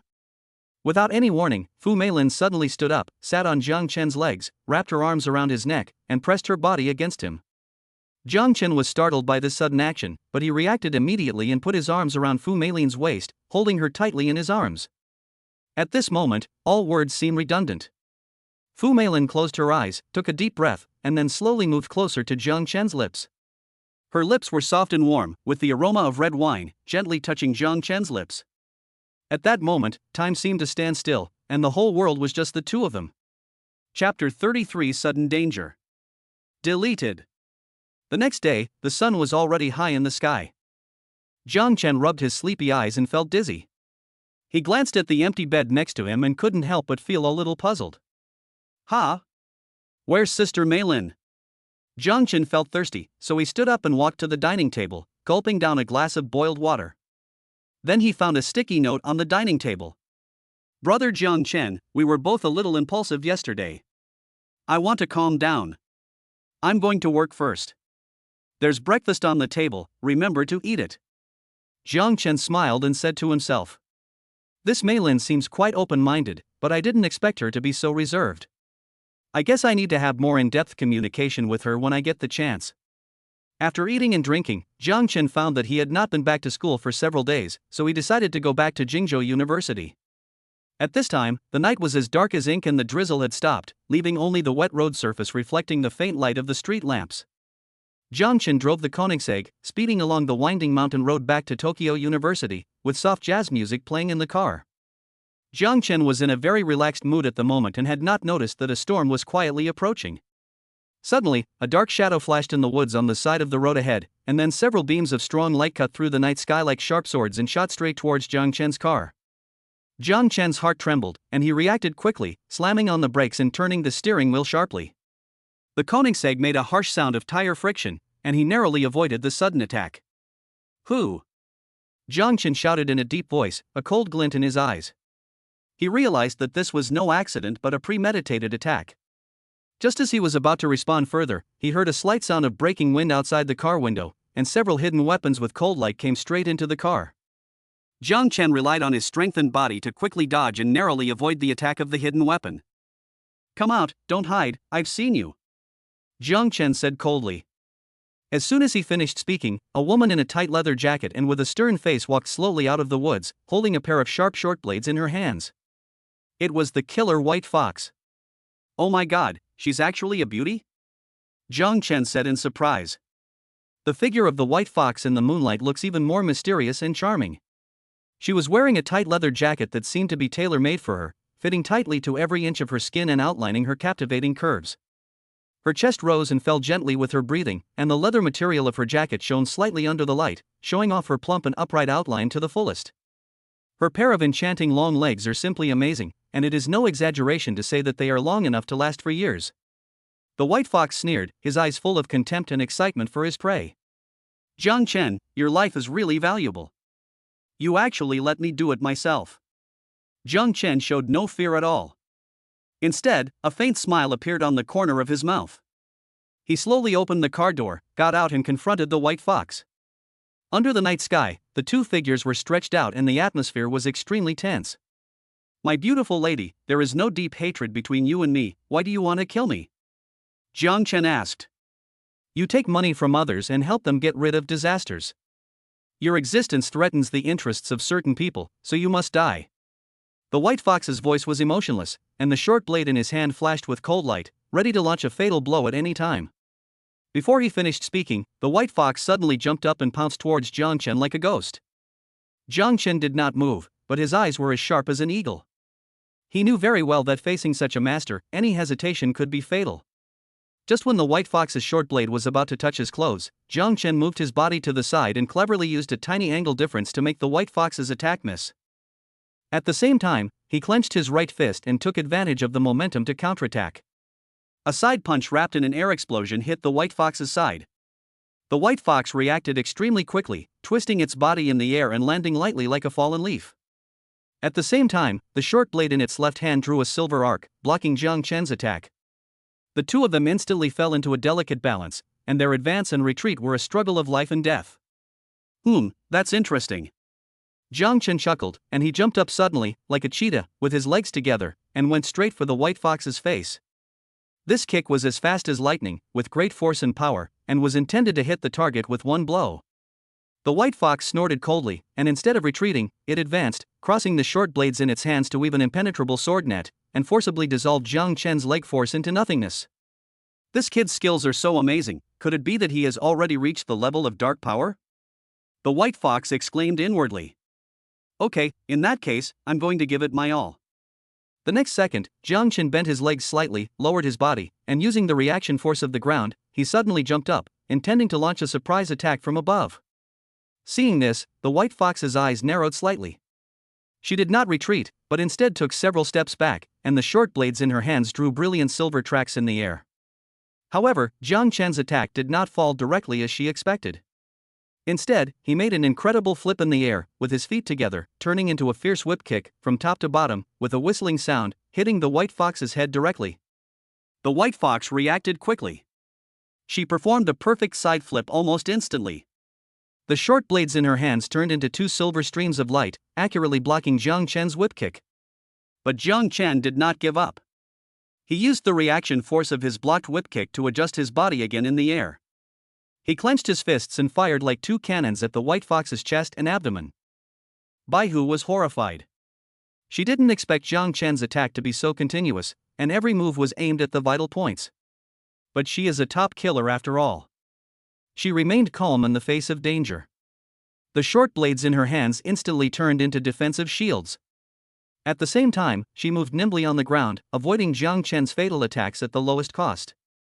However, just as the battle reached its climax, Jiang Chen suddenly used a feint to lure the white fox into revealing a flaw. Taking advantage of the moment when the white fox's attention was slightly distracted, he suddenly jumped up like a tiger descending from the mountain and punched the white fox on the left shoulder. Bang! With a loud bang, Aihu felt a powerful force coming from his left shoulder, and he flew backwards involuntarily.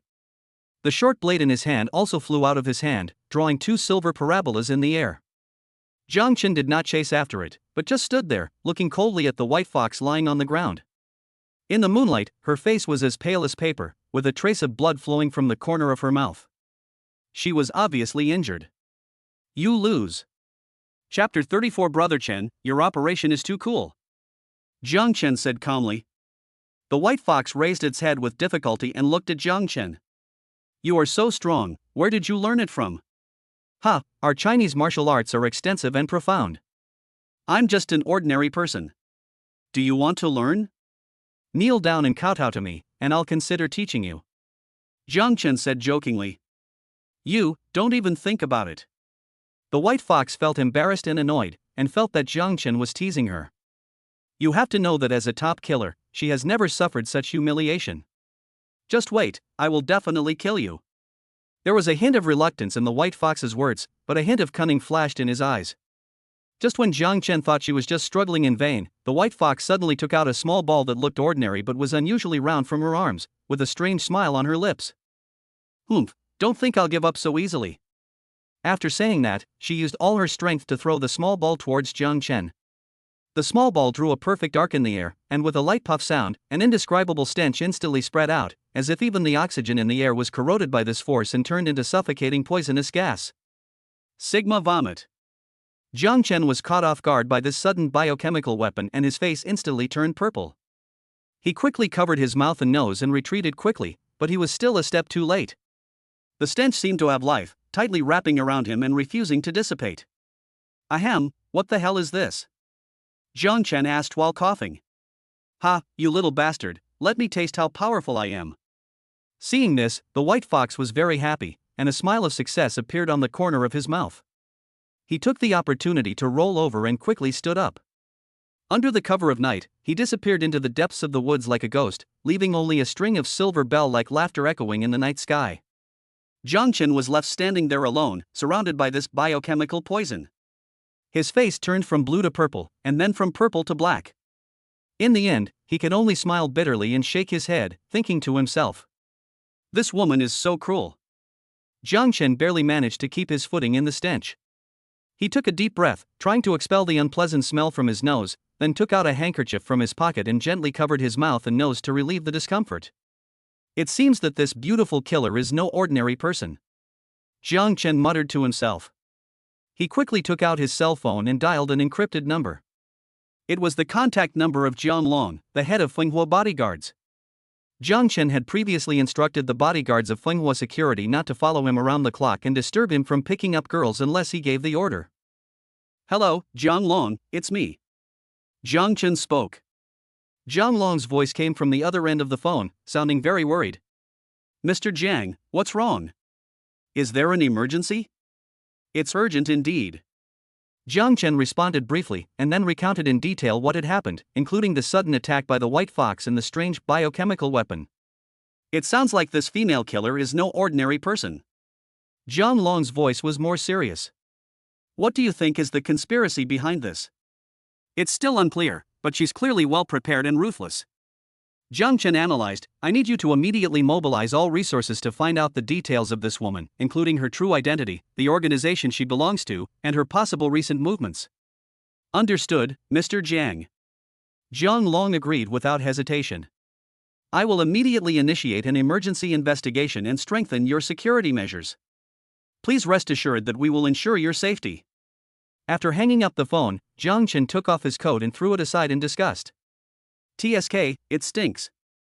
I need to go back and take a shower. After returning to Jingzhou University, Jiang Chen quickly took a cold shower. It's comfortable, and I don't smell so bad anymore. As Jiang Chen walked out of the bathroom carrying the wash basin, his roommate Bai Yuntao came up to him. Brother Chen, did you know that we will have military training tomorrow? Military training? So fast?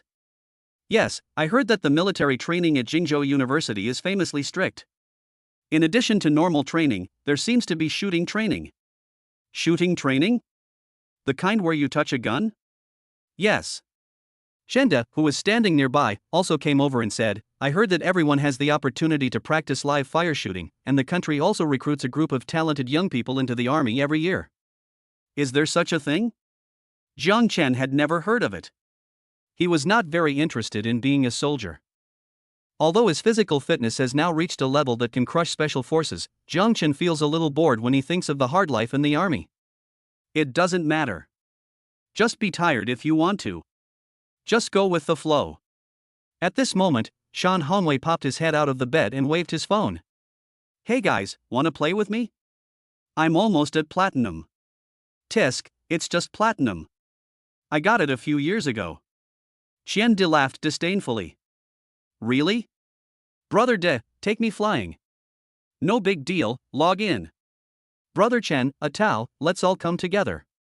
So, under the instigation of several people, Jiang Chen also joined in the game. He vaguely remembered that when he was in college in his previous life, he often played games with his roommates. As a result, I sat in the internet cafe for 5 consecutive days, and became more and more silent. When they went there, they took a taxi arm in arm, and when they came back, 4 of them took 4 cars. Think about the reason carefully. First blood. Sure enough, Chenda lost his first blood at the beginning of the game. Oh shit, I was careless and didn't dodge. Wait for me to kill you. After a while the game sound started again. Enemy double kill. This. Enemy triple kill. It's over, Brother Chen, save me. The 3 roommates were also very incompetent. Before the game started for 5 minutes, each of them had lost a head. Wait, I'm coming. Jiang Chen, who had just finished killing wild monsters, rushed forward. With his strengthened body, his reaction ability and hand-eye coordination are no longer comparable to those of ordinary players. Even if the big devil Farker comes, he will only be pinned to the ground and rubbed. In less than 3 seconds, Jiang Chen took down the first kill, and then the game prompt sounded continuously. Double kill. Triple kill. Quadra kill. Penta kill. Jiang Chen's amazing move stunned Xiande and the others. Good guy, Brother Chen, are you so fierce? It's just a random killing, they don't treat the other party as human beings. Brother Chen, I surrender. Please accept my knees. Chapter 35 Don't Get Sunburned. Hearing the flattery from several roommates, Jiang Chen waved his hands in disdain. Alright, stop bragging. This is just the beginning. Play well and don't hold me back. Okay, Brother Chen, don't worry, we will definitely keep up with your pace. Xianda patted his chest and promised. Under Jiang Chen's strong operation, the situation of the battle was reversed in an instant. In less than 20 minutes, Jiang Chen had led his teammates to push to the opponent's base.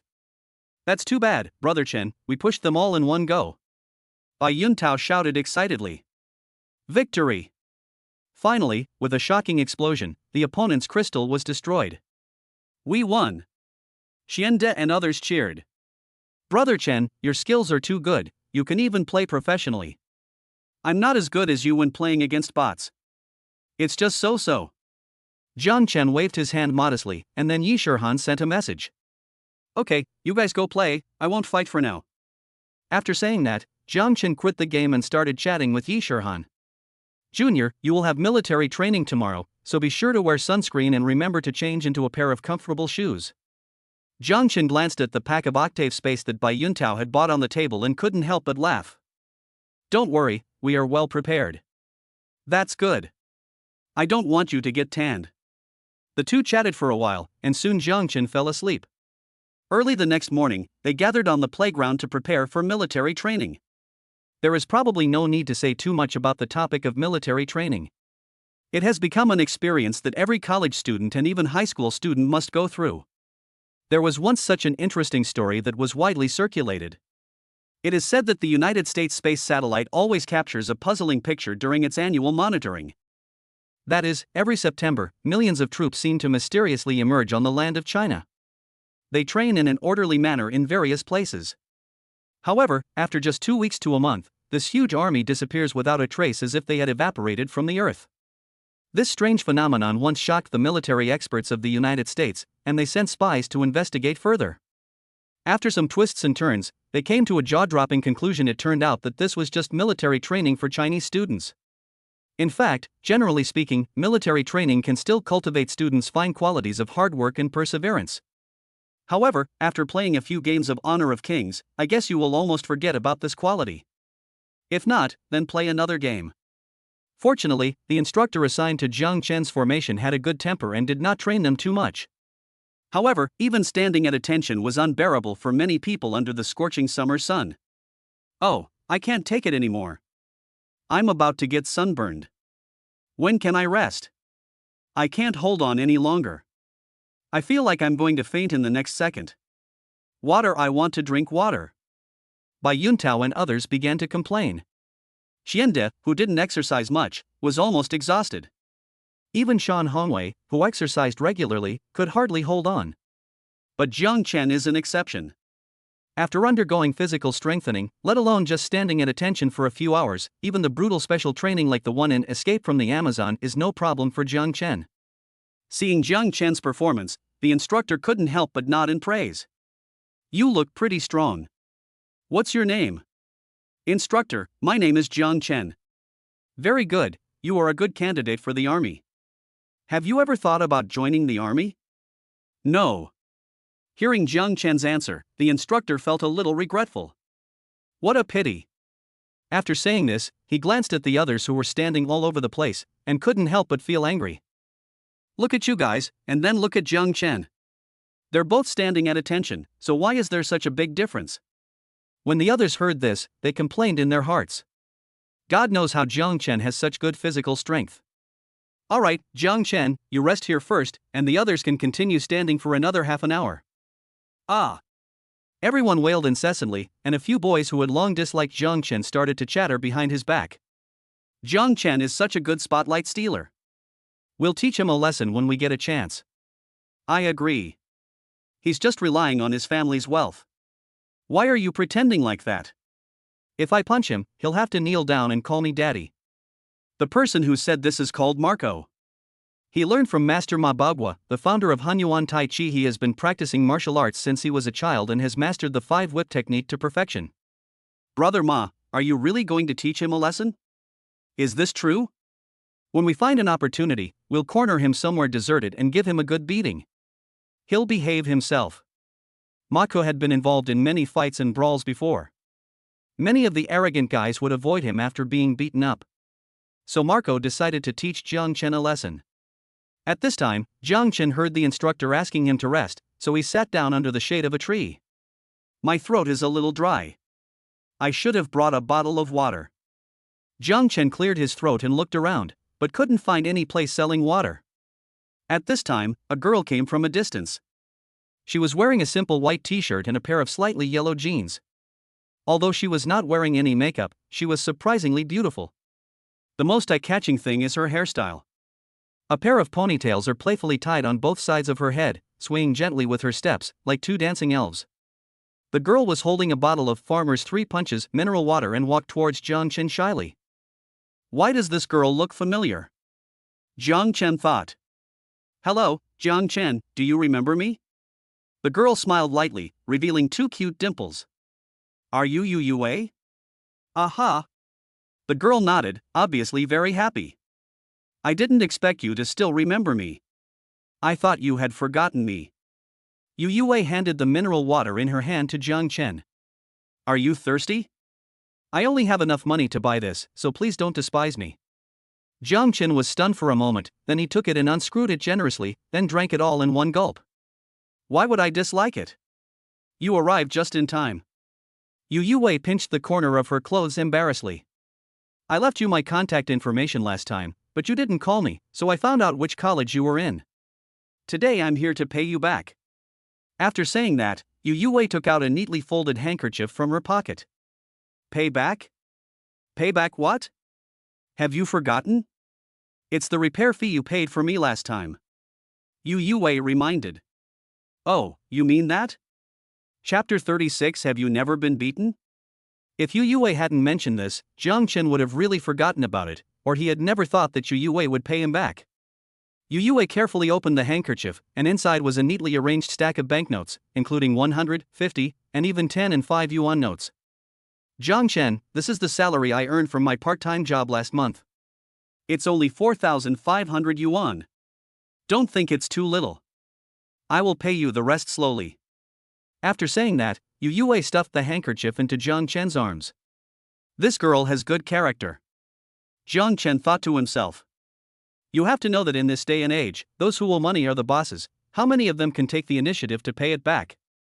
Forget it, just accept it and take care of her self-esteem. Jiang Chen thought to himself that he could see that although Yu Yue looked weak and delicate, she had a stubborn streak in her bones. If you insist on not accepting it, it may backfire. Just wait for an opportunity to give her the money later. Then I won't be polite. After saying that, Jiang Chen put the money into his trouser pocket. Aha! Seeing Jiang Chen accept the money, Yu Yue breathed a sigh of relief. Although she had no money, she didn't want to owe Jiang Chen a favor, as that would make her feel uncomfortable. However, that ambiguous behavior between the two was clearly seen by the students who were undergoing military training under the scorching sun not far away. Everyone couldn't help but discuss. Look at that beautiful girl, is she Jiang Chen's girlfriend? Damn it! Jiang Chen has already won over such a beautiful girl after only a few days of school? Damn it! This girl doesn't look like a typical girl, yet she's been picked on by Jiang Chen. Seeing this scene, Marco and others were so angry that their back teeth were almost broken. But the instructor has not given the order to rest yet, so they can only watch Jiang Chen and Yu Yue show off their love in frustration, without any way to stop them. Alright, that's all for today's training. Everyone, please rest where you are. Finally, after a full hour, the instructor gave the order to rest. Are you hungry? Let's go get something to eat? Jiang Chen suggested. Ha! That's not good. Yu Yue is shy. She has never eaten with the opposite sex in her life. It's just a meal, what's wrong with that? Let's go. Jiang Chen didn't wait for Yu Yue to refuse and pushed her to the side of the road. Come on, brothers, follow me now and stop that brat Jiang Chen. We must make him look bad in front of the woman he loves. Marco said with a wicked smile. In fact, he had done this kind of thing more than once.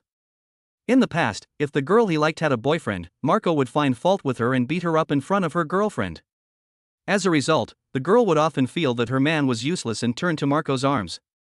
Hey, Jiang Chen, stop right there. Marco and others angrily stopped Jiang Chen. Oh? What's up? I think you're quite arrogant. You're so arrogant right after entering school. Are you not sure if Marco will take you seriously? Excuse me, do I take you seriously? Do you deserve it? Jiang Chen raised his eyebrows. What did you say?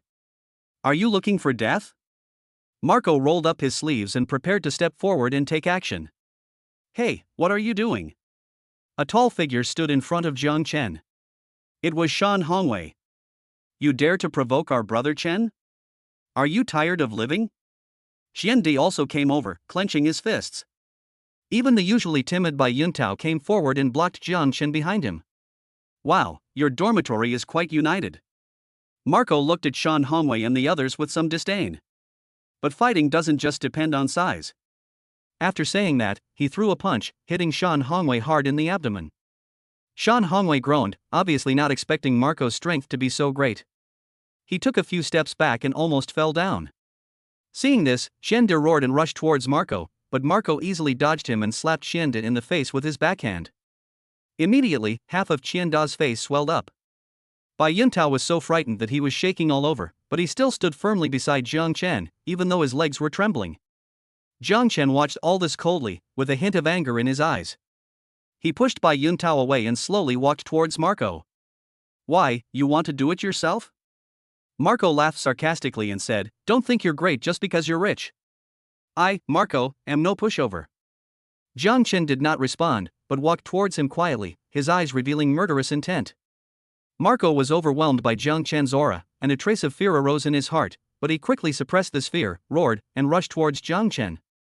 However, just as he was about to touch Jiang Chen suddenly moved. He dodged Marco's attack with an almost incredible speed and at the same time punched Marco hard in the abdomen. Marco only felt a huge force surging into his body, as if all his internal organs were shaken and displaced. He bent over in pain and vomited continuously. Jiang Chen didn't stop. He grabbed Marco's hair and forced him to look up at him. You've never been beaten, have you?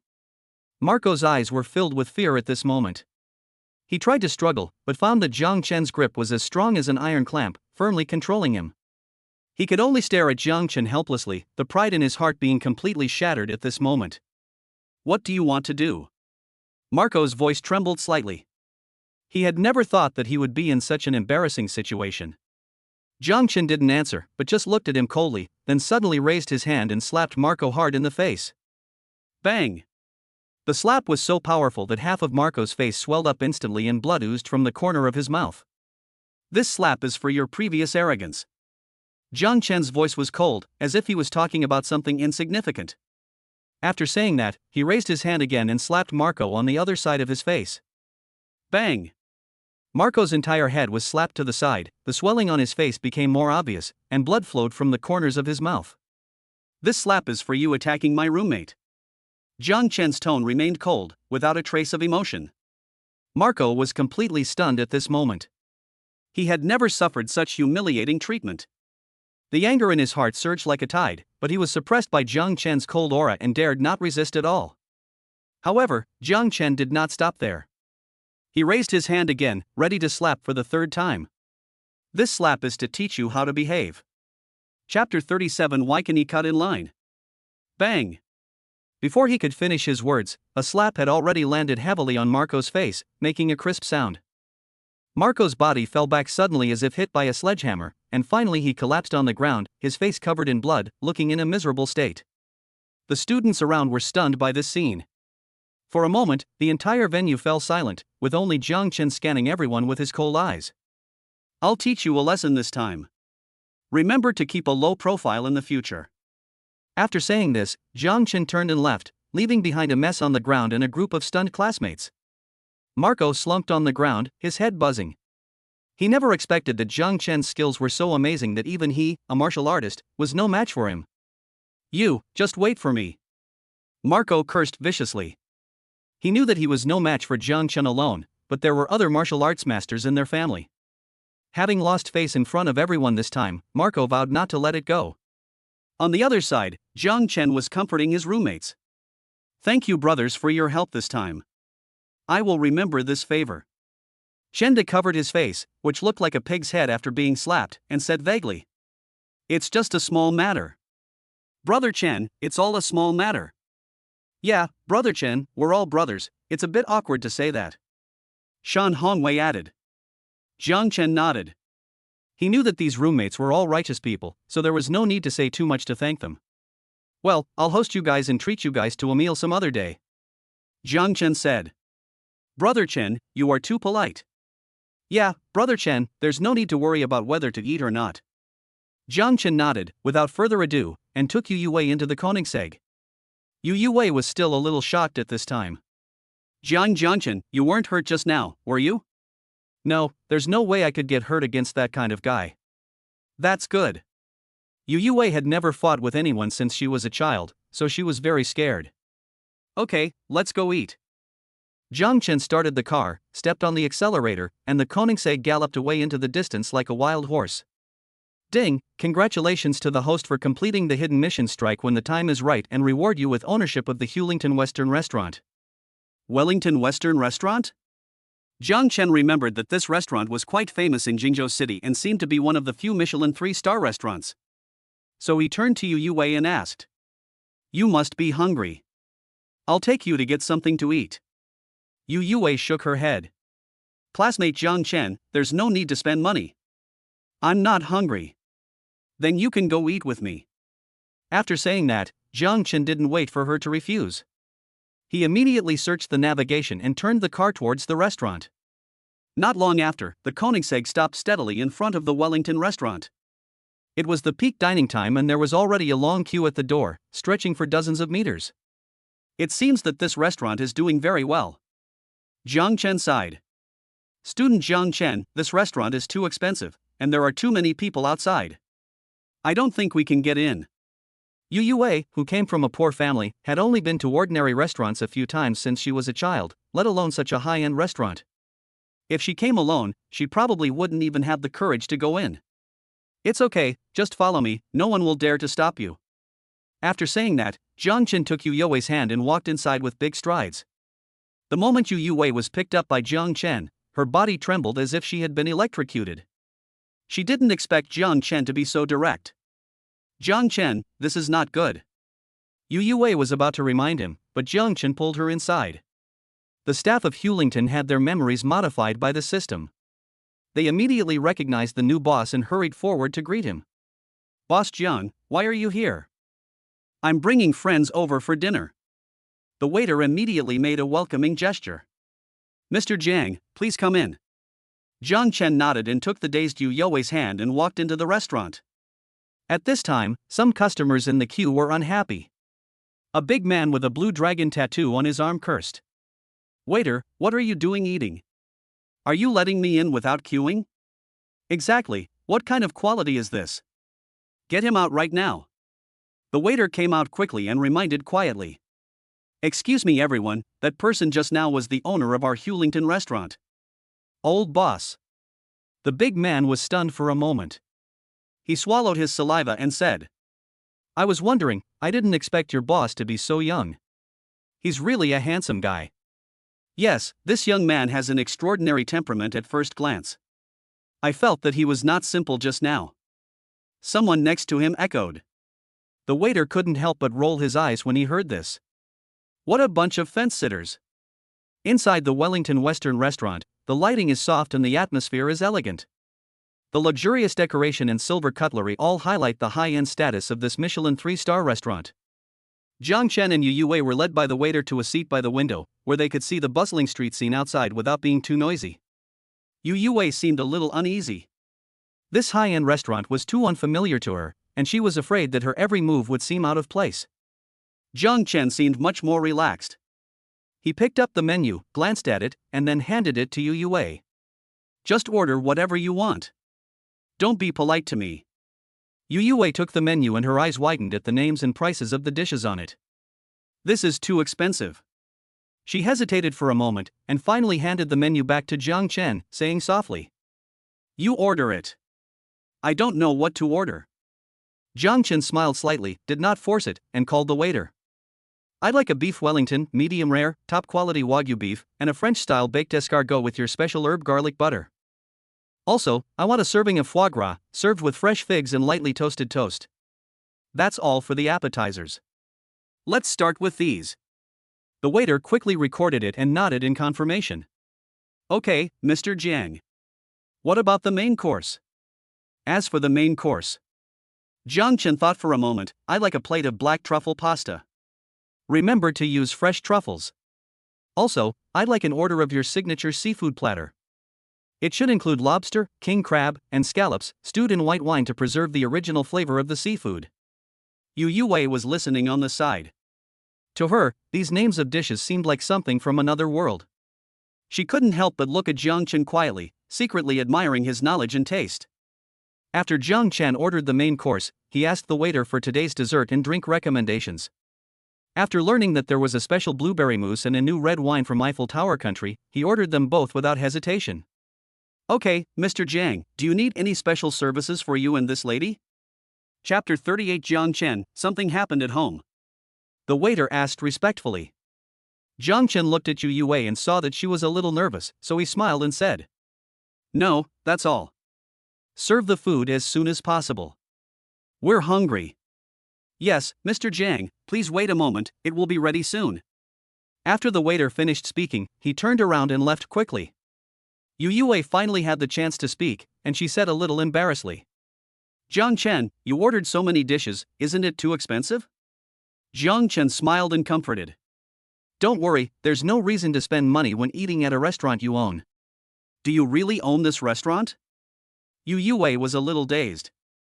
In her opinion, the owner of the Fully Hotel in her town was already the richest man in the town. And for someone like Jiang Chen to be able to open such a luxurious restaurant, how rich must he be? Is that true? So you can eat as much as you want, and I'll pay for whatever you eat. As he was talking, the dishes Jiang Chen ordered were delivered one by one.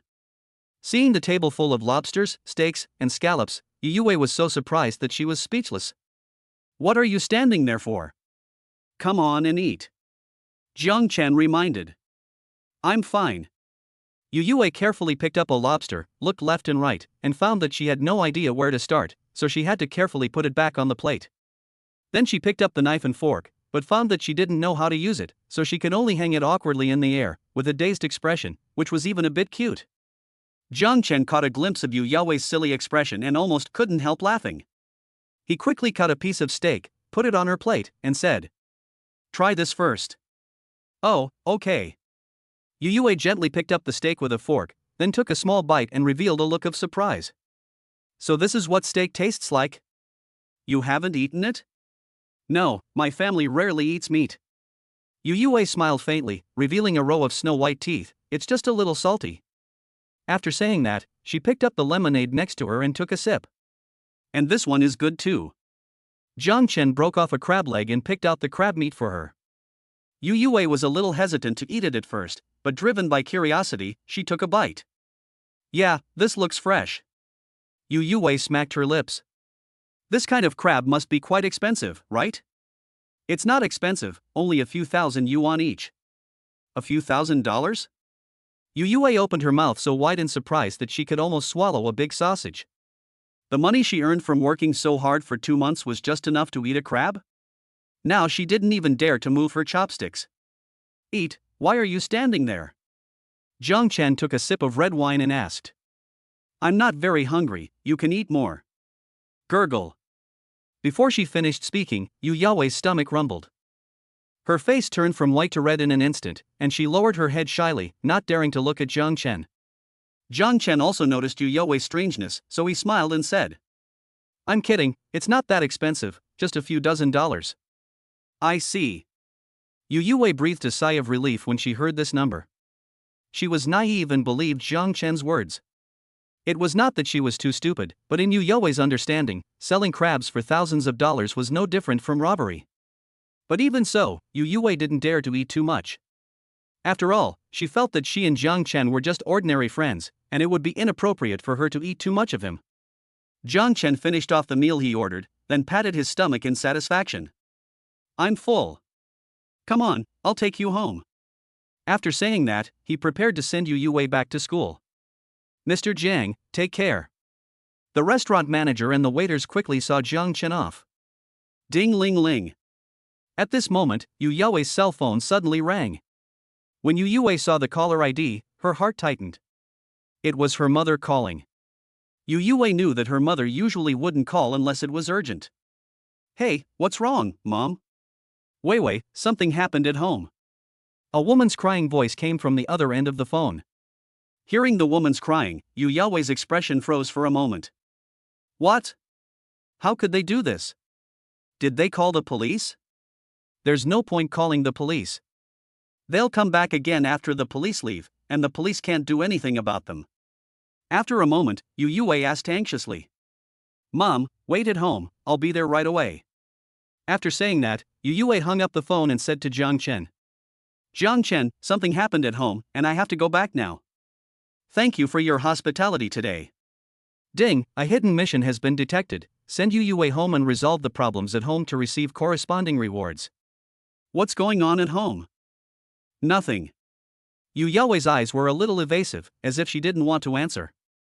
"Tell me, maybe I can help." When Yu Yue heard Jiang Chen's words, tears immediately flowed out. "My father owed a loan shark, and the lender came and smashed our house.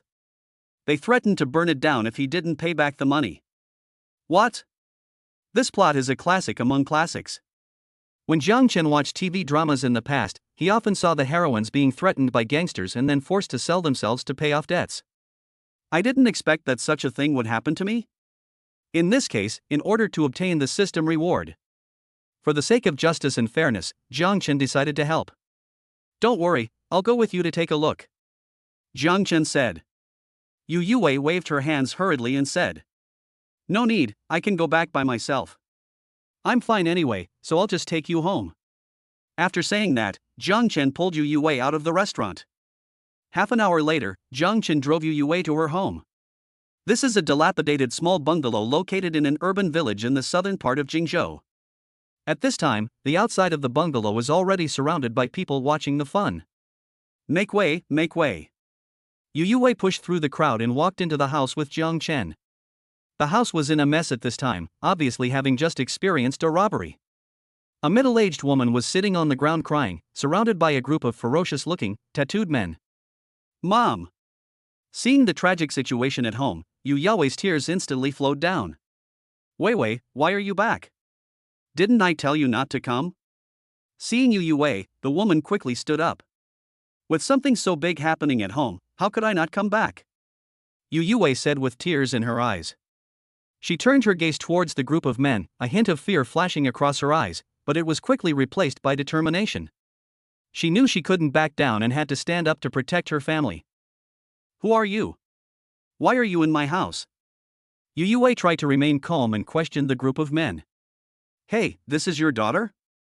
She's quite pretty. Chapter 39, You bastards, you still dare to ask for debts?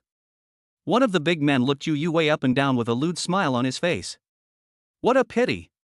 Your father still hasn't paid us back, so we have no choice but to come and collect some interest. You are breaking into a private residence.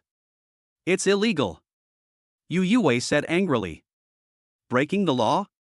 Ah, little sister, you are so naive. In this godforsaken place, we are the law. The big man laughed, and the others followed suit. Yu Yue felt a sense of despair. She knew she could not compete with these people. At this moment, Yu Yue felt a big hand holding her hand. It was Jiang Chen. Don't be afraid. Jiang Chen said softly. He turned his gaze towards the group of big men, and his eyes instantly turned cold. He walked towards the group of men step by step, emitting a powerful aura. You guys are really brave. You dare to imitate others in lending money? Jiang Chen asked coldly. Where did you come from? How dare you talk to us like that? The big men were intimidated by Jiang Chen's aura, but still responded firmly. Who do you care who I am? You came here to cause trouble and smash things. Shouldn't you give an explanation? Jiang Chen's tone became colder and colder. Explain? We're here to collect debts. They owe us money and won't pay it back, so we have no choice but to take matters into our own hands. The big man said. Oh, money? Jiang Chen sneered. Do you have an IOU? Of course there is. Look, this is the IOU. It's written clearly in black and white. They can't deny it even if they want to.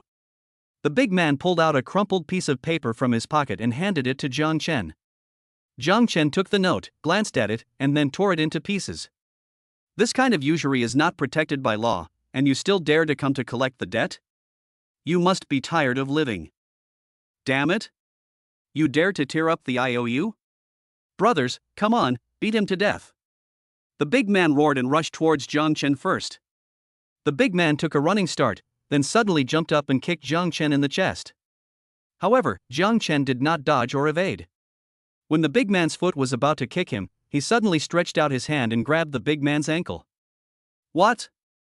The big man was startled and wanted to pull his foot back, but found that his foot seemed to be clamped by a pair of pliers and he could not move. At this moment, Jiang Chen suddenly pulled hard and turned his body to the side. Thump! The big man fell flat on his face, with several of his teeth knocked out. Ah! The big man covered his face and let out a shrill scream. Seeing this, the others roared and rushed towards Jiang Chen. Beat him to death. Don't let him get away. However, Jiang Chen was not in a hurry. He let go of the big man's ankle and then punched the person who was rushing in front. Bang! With a dull thud, the man's body flew out, knocking down the two people behind him, then fell heavily to the ground and fainted. Take care of 3 people with 1 move. The remaining people were shocked by Jiang Chen's skills and did not dare to step forward for a moment. Come together, don't be afraid of him. At this time, the big man sitting on the ground struggled to stand up. He spat out a mouthful of blood and roared. Yes, let's go together. The others also reacted, waving their sticks and rushing towards Jiang Chen again. This time, they learned their lesson and did not attack rashly. Instead, they formed a circle and surrounded Jiang Chen in the middle. Haha, you still want to attack me? Jiang Chen sneered and suddenly swept his leg, tripping the person closest to him to the ground. Then Jiang Chen took advantage of the situation and rode on the man, punching him left and right. Ah! The man let out a shrill scream and was soon beaten so badly that his face was bruised and unrecognizable. Seeing this, the others wanted to step forward to help, but they were afraid that Jiang Chen would suddenly attack and hurt others, so they were helpless for a moment. If you don't do it, it will be my turn. After taking care of one person, Jiang Chen stood up and slowly walked towards the others. His pace was not fast, but it made them feel inexplicably fearful. Don't come over here. One of them mustered up his courage and rushed towards Jiang Chen, brandishing a stick. However, just as he was about to swing the stick, Jiang Chen grabbed it. Jiang Chen twisted the stick into a twist shape with force, and then threw it away. What the hell? The man looked at his stick being twisted into a knot, his eyes full of fear. He wanted to retreat, but Jiang Chen had already rushed forward and punched him in the chest. Bang! The man's body flew out, fell heavily to the ground and fainted. Seeing this, the remaining people dropped their sticks and turned to run. They knew that they were no match for Jiang Chen, and staying would probably be dangerous. Want to run? Jiang Chen sneered, moved, and chased after him. In the blink of an eye, everyone was knocked to the ground by Jiang Chen. They lay on the ground, groaning in pain, without even the strength to stand up. Jiang Chen walked up to the leading man and looked down at him. Go back and tell your boss not to cause trouble here again, or I'll beat you up every time I see you. Hearing this, the big man covered his stomach and threatened. Just wait for me. I'm from the Qingyun Society. Wait until I get back and tell our boss, and then you can just wait to die. It's Qingyun Club again? Jiang Chen's ears have been almost calloused by this name lately. It seems that the influence of the Qingyun Society has spread all over Jingzhou, and they are involved in all kinds of illegal activities. Jiang Chen thought to himself, and at the same time he also realized that gangs like this that dare to blatantly break the law have umbrellas behind them, and their status is not low. It seems that we need to investigate it carefully. Are you threatening me? Jiang Chen clenched his fists and walked over to the big man. What do you want to do? Don't think I'm afraid of you. Don't come over here. The big man sat on the ground and backed away in fear. Bang! The next second, Jiang Chen kicked the big man in the chest. Chapter 40 Who let you in? The kick was so powerful that the big man flew backwards more than 10 meters like a broken sack and spit out a mouthful of blood. Jiang Chen did not stop there. He leaned close to the big man's ear, and said coldly, Go back and tell the leader of your Qingyun Society to be more restrained. If I encounter you doing evil again, it won't be as simple as today. The big man's face was pale. He felt the cold murderous intent emanating from Jiang Chen. That kind of momentum was like the death-seeking god from hell. He nodded tremblingly and promised repeatedly. Okay, I'll tell the boss. Jiang Chen stood up, glanced at the people groaning on the ground, and snorted coldly. You're responsible for the consequences. After he finished speaking, he turned and walked into the house, leaving behind a scene of frightened and fearful eyes. Although these thugs are ferocious, in the face of absolute strength, they are like lambs to be slaughtered and have no power to resist. After Jiang Chen entered the house, the people who stayed behind immediately supported each other and quickly fled from this horrible place. Jiang Chen walked up to Yu Wei and asked with concern. Are you okay? No, nothing. Yu Wei's voice trembled a little. Thank you, Jiang Chen. If you weren't here today, my mother and I would be. At this time, Yu Wei's mother also hurried forward to thank him. Child, you are Yu Wei's classmate, right? I really want to thank you for today. Auntie thanks you. After she finished speaking, she bent her legs and wanted to kneel down to thank Jiang Chen. Auntie, what are you doing? Get up quickly. Jiang Chen quickly helped her up. At this time, Yu Wei's mother was already crying. Actually, our family was doing well. It was all because of his father's gambling addiction. When he ran out of money, he borrowed money from loan sharks everywhere. Our whole family was badly hurt. Yes, gambling is indeed harmful to people. I have an incompatible relationship with gambling and drugs. After a while, Yu Wei and her daughter calmed down, and Jiang Chen continued to comfort them. It's okay, Auntie. Things will get better. Don't worry, I'm here, and those people from the Qingyun Society won't dare to cause you any trouble. Yu Wei pursed her lips tightly. She felt that she owed Jiang Chen a big favor before, and now with this incident, she probably would never be able to repay it in her lifetime. Ding, congratulations to the host for completing the hidden mission, and be rewarded with ownership of the Red Curtain Investment Company. Red Curtain Investment? That name sounds familiar. Jiang Chen suddenly remembered that this Hongmu Venture Capital was the investment company where Fu Meilin worked. This is too coincidental, or did you, the system, arrange this on purpose? The system did not respond. Since it's arranged like this, it would be a bit inappropriate not to go see Sister Meilin. After that, Jiang Chen settled Ju Yue and her daughter, and told her to contact him immediately if anything happened. Then he drove the Koenigsegg straight to the headquarters of Red Curtain Venture Capital. The headquarters of Hongmu Venture Capital is located in a towering skyscraper in the bustling central area of Jingzhou City. The building's exterior is dominated by dark gray, with simple and smooth lines, exuding an atmosphere that is both stable and modern. Jiang Chen walked towards the front desk, and the receptionist immediately came up to him warmly and asked with a smile. "Hello, how can I help you?" "I'm here to see President Fu Meilin." Jiang Chen responded politely. When the receptionist heard this, a hint of surprise flashed in her eyes, but she quickly returned to normal. She quickly looked it up on the computer and then said respectfully, "Manager Fu is in the HR manager's office on the 9th floor. Do you want me to let him know?" "No, I can go up by myself, thank you." Jiang Chen smiled and shook his head, then turned and walked towards the elevator. Looking at Jiang Chen's departing back, the receptionist couldn't help but be stunned. This boy is so handsome. What's his relationship with Mr. Fu? Could it be? She immediately opened a WeChat group chat called Company Gossip Group and sent a message. "Girls, I've got a big melon. Do you want to hear about it?" At this time, Jiang Chen had already taken the elevator to the 9th floor, and he quickly found Fu Meilin's office.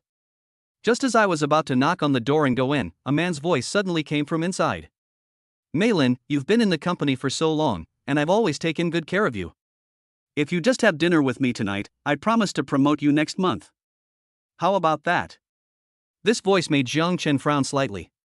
Jiang Chen did not go in immediately, but stood quietly at the door, listening attentively, trying to find out what was going on inside. Then, he heard Fu Meilin's slightly cold voice. "Mr. Li, I appreciate your concern for me, but I just want to do my job well and don't want to get promoted through other means." It turns out that this man is none other than Li Mingda, the vice president of Hongmu Venture Capital. "Humph, Fu Meilin, don't be ungrateful." Li Mingda's voice suddenly turned gloomy. "The opportunity I'm giving you is something others would only dream of. Don't think I don't know what you're thinking. Aren't you just trying to climb the ladder? If you come with me tonight, I guarantee you'll be able to take the position of regional manager tomorrow." Hearing this, a hint of coldness flashed in Jiang Chen's eyes. He didn't expect that Li Mingda was so despicable that he openly threatened Fu Meilin in the office.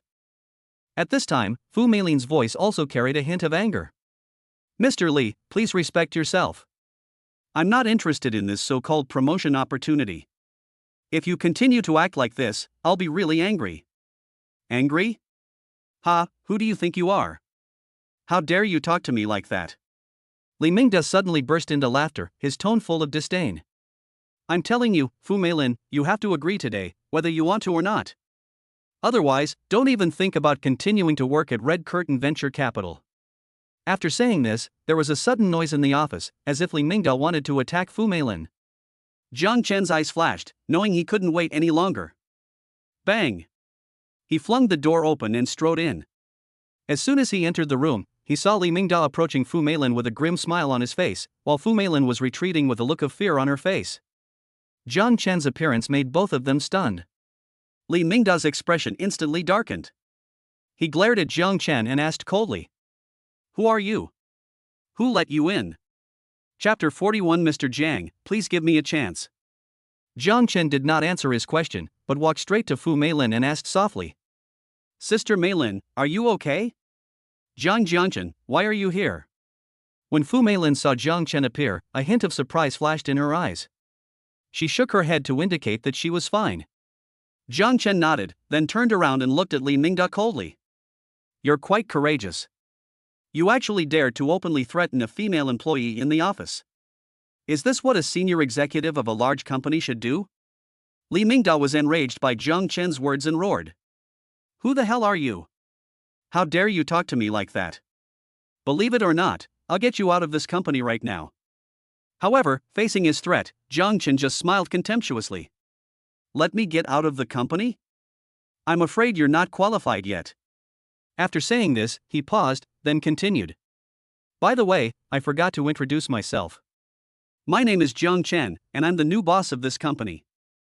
When these words were spoken, Li Mingda and Fu Meilin were both stunned, especially Li Mingda. His face could be described as pale at this moment, and his eyes were full of disbelief. What did you say? Are you the new boss? Li Mingda looked very surprised, but then he thought about it and felt that Jiang Chen was lying to him. He stared wide-eyed, looking Jiang Chen up and down, a sarcastic smile on his face. You said you're the new boss? Ha, what a joke. I, Li Mingda, have been at Red Curtain Ventures for so many years, how come I've never heard of the company getting a new boss? Jiang Chen looked at Li Mingda calmly, as if he were watching a clown show. He didn't immediately refute him, but instead pulled his phone out of his pocket and found the number of Qin Kong, the CEO of Red Curtain Venture Capital. Since you don't believe it, I'll let you see it with your own eyes. Jiang Chen said as he pressed the dial button. Qin Kong was in the office on the top floor at this time. He had just learned that the company had been acquired by a mysterious tycoon. The call was quickly connected, and Kong Ming's respectful voice came from the other end. Hello. Hello, I'm Jiang Chen. Hello, Mr. Jiang, may I have any instructions? Jiang Chen smiled slightly and pointed the phone screen at Li Mingda so that he could clearly see the caller ID. Then he said into the phone.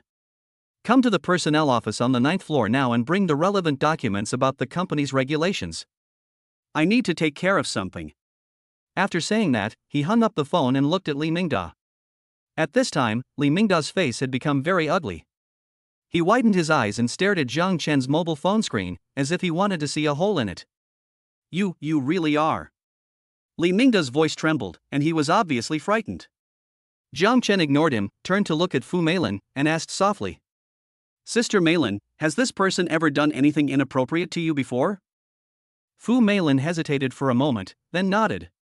He used to be quite frivolous with his words, and recently he even started to get physical. I see. Jiang Chen nodded and interrupted her, Don't worry, I will give you an explanation for this matter. After saying this, he looked at Li Mingda again, his eyes had turned cold. Li Mingda, what else do you have to say now? Li Mingda was completely panicked at this moment. He knew that he had really hit a wall this time. He pleaded quickly. Boss Jiang, I was wrong. Please give me a chance. I will work hard in the future and never do it again. However, Jiang Chen ignored his pleas. He knew very well that people like Li Mingda would only become more unscrupulous if they were not severely punished. Soon, Executive President Qin Kong rushed to the office. As soon as Qin Kong opened the door, he felt the tense and almost frozen atmosphere in the office. His eyes quickly swept between Jiang Chen, Li Mingda and Fu Meilin, and he suddenly understood something. Especially when he saw Jiang Chen's icy expression, he knew that someone must have offended the new boss. Boss Jiang, are you looking for me? Qin Kong tried his best to make his voice sound calm, even though he had already sensed something was wrong. Jiang Chen didn't say any more nonsense, and pointed directly at Li Mingda, his voice as cold as ice. From now on, this person is no longer an employee of Red Curtain Ventures. You will immediately fire him and report him to the police, accusing him of sexually harassing company employees. Qin Kong was shocked when he heard this. Although he didn't know what happened exactly, Jiang Chen's order was clear enough. Without any hesitation, he nodded and said, Yes, Mr. Jiang, I'll do it right away. Li Mingda had completely collapsed on the ground at this moment. His face was ashen and his eyes were full of despair. He knew he was finished, completely finished. He tried to beg for mercy, but his throat seemed to be blocked by something and he could only make a weak groan. Immediately afterwards, Qin Kong turned around and was about to leave the office. Seeing this, Li Mingda rushed over and grabbed Qin Kang's legs, begging, Boss Qin, please save me. I don't want to go to jail. Qin Kong glanced at Li Mingda with disgust, shook his hand away, and said coldly, Deputy President Li, you're on your own. After saying that, he strode out of the office. Li Mingda slumped on the ground, his eyes losing focus. Jiang Chen looked at Li Mingda's miserable condition without any sympathy in his heart. He turned around, looked at Fu Meilin, and asked softly, Sister Meilin, are you okay?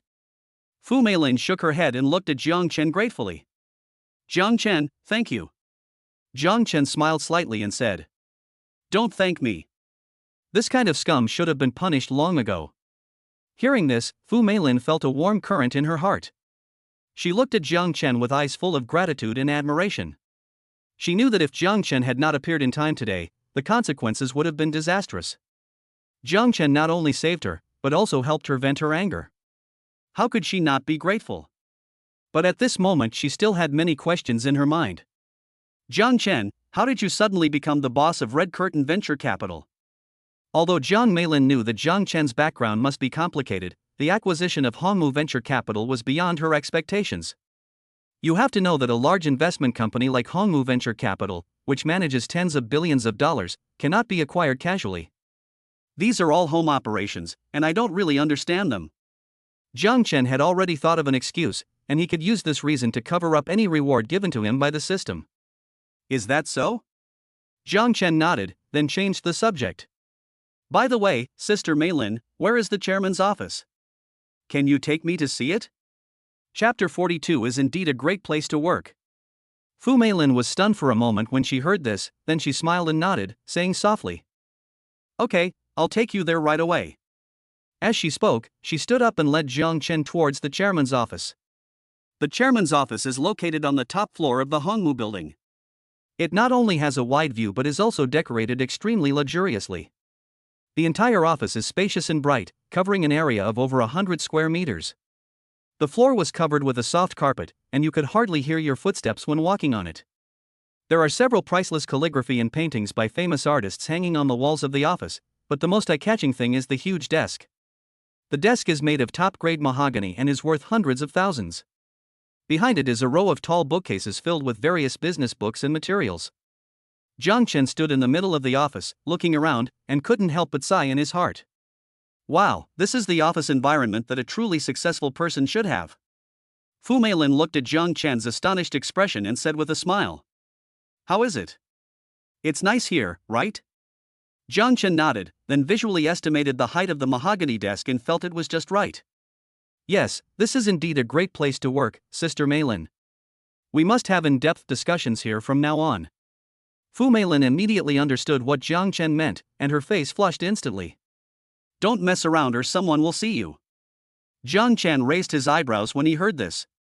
Who is so bold as to casually enter the chairman's office? Fu Meilin covered her mouth and laughed. Yes, Mr. Jiang, you are the best, but offices of this level are all equipped with lounges." "Oh? There's a lounge?" Jiang Chen had never heard of this before and felt that he was a little ignorant. Fu Meilin nodded, then rummaged around and found an exquisite remote control. "The lounge is behind the bookshelf." As she spoke, she gently pressed a button on the remote control. With a slight mechanical sound, the bookcase slowly moved to the sides, revealing a hidden door. Jiang Chen's eyes lit up when he saw that this lounge was decorated even more exquisitely, just like a luxury suite in a five-star hotel. It has everything you need, including a soft big bed, a high-end sofa, an exquisite coffee table, and even a separate bathroom. Isn't this too extravagant? Jiang Chen couldn't help but sigh, and at the same time he was secretly happy in his heart. It would be much more convenient to communicate with Fu Meilin in the future. Fu Meilin smiled and said mischievously, "How is it? This lounge doesn't disappoint you, does it?" Jiang Chen came back to his senses, put his arm around Fu Meilin's waist, and said with a wicked smile, "Sister Meilin, you really understand me." Feeling the masculine aura of Jiang Chen, Fu Meilin's cheeks heated up slightly. She glared at him and turned her head away, pretending to be angry. "Go away, you always try to take advantage of me." Jiang Chen chuckled and said shamelessly, "How can this be considered taking advantage? I'm just expressing my appreciation and fondness for you." As he spoke, he took Fu Meilin's hand and sat down on the soft big bed together. Fu Meilin struggled to stand up, but Jiang Chen held her firmly on the bed. "Jiang Chen, please let me go. It would be bad if someone saw us." Fu Meilin's cheeks felt slightly hot, she glared at him, and spoke in a trembling voice. Although the two of them had already broken the window paper, this was the company after all, and she was still a little worried about being discovered. Jiang Chen smiled nonchalantly and said, "What are you afraid of? This is the chairman's office. Who dares to come in casually?" As he spoke, he leaned over and whispered in Fu Meilin's ear, "Sister Meilin, I actually came here specifically to see you today." Jiang Chen's voice was deep and magnetic, as if it had a magical power that made Fu Meilin's heart beat faster involuntarily. Feeling Jiang Chen's warm breath and strong masculinity, Fu Meilin's body instantly became stiff. She stared at Jiang Chen's handsome face so close to her with wide eyes, and an inexplicable impulse and desire surged in her heart. She knew that she had completely fallen, and she could not remain rational and calm in front of this man. Fu Meilin bit her lip lightly, glared at Jiang Chen, and a charming smile appeared on her face. Okay, this is what you said. If you dare to treat me badly in the future, just wait and see how I deal with you. As she spoke, she took the initiative to hook her arms around Jiang Chen's neck and embraced him in his arms. Wait a minute, let me draw the curtains first. Jiang Chen picked up Fu Meilin and gently placed her on the bed, then stood up and closed the curtains. But, add Q. On the other hand, while Jiang Chen was busy picking up girls, the Qingyun Club headquarters on the other side was in chaos. At this time, the wounded white fox was standing in front of Zhou Mingquan. Although her face looked a little haggard, she still couldn't hide her cold temperament. What? Even you failed? The white fox nodded. That guy is very strong, at least at the peak of dark energy. I don't know if he's reached Grandmaster level, but I'm no match for him. Zhou Mingquan frowned slightly. Who on earth is this guy? Is the information he's investigating fake? Boss Zhou, I think you should investigate thoroughly first. If you offend someone you shouldn't, it will be a bit tricky. Impossible, absolutely impossible. Zhou Mingquan slammed the table hard. I'm the dignified leader of the Qingyun society. If I can't even handle a young brat, how can I still have the dignity to stay in Jingzhou? Then he lowered his voice and said to the white fox, Go find me the spotted tiger. The white fox was a little surprised when he heard this.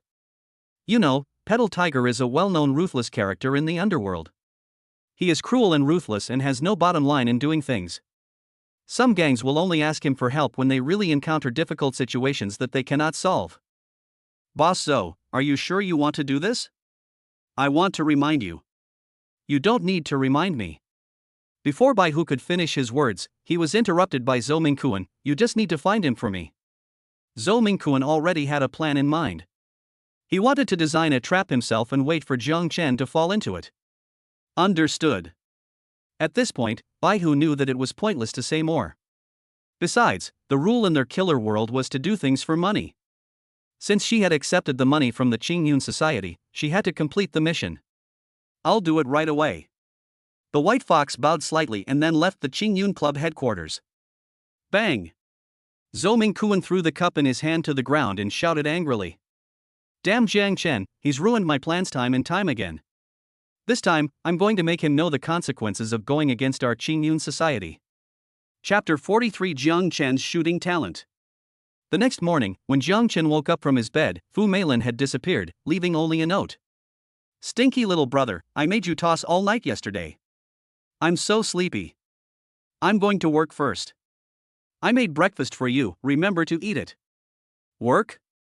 Jiang Chen shook his head and thought to himself that Sister Meilin was so dedicated. Now that she was his woman, she still went to work on time? Otherwise, I might as well give her a promotion or let her be my personal secretary. Jiang Chen yawned and came to the dining table. On the dining table was the breakfast carefully prepared by Fu Meilin. The steaming rice porridge exudes a faint aroma, and the small plate next to it contains a few exquisite side dishes with tempting colors. There are also a few slices of toast that are baked to perfection, paired with fresh jam, which really whets your appetite. Jiang Chen looked at the sumptuous breakfast and felt very satisfied. As expected, a mature woman knows how to take care of others. Ding, Fu Meilin's strategy progress has reached 93%, rewarding the host with firearms proficiency. A system notification sound suddenly came into Jiang Chen's mind. Firearms proficiency? This is a good skill, but unfortunately China has a gun ban, so it is unlikely to be used. That's right. There is a place where you can experience it. Jiang Chen suddenly remembered that during the military training at Jingzhou University, there was shooting training, and it seemed to be live fire shooting. He opened his phone and looked through the military training schedule sent out in the WeChat group, and found that today was the day for shooting training. This opportunity cannot be missed. Jiang Chen thought to himself, then he ate a few mouthfuls of the breakfast prepared by Fu Meilin and drove the Koenigsegg towards Jingzhou University. After entering the university gate, Jiang Chen was looking for a place to park when suddenly a burly boy wearing designer clothes came over. Oh my god. Bro, your car is so cool. Jiang Chen rolled down the window and asked doubtfully. Who are you? The boy scratched his head and introduced himself. I'm a senior student at the Institute of Physical Education.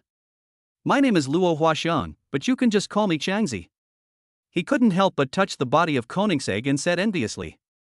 This car is much cooler than my Lamborghini, brother. You are not from Jingzhou, right? Jiang Chen shook his head. No.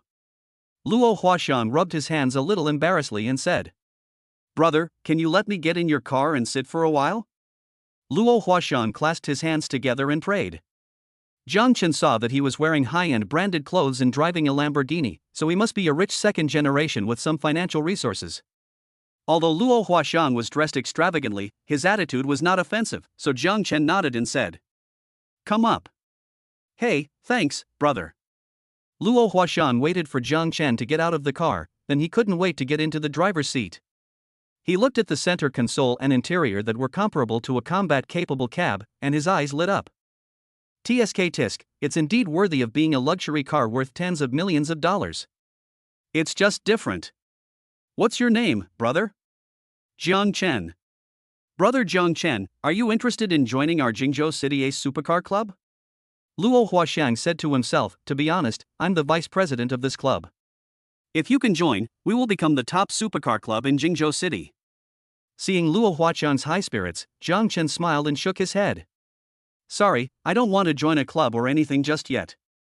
Jiang Chen glanced at the Patek Philippe in his hand and said, sorry, I have something else to do. I have to leave first. Luo Huashan was somewhat disappointed when he heard this, but he quickly got out of the car. Okay then, if you're interested, brother Jiang Chen, you can contact me anytime. Here's my business card. Luo Huashan took out a business card and handed it over with both hands with a very respectful attitude. Good. Jiang Chen accepted the business card, then lightly stepped on the accelerator and drove towards the military training ground. Luo Huashan looked at Koenigsegg's back and couldn't help but sigh. This car is too awesome. No way, we have to get him into our club. At this time, on the spacious playground of Jingzhou University, freshmen were gathering around the newly set up shooting range, excitedly discussing the upcoming shooting training. I heard this shooting training is live ammunition, so exciting. Yeah, I've wanted to touch a gun since I was a kid, and this time I finally have the chance. The instructors were busy preparing to ensure that every step was foolproof. Classmates, this opportunity for shooting training is hard-earned, so you must cherish it. Next, I will explain how to use a rifle. The instructor said seriously, holding a Type 95 automatic rifle for demonstration in his hand. Jiang Chen parked the Koenigsegg on the side of the road, walked over to the instructor, and greeted him. Instructor, I'm late, sorry. The instructor glanced at him and nodded. Well, hurry up and get in line, the training is about to begin. Jiang Chen responded and quickly found his seat. Remember, when shooting, you must keep your breathing steady, aim at the target, and pull the trigger gently and decisively. The instructor emphasized again. Then, the instructor began to demonstrate the shooting action, which attracted everyone's admiration. Okay, now it's your turn. After the instructor finished speaking, he asked the students to come forward and shoot one by one. Jiang Chen stood in the middle of the team, and the people in front of him walked up one by one. Probably because it was everyone's first time touching a gun, no one hit the bullseye, and the only one who hit it was just a lucky miss. Finally, it was Jiang Chen's turn. He stepped forward and took the rifle handed to him by the instructor, feeling an inexplicable excitement in his heart. He took a deep breath, adjusted his posture according to the instructor's instructions, and aimed the gun at the bullseye in the distance. Bang! A gunshot pierced the sky. Jiang Chen only felt his shoulders shake slightly, and then he saw a hole appear on the target paper in the distance. 10 rings. The instructor's voice came with a hint of surprise and appreciation. Jiang Chen smiled slightly, feeling secretly proud. It seems that this gun master's skill is indeed not to be underestimated. He easily scored a good score of 10 rings without even aiming. That's awesome, brother Chen, have you practiced this before? Yeah, how did you do that? Why do I always miss the target? Qiande and others nearby asked curiously. Jiang Chen shook his head. No, maybe I was just lucky. He didn't want to reveal too many of his secrets. In the following shooting training, Jiang Chen's performance was always outstanding, and almost every shot could hit the 10 rings steadily. His achievements not only impressed his classmates, but also won him high praise from his instructors. After the shooting training, the instructor walked over to Jiang Chen and asked seriously. Jiang Chen, you performed very well today. Have you ever considered joining the army? Chapter 44. Are you sure it's him? Jiang Chen was slightly stunned. He didn't expect the instructor to make such a suggestion. He looked up at the instructor and smiled slightly. Sorry, instructor, I have no plans to join the military. After hearing this, the instructor's eyes flashed with disappointment, because Jiang Chen's incredible gun sense made him a natural sniper. Well, I just think it's a shame to waste a talent like yours. If you change your mind later, feel free to come find me. Jiang Chen's instructor was named Wang Meng. He was promoted to company commander when he was less than 30 years old and had some connections in the army. If he could unearth a genius like Jiang Chen, then he would have made a great contribution. Got it, thank you, instructor. After training for a while, Wang Meng asked everyone to rest on the spot. Brother Chen, do you have any water? The dog days of summer were scorching hot and Bai Yuntao was already feeling thirsty. Jiang Chen shook his head. No, but someone should come and bring me some water soon. When Marco, who was standing next to him, heard this, he felt jealous again. Last time Jiang Chen made him lose face in front of everyone, he was planning how to take revenge on Jiang Chen. Humph, Jiang, you're really not picky. You even date a showgirl like Yu Wei. Marco whispered secretly behind his back. He recently started dating a girlfriend with a hot body. Although her appearance is not as good as Yu Wei, her figure is definitely better than hers. Today he also deliberately asked his girlfriend to bring him water, with the intention of outdoing Jiang Chen. Sure enough, at this moment, a tall girl with big wavy hair appeared not far away. She held a cup of lemon tea in her hand, walked straight to Marco, handed him the water, and said in a coquettish voice. Brother Marco, you've worked hard. I'm here to bring you some water. After saying that, she deliberately shook the two big white rabbits on her chest. Thank you, baby, Mua. Marco deliberately hugged her and kissed her, while secretly glancing at Jiang Chen, as if to say, You're outshined by me, aren't you? Why didn't your malnourished girlfriend come? Just when Marco was feeling smug, a beautiful figure appeared not far away. Everyone looked closely and saw that it was Senior Yi Shirhan. Today, Yi Shirhan was wearing a tight white t-shirt with the hem slightly gathered, outlining her slender waist. The collar of the t-shirt is slightly loose, and it sways gently with her steps, revealing the graceful collarbone line. A small pink heart-shaped pattern is printed on her chest, adding a bit of playfulness and cuteness. She was wearing a pair of high-waisted light-colored denim shorts that tightly wrapped around her long, straight legs, exposing a large area of fair skin that sparkled with an alluring luster in the sun. Yi Shirhan's appearance made all the LSPs drool. Senior Yi is so stunning. Her long legs are longer than my life. Otherwise, how could she be the campus belle of Jingzhou University? How could she be compared to any ordinary girl? I'm willing to trade 10 years of my brother's life for a night of passion with Senior Yi. It took me 20 years. Get out of the way, are you still rolling up? In fact, it's not everyone's fault for fantasizing, after all, they are all a group of young men full of vigor and vitality. I have to say that Yi Shirhan's figure is simply perfect, with exquisite curves. She is thin where she should be thin, and has flesh where she should have flesh. There is not a trace of fat around her waist, and her belly is flat and tight, showing off her perfect abdominal lines. The buttocks are firm and round, forming a sharp contrast with the slender waist, outlining an attractive S-shaped curve. At this moment, she was walking towards Jiang Chen holding a glass of iced juice. The sunlight shone on her, casting a golden halo on her, making her look even more dazzling. Her appearance immediately attracted the attention of everyone present, including Marco, who was just feeling smug. Jiang Chen, you've worked hard. Yi Shirhan walked up to Jiang Chen and handed him the juice with a smile. This is the juice I squeezed myself, have some. Jiang Chen took the juice and felt the cool touch from his fingertips, feeling secretly happy. He looked up at Yi Shirhan's clear and bright eyes, and a cynical smile appeared on the corner of his mouth. Thank you for your concern, Senior Yi. I won't be shy about it then. After saying that, he tilted his head back and took a big sip of juice. The sweet fruity aroma filled his mouth and he felt extremely comfortable in an instant. Marco, standing beside him, was stunned. The fire of jealousy in his heart was burning fiercely, and his back teeth were almost broken. Damn it! Why would even Senior Yi bring water to Jiang Chen? When did they start hooking up? Marco looked at his girlfriend again, and the comparison made him feel bored instantly. It feels like putting the original version and the PDD version together. The difference is obvious at a glance. Marco couldn't accept being humiliated by Jiang Chen again and again, so he took out his phone and dialed a number. Hey, brother Chang, Are you in school now? Yes, you say. The guy I asked you to deal with last time is here now. Hurry and bring people over. The other party pondered for a moment and said, Got it. Wait for me for a moment and I'll bring someone over right away. 10 minutes later, just as the military training formation was disbanded, more than a dozen figures came towards the playground in a menacing manner. The leader was none other than Luo Huaxiang. Luo Huaxiang is tall and muscular, standing out among the crowd like a crane among chickens. His short hair stood upright, and there was a fierce look between his brows. The dozen or so people following behind him were all his younger brothers from the sports college. Each of them looked ferocious and fierce, and did not look like a good person. When Marco saw Luo Huaxiang and others coming, a cunning gleam flashed in his eyes. He hurried forward and whispered to Luo Huaxiang, Brother Chang, you're finally here.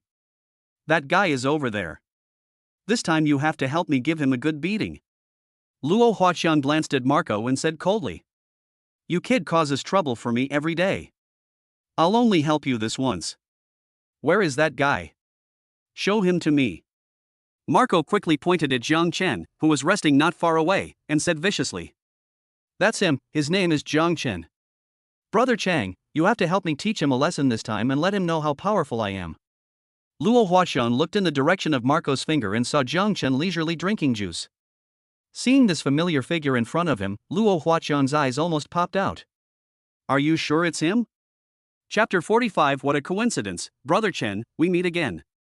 Marco didn't notice Luo Huaxiang's abnormality. He said anxiously, Yes, that's him. Go ahead, Brother Chang, teach him a lesson. However, what happened next surprised everyone.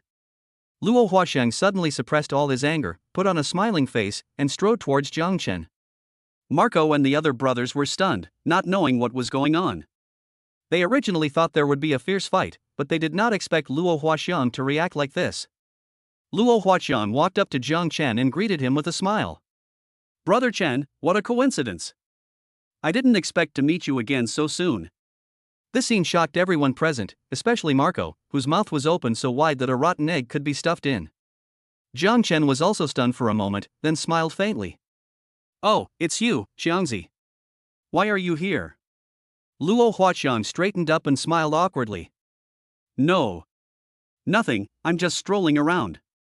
Jiang Chen nodded and said nothing more. Marco and the others were completely confused. They couldn't understand why Luo Huaxiang was so respectful to Jiang Chen.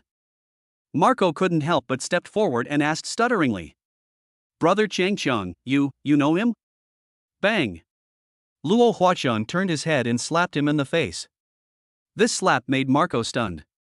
He covered his burning cheek, his eyes full of disbelief. Brother Chang, why did you hit me? Luo Huaxiang's eyes were cold, as if he was looking at a dead person. You deserve to be beaten. I warned you a long time ago to stay out of trouble, but you ignored my words. Marco was anxious, not caring about the pain on his cheek, and pointed at Jiang Chen and said, But Brother Chang, it was this guy who provoked me first. With a bang, Luo Huaxiang kicked Marco more than a meter away. Provoke you? You don't deserve it. Let me tell you, Jiang Chen is my brother, Luo Huaxiang. Anyone who dares to touch him will be slapping me in the face. Can you afford it? Marco slumped to the ground, his eyes filled with fear. He never dreamed that Jiang Chen and Luo Huaxiang had such a relationship. The younger brothers around him were also silent, not daring to breathe. They usually follow Luo Huaxiang to show off their power, but at this moment, they are afraid that Luo Huaxiang's anger will affect them. Jiang Chen also looked at Luo Huaxiang with some surprise. He actually didn't want to have too much interaction with Luo Huaxiang, but he didn't expect that Luo Huaxiang was a good person who could distinguish right from wrong. He walked forward and patted Luo Huaxiang on the shoulder. Jiangzi, thank you. Luo Huaxiang turned his head, looked at Jiang Chen, patted his chest and said, Brother Jiang Chen, you are too polite. I dare not say anything else, but in Jingzhou University, if anyone dares to mess with you, just tell me my name. After saying that, he turned his head and said, Hey, Marco, get over here and apologize to Brother Chen immediately. Even though Marco was extremely reluctant at this moment, he did not dare to hesitate at all. He crawled to Jiang Chen, bowed deeply, and said in a trembling voice, Chen, Brother Chen, I'm sorry. I was blind and didn't recognize you. I offended you. Please be magnanimous and forgive me. Jiang Chen looked at Marco calmly, a hint of teasing in his eyes. He did not speak immediately, but let the silence last for a moment before slowly speaking. Marco, remember, you won't die if you don't do it. You just got beaten last time, have you forgotten so quickly? I was wrong, Brother Chen. At this moment, Marco's face turned pale and blue, and he wished he could find a hole in the ground to crawl into. Marco, listen to me. Luo Huaxiang glanced at Marco coldly. If you dare to do that again, I'll destroy you. Do you hear me? I heard it, Brother Chang. Marco said with a trembling voice. At this moment, he no longer had the arrogance and domineering attitude he had before, and was only filled with fear and awe. At the same time, he secretly swore in his heart that he would never provoke Jiang Chen again. Jiang Chen patted Luo Huaxiang on the shoulder to express his gratitude. By the way, you mentioned a sports car club? Since Luo Huaxiang stood up for him, Jiang Chen decided to give him some face. Yes, it's the Ace Club. In our Jingzhou, its strength is at least ranked in the top 3. Now that you mention it, I'm a little interested. Take me to see it someday. No problem, Brother Jiang Chen, just call me anytime. Jiang Chen nodded slightly, and after chatting for a few more words, he took Yi Shirhan away from the playground. Junior, you looked so handsome just now. Yi Shirhan looked at Jiang Chen with starry eyes. Every girl admires heroes, and she is no exception.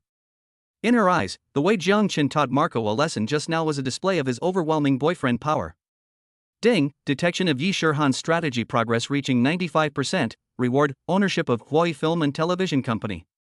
Huai Film and Television. Jiang Chen had heard of this company. It seemed to be one of the largest entertainment companies in the country, and it also owned a film and television base covering tens of thousands of acres in Jingzhou City. Senior, do you have classes this afternoon? No, what's wrong? Jiang Chen raised his eyebrows. I'll take you to a fun place. Really? Where are you going? Jiang Chen opened the door of the Koenigsegg and said mysteriously. You'll know when you get there, get in the car. Yi Shirhan excitedly got into Jiang Chen's Koenigsegg. As the car started, the two soon arrived at Huai Film and Television City on the outskirts of Jingzhou City. Huai Film and Television City covers a very large area. From a distance, the tall city gate tower stands majestically, and the ancient and quaint buildings are scattered around it in an orderly manner. Above the city gate, the 5 big characters Huai Film and Television City shine brightly. Jiang Chen drove into the Film and Television City, and Yi Shirhan looked around curiously. The streets in the city were wide, with shops lining both sides and various signs and flags fluttering in the wind, as if one had traveled back to a bustling market in ancient times. From time to time, actors and extras in ancient costumes shuttled through the streets, busying themselves in various shooting scenes. Wow, this place is exactly like ancient times. Yi Shirhan exclaimed. That's right, Huai Film and Television City is one of the most famous film and television shooting bases in the country. Many costume dramas are filmed here. Jiang Chen introduced while parking the car in a spacious parking lot. After getting off the car, the two walked along the street. Jiang Chen took Yi Shirhan to visit various areas in the Film and Television City, including palaces, temples, streets, houses, etc. Every building is meticulously crafted, and every detail demonstrates ingenuity. Yi Shirhan seemed to be in a real ancient world, feeling the prosperity and charm of that era. During the visit, they also happened to encounter several film crews that were filming. Junior, there seems to be a crew filming a costume drama over there, let's go take a look. Chapter 46. Are you interested in joining the entertainment industry? Yi Shirhan pulled Jiang Chen's arm and excitedly pointed to a filming site not far away. Jiang Chen smiled and nodded, and the two of them moved closer curiously. I saw a group of actors wearing gorgeous ancient costumes, filming in an antique courtyard. The director and photographer were busy directing, and the lighting and camera equipment were arranged in an orderly manner. What beautiful clothes they are wearing! Yi Shirhan looked at the actors' gorgeous ancient costumes with envy. If you like it, I can customize a few sets for you in the future. Jiang Chen smiled dotingly. Really? Don't lie to me. Yi Shirhan's eyes lit up and she looked at Jiang Chen expectantly. Lying to you is like a puppy. Jiang Chen smiled. The two stood aside and watched the filming process quietly for a while. Yi Shirhan watched with great interest and exclaimed from time to time. Crack! Suddenly, the director gave an order. Halftime. The actors stopped performing one after another, some started to touch up their makeup, and some walked aside to rest. At this time, a middle-aged woman who looked like a stage manager noticed Jiang Chen and Yi Shirhan. She came over curiously and said with a smile, "Hello, are you two here to visit the film and television city?" "Yeah, we thought this place was interesting, so we came to take a look." Jiang Chen responded politely. "You two are such a perfect match. Would you consider joining our crew and playing a cameo role?" The actress looked at Jiang Chen and Yi Shirhan and thought they had good looks and temperament, so she invited them enthusiastically. "Guest role?" Yi Shirhan looked at Jiang Chen with some excitement. "Junior brother, what do you think?" Jiang Chen smiled slightly. "If you want to try it, I can accompany you." "Great. I'll tell the director right away." The stagehand turned happily and ran towards the director. After a while, the director came over with a few staff members. He looked Jiang Chen and Yi Shirhan up and down, and nodded with satisfaction. "Well, that's a good image. Would you like to guest star as a couple in period costumes? The kind with lines?" "Okay." Yi Shirhan agreed excitedly. She was very interested in filming. Jiang Chen also nodded in agreement. Seeing that both of them agreed, the director clapped his hands happily. "Great. Come, let's get ready right away." Soon, the makeup artist and costume designer came over and took Jiang Chen and Yi Shirhan to put on makeup and change clothes. After some careful dressing up, the two seemed to have traveled through time and space and turned into a perfect couple in ancient times. Jiang Chen was wearing a dark blue brocade robe with a golden belt around his waist, looking very handsome and elegant. Yi Shirhan wore a pink double-breasted tasseled dress and exquisite hair accessories on her head, looking like a lady from ancient times. "Wow! You two look like a match made in heaven." The stage manager and others were amazed when they saw the two of them changed into their costumes. The director also nodded with satisfaction. "Great. Now let's rehearse our performance." He briefly explained the plot and lines to the two of them, and then started filming. The scene is set near a pond, where the couple played by Jiang Chen and Yi Shirhan are enjoying the flowers. The two walked hand in hand along the path among the flowers. "My dear, look at how big this fish pond is." Yi Shirhan pointed to the fish pond in the distance and said in a soft voice, "Do you like it? I've already contracted this fish pond for you." After Jiang Chen finished speaking this line, he felt something was wrong. Damn, is this a serious costume drama? Why does it have a bit of a domineering CEO vibe? After hearing this, Yi Shirhan blushed and lowered her head shyly. Crack! The director shouted excitedly, then quickly walked over to Jiang Chen and Yi Shirhan. "Your performance is beyond my expectation, especially you." He patted Jiang Chen's shoulder. "That line you just delivered was fantastic. It perfectly captured the character's dominance and deep affection. I thought you were just looking for a cameo with a good image, but I didn't expect you to be so talented." Jiang Chen felt a little embarrassed by the director's praise. He scratched his head awkwardly. "Director, you're too kind." "Oh, don't be so modest. I'm very good at judging people. You definitely have the potential to become a star." The director became more and more excited as he spoke. "Seriously, do you have any plans to enter the entertainment industry? I can recommend 2 dramas for you." After that, he handed over his business card. "My name is Chen Li. I've been in this business for over a decade, so I do have some connections." It can be seen that director Chen Li admires Jiang Chen very much and has a hunch that if he enters the entertainment industry, he will definitely become very popular. Jiang Chen smiled and declined politely. "I'm sorry, Director Chen, I'm not really interested in entering the entertainment industry." Seeing Jiang Chen's statement, Chen Li was somewhat disappointed, but he still tried to say, "Well, if you change your mind later, you can come back to me." Jiang Chen nodded, then looked at his watch and said to Yi Shirhan, "Senior, it's getting late. Let's go change our clothes and get ready to go back." Yi Shirhan nodded. She didn't expect that she could accompany Jiang Chen to visit the film and television city and join the crew to film. She couldn't help but feel very happy. The two walked towards a makeshift changing room and were about to knock on the door when a man's voice suddenly came from inside. "Xiaoli, if you can stay with me for a few nights in this play, I promise to let you be the heroine in the next one. How about that? You don't want to be a supporting role forever, do you?" Jiang Chen and Yi Shirhan looked at each other and saw surprise in each other's eyes. Their hands, which were about to knock on the door, stopped in mid-air. The conversation inside was still going on. It was a man's voice, and judging by the content, it seemed that the male lead of the play was attempting to molest the female actress. Chin Hui, please be respectful. I'm just here to act, not to be your plaything. The actress's angry voice was heard, and she was obviously very angry about the male lead's behavior. Huh, respect? In this industry, you're talking to me about respect? Don't be silly, Xiaoli, as long as you follow me, I guarantee you'll have a bright future in the entertainment industry. Otherwise, you can just wait to be a supporting actor in the crew for the rest of your life. Qin Hui threatened. Yi Shirhan was shocked when she heard this. She didn't expect that behind the glamorous entertainment industry, there was such a dark side. You are shameless. Xiaoli was so angry that she was shaking all over, but she could do nothing. Shameless? Ah, this is reality, Xiaoli, you either accept it or get out of this circle. Qin Hui laughed loudly, his voice full of arrogance and arrogance. A hint of coldness flashed in Zhang Chen's eyes. He could not tolerate such a thing happening. He was about to push the door open, but was stopped by Yi Shirhan. Brother, don't be impulsive. Let's call the police first. Chapter 47. Mr. Jiang, what happened? Yi Shirhan said worriedly. Zhang Chen nodded and took out his cell phone to call the police. However, at this moment, they heard a crisp slap from inside, followed by Xiaoli's crying and Qin Hui's angry cursing. Zhang Chen and Yi Shirhan looked at each other and knew in their hearts that they could not wait any longer.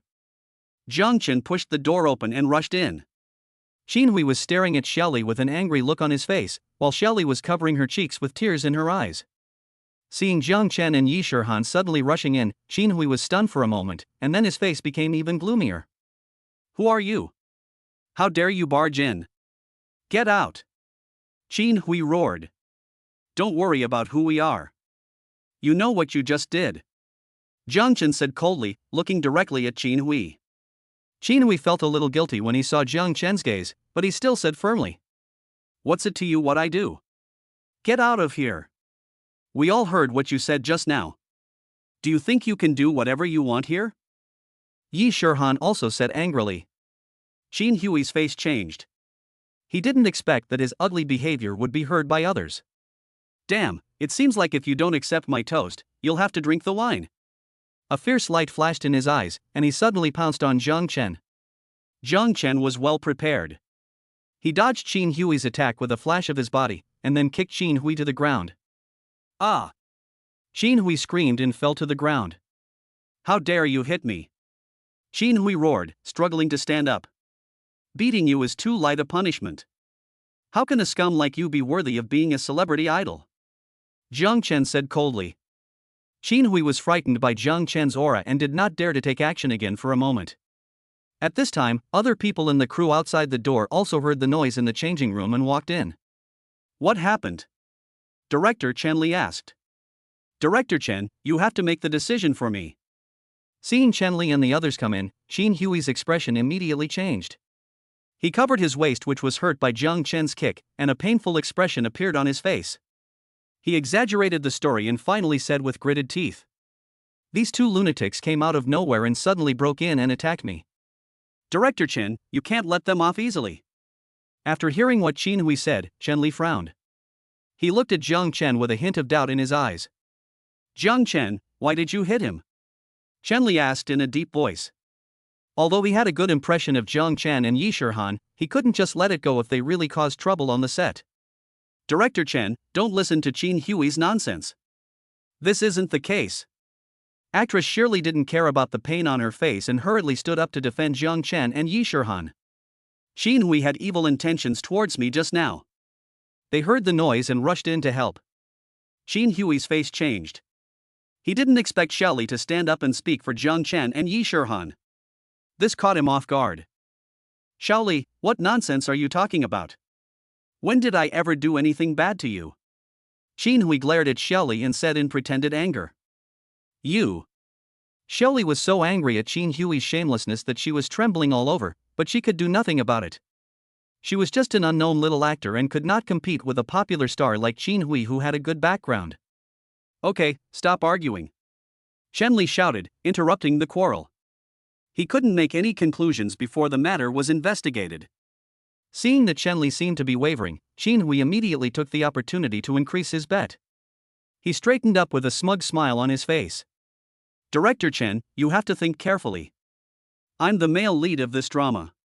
If these two irrelevant people affect the filming progress, or if any bad news spreads, it will be very detrimental to the reputation of the crew. As he spoke, his eyes swept over the other people present intentionally or unintentionally. The actors and staff all lowered their heads, not daring to look him in the eye. Qin Hui's fame and influence are well known in the circle, and no one wants to offend him easily. Chen Li felt pressure from all sides and felt irritated. He understood what Qin Hui meant. He was simply using his fame to threaten him so that he would have to make a biased decision. Qin Hui, you've gone too far. A surge of anger surged in Chen Li's heart. He glared at Qin Hui and turned his head away, no longer looking at him. Qin Hui disagreed. He walked over to Chen Li and said in a voice that only the two of them could hear. Director Chen, you're a smart person and you should know what's best. These two little shrimps aren't worth offending me for. After saying that, he patted Chen Li on the shoulder, turned around and walked back to the crowd, as if everything was under his control. Chen Li was torn between his own conscience and his own desires. On the one hand, he didn't want to succumb to Qin Hui's threats, but on the other hand, he was worried that this incident would affect the entire crew. At this time, Jiang Chen said, Director Chen, don't worry. I'll handle this matter. Qin Hui heard this and snorted coldly. Humph, who do you think you are? Is it your turn to deal with it? Jiang Chen ignored him, took out his cell phone and dialed a number. Everyone present looked at him, wondering what he was up to. Qin Hui looked disdainful, thinking that Jiang Chen was just being mysterious. The call was quickly connected, and Jiang Chen said to the other end of the phone concisely and clearly. Hello, I'm Jiang Chen. I'm busy with a film crew at Hawaii Film and Television City. Please come over. After hanging up the phone, he looked at Chen Li and others and said calmly. Wait a moment, someone will come and take care of this. Qin Hui sneered. Who do you think you are? You think you can solve the problem by just making a phone call? Don't be ridiculous.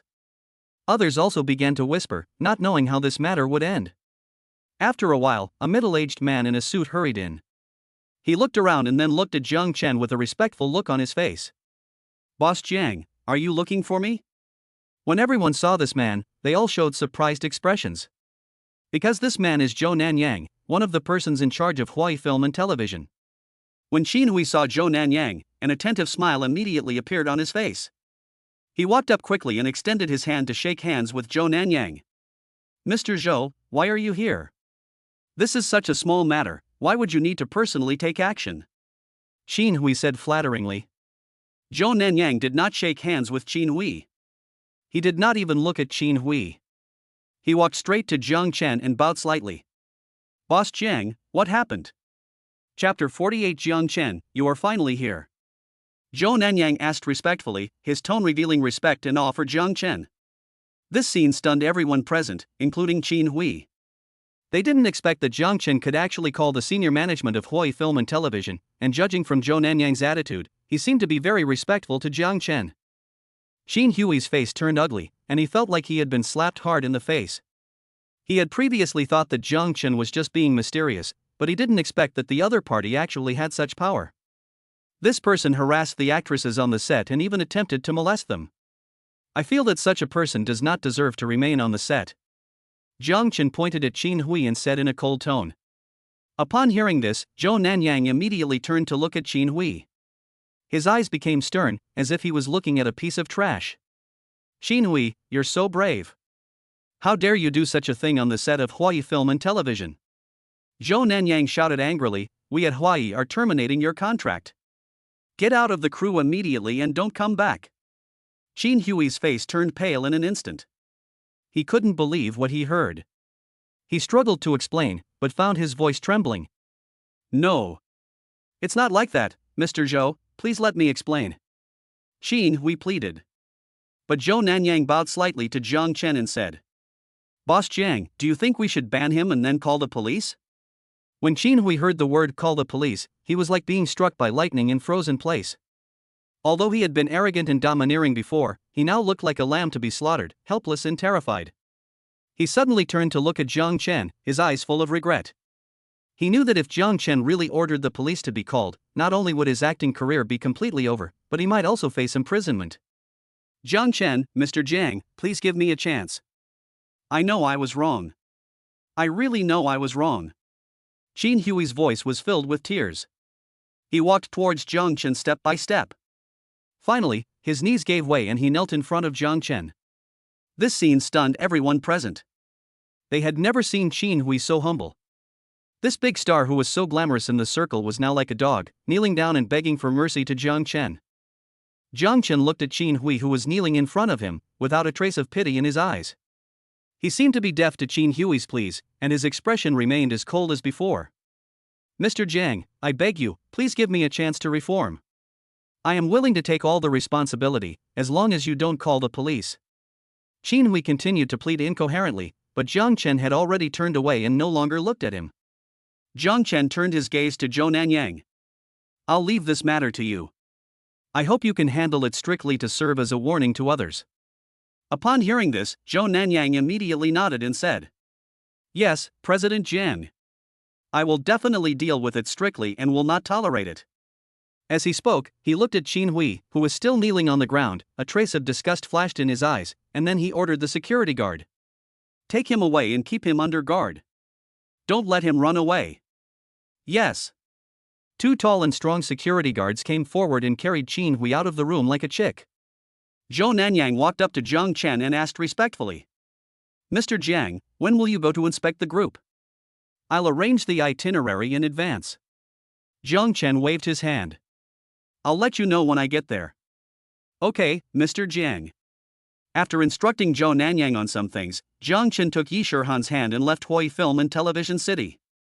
In the car, Yi Shirhan asked excitedly, Junior, how many secrets are you hiding from me? Why do the executives at Hui Film and Television City all call you Mr. Jiang?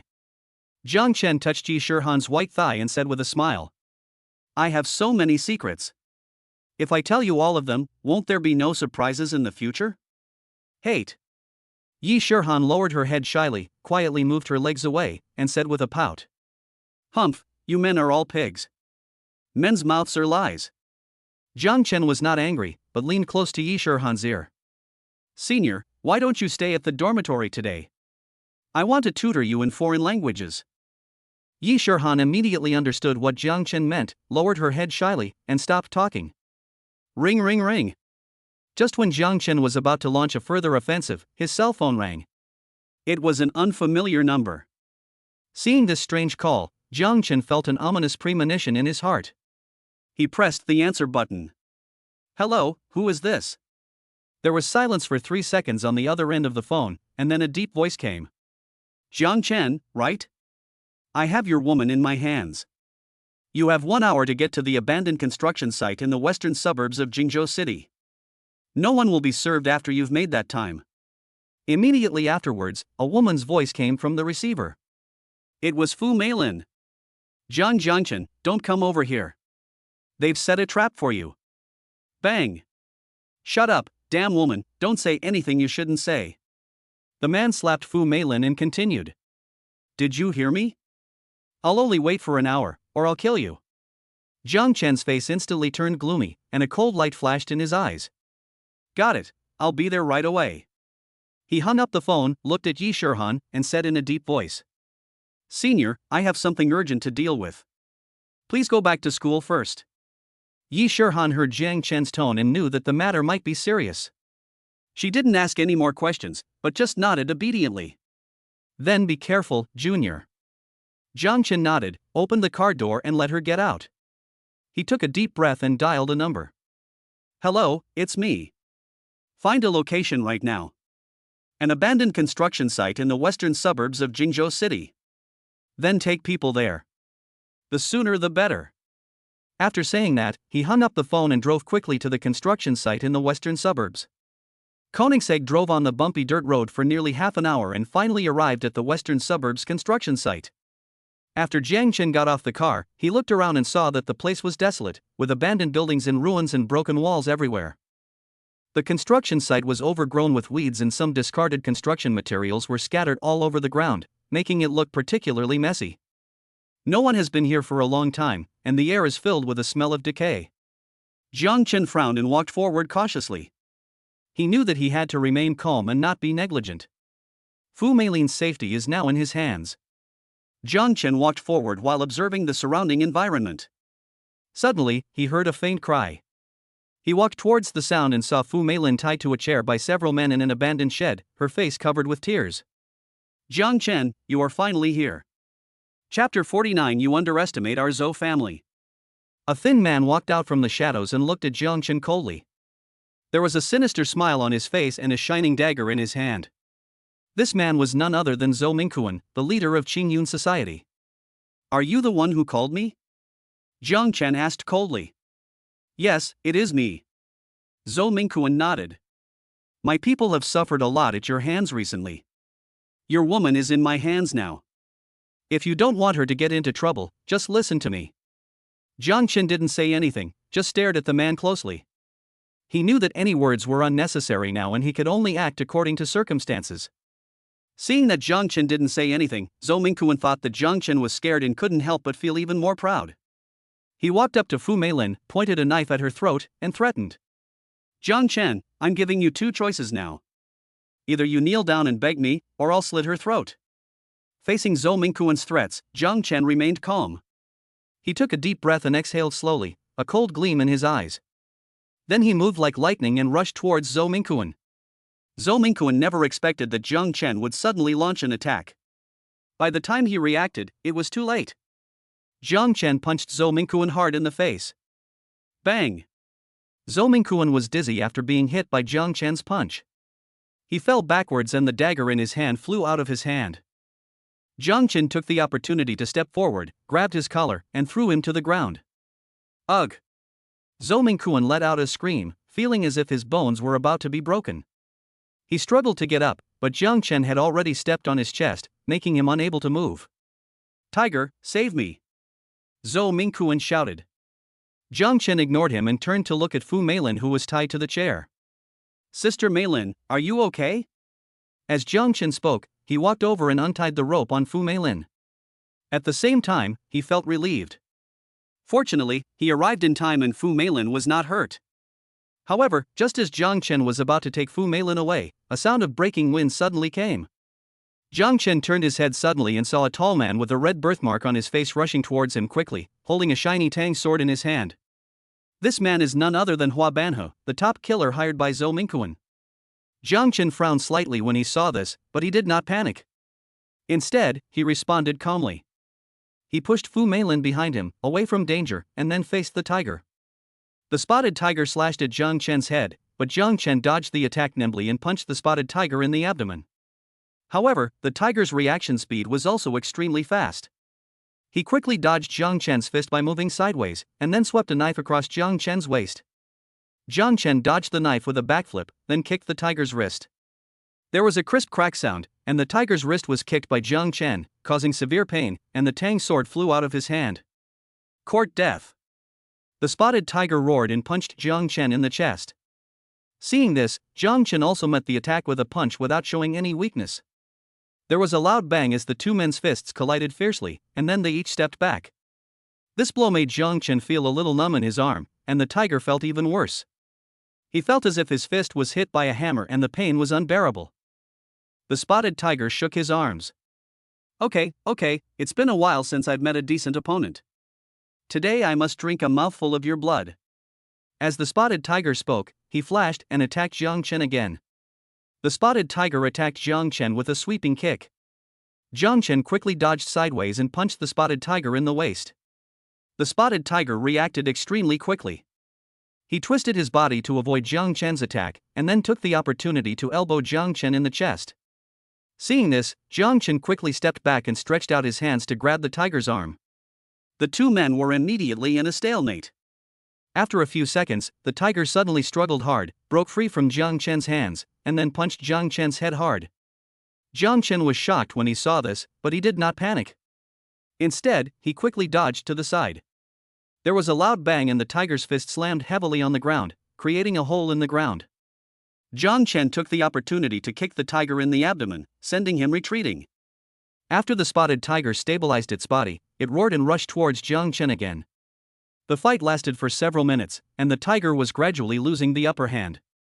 His attacks became more and more chaotic, while Jiang Chen became more and more calm. Finally, during a duel, Jiang Chen seized the tiger's weakness and hit him hard in the chest with a heavy punch. Puff! The spotted tiger vomited blood after being punched by Jiang Chen. He flew backwards and fell heavily to the ground. He struggled to get up, but he was too weak. Jiang Chen walked up to the spotted tiger and looked at him coldly. You lose. The spotted tiger looked up at Jiang Chen, then fainted. At this time, a chaotic sound of footsteps was heard not far away. Jiang Long came with dozens of manhwa security bodyguards and quickly took control of the scene. Mr. Jiang, are you okay? Jiang Long came up to Jiang Chen and asked. It's okay, just control him and hand him over to the police. Jiang Chen pointed at Zhou Mingquan, who was lying on the ground. Zhou Mingquan was held up by two tall bodyguards, but the arrogant look on his face remained unchanged. Jiang Chen, I miscalculated. I didn't expect that even the spotted tiger couldn't be your opponent. Zhou Mingquan looked around and said, but do you think you can do anything to me by calling the police? You underestimate our Zhou family. Hearing Zhou Mingquan say this, Jiang Chen frowned. From what Zhou Mingquan said, it seems that he has a protective umbrella behind him, and his background is not small. Jiang Chen was not surprised by this. After all, he was in the underworld. If he didn't have someone supporting him, he would have been caught in one fell swoop. Oh? It seems that you are very confident in your own abilities? Jiang Chen walked up to Zhou Mingquan and stared at him. The person behind me is of a level that a small family like you will never reach in your lifetime. If you know what's good for you, it's not too late to let me go now.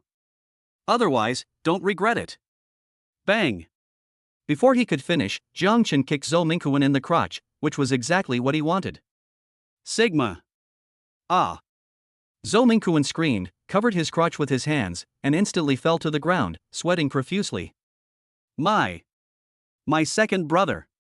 Chapter 50. Zhou Mingquan's background. Although Jiang Chen did not use his full strength in this kick that could have wiped out his descendants, it was estimated that Zhou Mingquan would never have a chance with a woman for the rest of his life.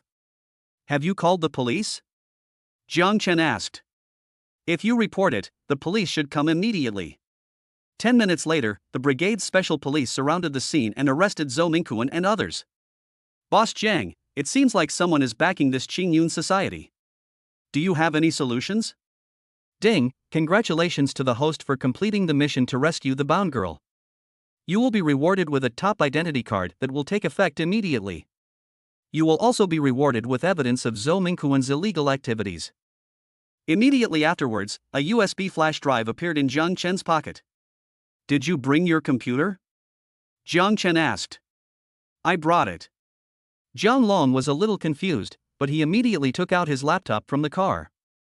Jiang Chen inserted the USB drive into the computer, and a large amount of evidence about Zhou Mingquan and the Qingyun Society's illegal activities appeared on it. There's also a top-level ID card. I don't know what it's for. Jiang Chen felt that he was already one of the top second-generation rich in China. If he could take the next step up, would he be? Suddenly, a new memory flooded into Jiang Chen's mind. Jiang Chen was stunned for more than 10 seconds before he reacted. He nodded and said to Jiang Long, don't worry, I have my own arrangements. Go and do an important thing for me. Print out the file on this USB drive and give it to someone. At the same time, in the office of Director Qi Wei of the Jingzhou City Police Department. What? Zhou Mingquan from the Qingyun Society has been arrested? Suspected of kidnapping and murder? Bang! After hearing this, Qi Wei slapped the table happily. Great! We've finally caught the Qingyun Society. Bring him to the interrogation room immediately for questioning. Arrange for more guards, and no outsiders are allowed to approach. After hanging up the phone, Qi Wei immediately felt refreshed. You have to know that he had been keeping an eye on Qingyun Society for a long time. Since Zhou Mingquan was very careful in his work, he could hardly find any evidence against them, so at most he just caught some of their brothers who took the blame. For some unknown reason this time, Zhou Mingquan was arrested on the spot and brought to justice. This not only eliminated a threat to the people, but also constituted a great achievement. Ding-a-ling. Just as Qi Wei was preparing to interrogate Zhou Mingquan, the red line on the phone rang. Chi Wei frowned and suddenly had a bad feeling in his heart. You should know that only senior leaders can call this number. Who would call at this critical moment? Chi Wei answered the phone with a hint of trepidation. A majestic voice came from the receiver. Hello, I'm Wu Wentao from the city cabinet. Chi Wei was shocked. Wu Wentao was a big leader in their city, and it was rare for someone to call him directly like this. He immediately adjusted his attitude and responded respectfully. Hello, leader. What instructions do you have? Chi Wei, I heard you arrested a man named Zhou Mingquan? Although Wu Wentao's voice was calm, Chi Wei could feel the pressure contained in it. Yes, sir. Zhou Mingquan is suspected of kidnapping and intentional homicide. We have just arrested him. Chi Wei answered cautiously, his heart beating fast, wondering what Wu Wentao meant by suddenly asking this. Well, I understand the situation, but Chi Wei, you must release him immediately. Wu Wentao's tone suddenly became serious, as if he was issuing an unquestionable order. Chi Wei was stunned. He didn't expect Wu Wentao to make such a request. Release him? That was a serious criminal they had finally caught. He hesitated for a moment and tried to argue. Leader, we finally caught Zhou Mingquan and his crimes. Chi Wei, I know your difficulties, but sometimes we have to consider the overall situation. Release the person first, and I will explain the other things to you. Wu Wentao interrupted Chi Wei. Chi Wei was silent for a moment. He knew that since Wu Wentao said that, there must be some unspeakable secret between him and the Qingyun society. If we just let him go like this, where is the authority of the law? He took a deep breath and said firmly. I'm sorry, boss. I can't do this. Zhou Mingquan is a serious criminal. I must act according to the law. Wu Wentao sneered from the other end of the phone. Chi Wei, you are so brave. How dare you disobey my orders? Do you know the consequences of doing so? Chi Wei's heart trembled, but he still insisted on his position. Leader, I know what my responsibilities are, please understand. Good. Very good. Chi Wei, I didn't expect you to be such a man of integrity. In that case, I'll go to the police station myself and see how you handle things according to the law. After saying that, Wu Wentao hung up the phone. Chi Wei put down the phone, his heart filled with anxiety and uneasiness. He knew that he might be in big trouble this time. But as a policeman, he must stick to his principles and bottom line. Soon after, the sound of car brakes was heard outside the police station. Chi Wei walked out of the office and saw Wu Wentao, wearing an executive jacket, walking in with a group of people. Chi Wei went forward and saluted Wu Wentao respectfully. Leader, you are here. Wu Wentao glanced at Chi Wei coldly and asked. Where are the victims and witnesses of this case? I want to see them. That's a little against the rules. At this time, Jiang Chan and Fu Meilin were also at the police station, recording their statements. Rules? What I say is the rule. Chi Wei, I don't think you are suitable for the position of police chief. Why don't you go to the grassroots level to gain experience for a few years first? What? These words were like a blow to Chi Wei. He wanted to refute, but facing Wu Wentao, whose official position and status were much higher than his, he was obviously lacking in confidence. Only then did Chi Wei understand what it meant that a higher-ranking official could crush someone to death. Sometimes, even if he wanted to uphold justice, the dark cloud in the sky was enough to crush him to death. Humph, you should suspend your duties and reflect on your actions. I'll take charge of this case. After saying that, Wu Wentao pushed open the door and walked into the interrogation room. Meanwhile, Zhou Mingquan, who was in the interrogation room, had his wound bandaged. Facing the criminal police's questions, he was clearly getting impatient. I've already told you that this matter has nothing to do with me. I'm just passing by. Do you understand? If you were just passing by, why did you faint at the scene, and why was your D broken? Your fucking D is broken. Zhou Mingquan tensed up and said angrily. Whenever this matter was mentioned, he wished he could tear Jiang Chen into pieces. At this time, the door of the interrogation room was opened and Wu Wentao walked in. Seeing Wu Wentao coming, Zhou Mingquan's eyes lit up obviously, and he almost blurted out second uncle, but he held it back. It turns out that the reason why Wu Wentao cared so much about Zhou Mingquan's affairs was because Zhou Mingquan was not an outsider, but his nephew. Of course, no one knew about this except a few confidants. Over the years, Zhou Mingquan has been in cahoots with him and willingly acted as Wu Wentao's white glove. Because of this, Wu Wentao used the money obtained by Zhou Mingquan from his involvement in the underworld to make various bribes, which enabled him to rise to prominence in just a few years, and even entered the Jingzhou city cabinet, becoming a big man at the top of the pyramid. Now that his eldest nephew is in trouble, Wu Wentao dare not just sit back and do nothing. First, his source of income will be cut off, and second, if Zhou Mingquan doesn't keep his mouth shut and confesses something, it will be enough to make him suffer.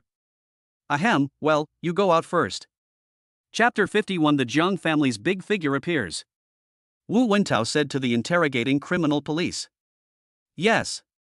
The detective was puzzled, but didn't dare to ask more questions, so he packed up and left.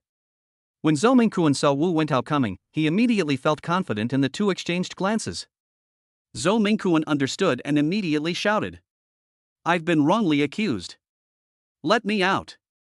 Wu Wentao pretended to be serious and shouted. What are you shouting about?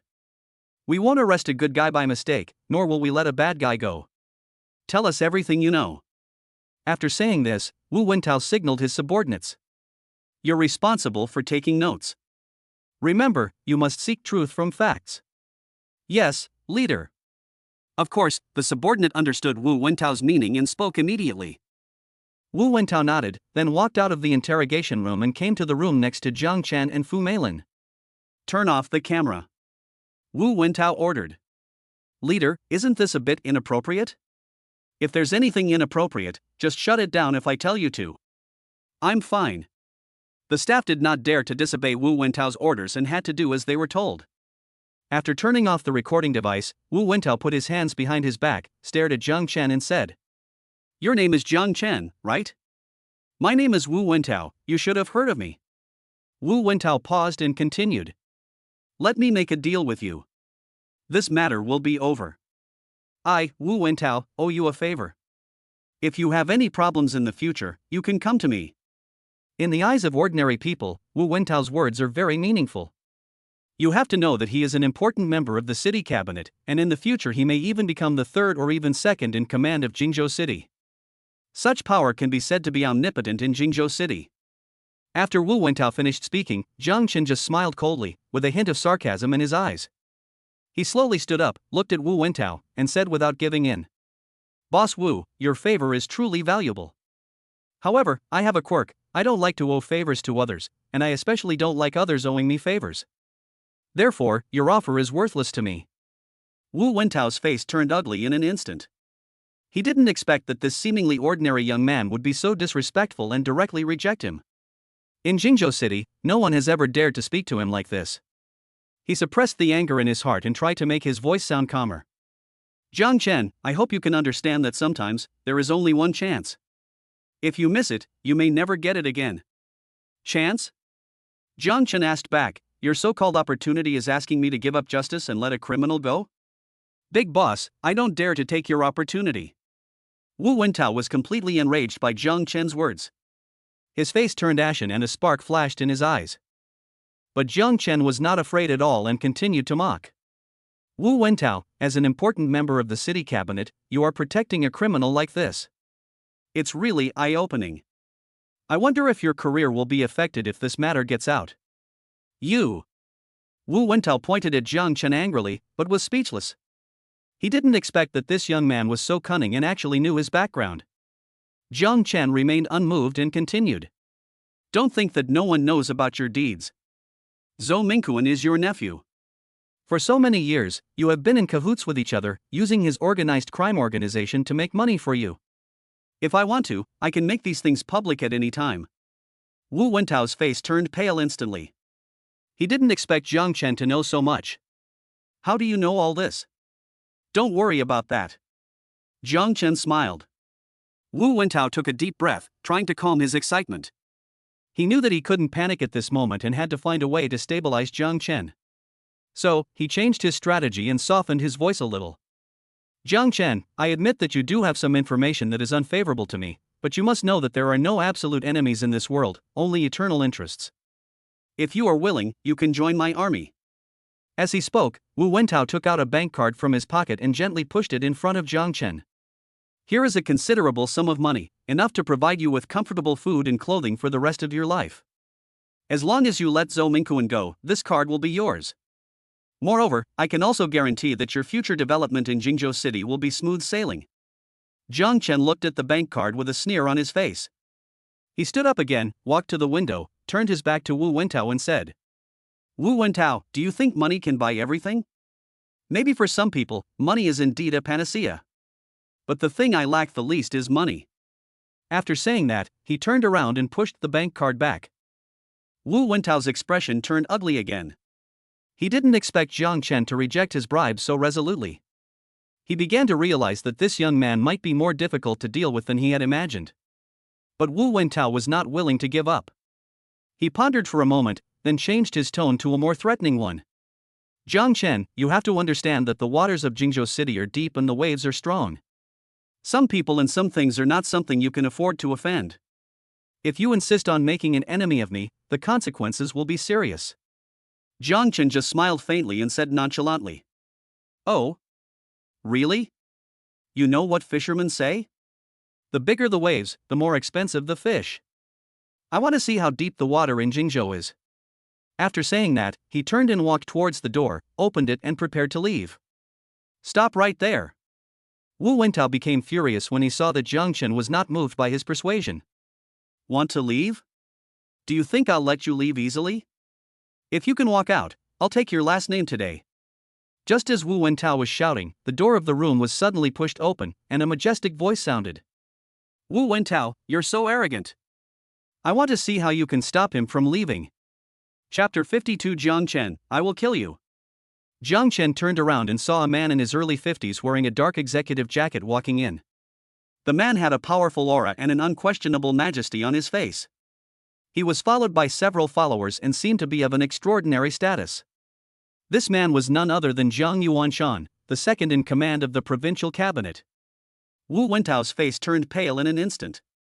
He obviously did not expect such a big shot to suddenly appear. He stood up hurriedly, his voice trembling. Deputy Head Zhang Jiang, why are you here? Wu Wentao was extremely panicked at the moment. He originally thought that today's meeting was just a contest between him and Jiang Chen, but he didn't expect that it would alarm Zhang Yuanshan, the second in command of the provincial cabinet.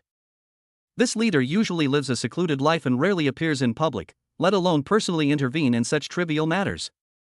He looked at the majestic leader in front of him, and the arrogance in his heart instantly disappeared, replaced by deep fear and uneasiness. He knew that his usual little actions and thoughts would have nowhere to hide in front of a giant like Zhang Yuanshan. Wu Wentao forced a smile, trying to hide his panic. Boss, this is really a misunderstanding. I was dealing with some work matters and didn't expect to alarm you. Zhang Yuanshan glanced at him coldly, ignoring his explanation. Instead, he walked straight to Jiang Chen, looked him up and down, and then showed an approving look. Xiaochen, long time no see. You've grown so tall. You look exactly like your father when he was young. Jiang Chen smiled slightly and said, Hello, uncle.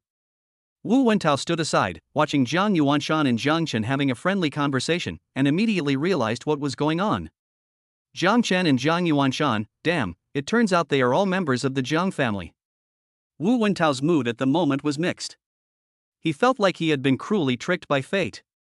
He originally thought that Jiang Chen was just a young man with some background, but he didn't expect that his background was so deep enough to terrify even him, the city leader. After Zhang Yuanshan exchanged a few words with Jiang Chen, he turned around and his expression instantly became serious. He looked at Wu Wentao and said in a deep voice, Wu Wentao, I thought you were a sensible person, able to uphold justice and serve the people, but now it seems that you seem to have forgotten your original intention and mission. Wu Wentao's heart trembled, he knew the meaning of Zhang Yuanshan's words. He took a deep breath and tried to explain. Deputy Head Jiang, You don't have to explain. Zhang Yuanshan waved his hand and interrupted him, You know what you have done. Wu Wentao lowered his head, his heart full of regret. He knew that he had really hit a wall this time, and this wall was labeled with the word Jiang. Zhang Yuanshan signaled his subordinates to open the door. Come on, take me to see the leader of the Qingyun society who is very famous in Jingzhou. After saying that, Zhang Yuanshan led everyone directly to the interrogation room next door.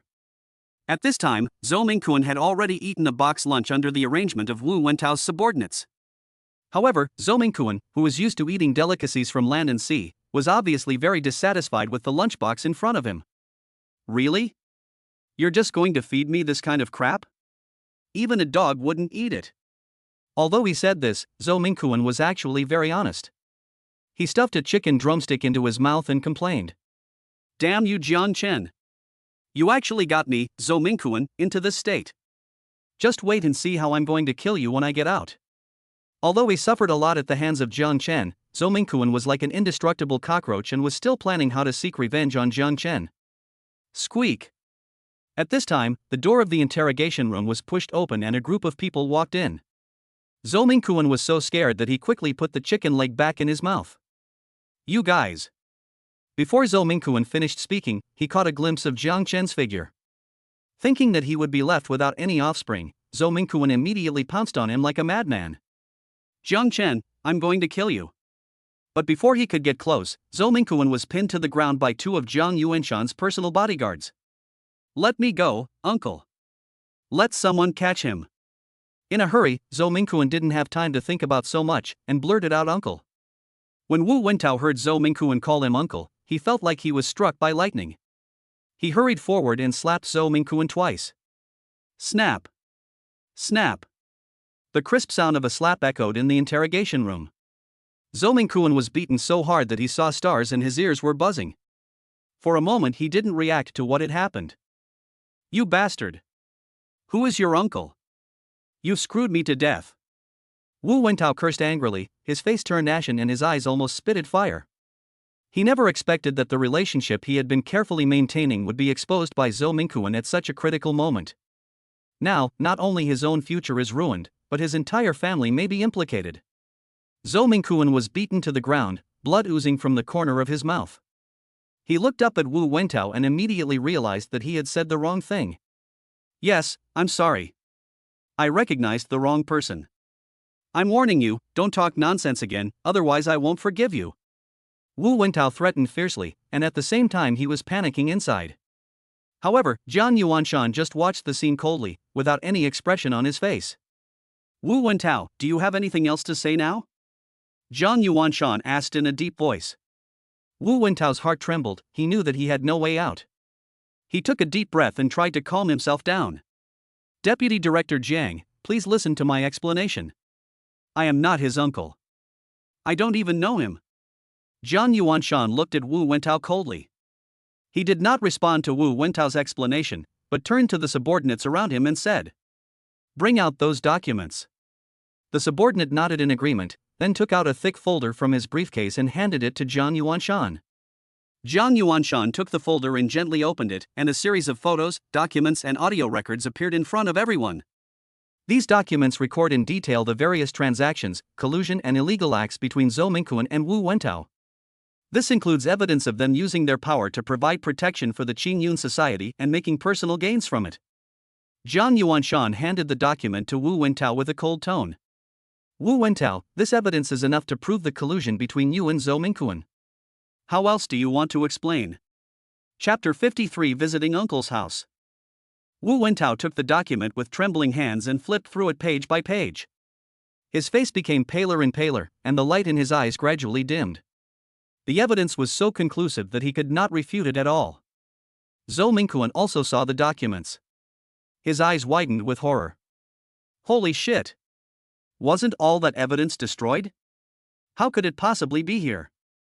However, Zhou Mingquan knew that he was really finished this time. Not only could he not escape the law, but he also implicated Wu Wentao. Deputy Head Jiang, Wu Wentao opened his mouth, but didn't know what to say. The panic and despair in his heart surged like a tide, completely drowning him. Jiang Yuanshan looked at him coldly and said, Wu Wentao, do you think what you did is perfect? Do you think you can cover up everything in Jingzhou?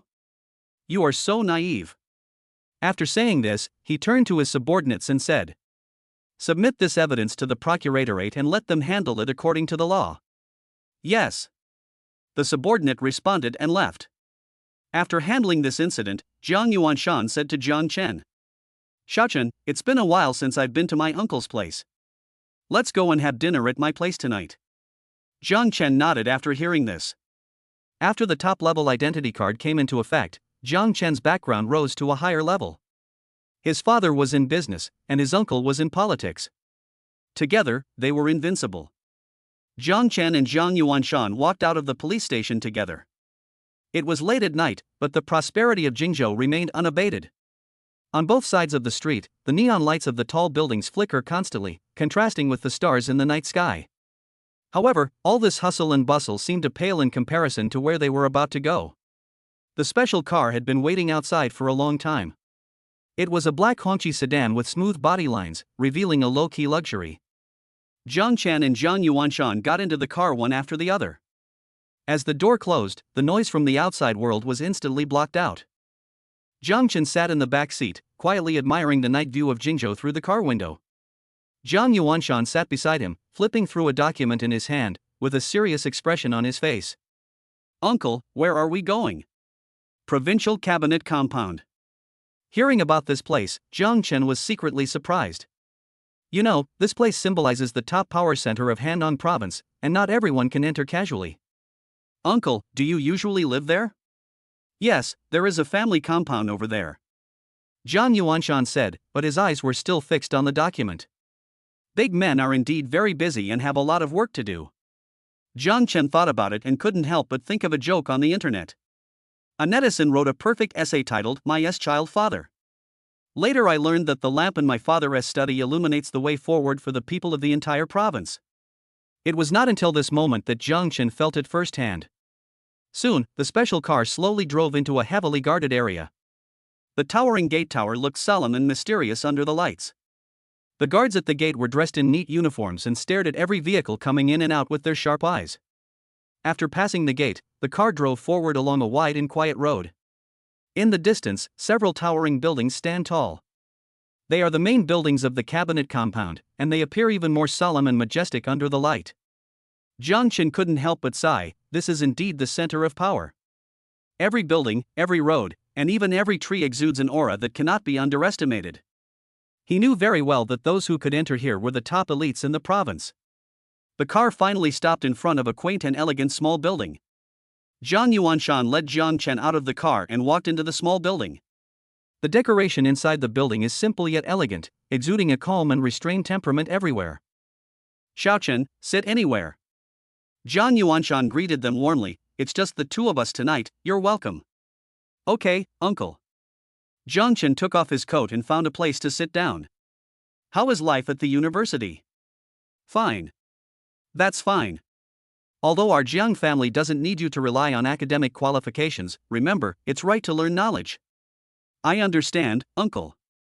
By the way, I haven't seen your parents for a while. How are they doing?" Jiang Yuanshan asked. "They're doing fine. My dad is in Shanghai now for business, and my mom flew to Los Santos. Well, your father has been smart since he was a child, but he doesn't like politics.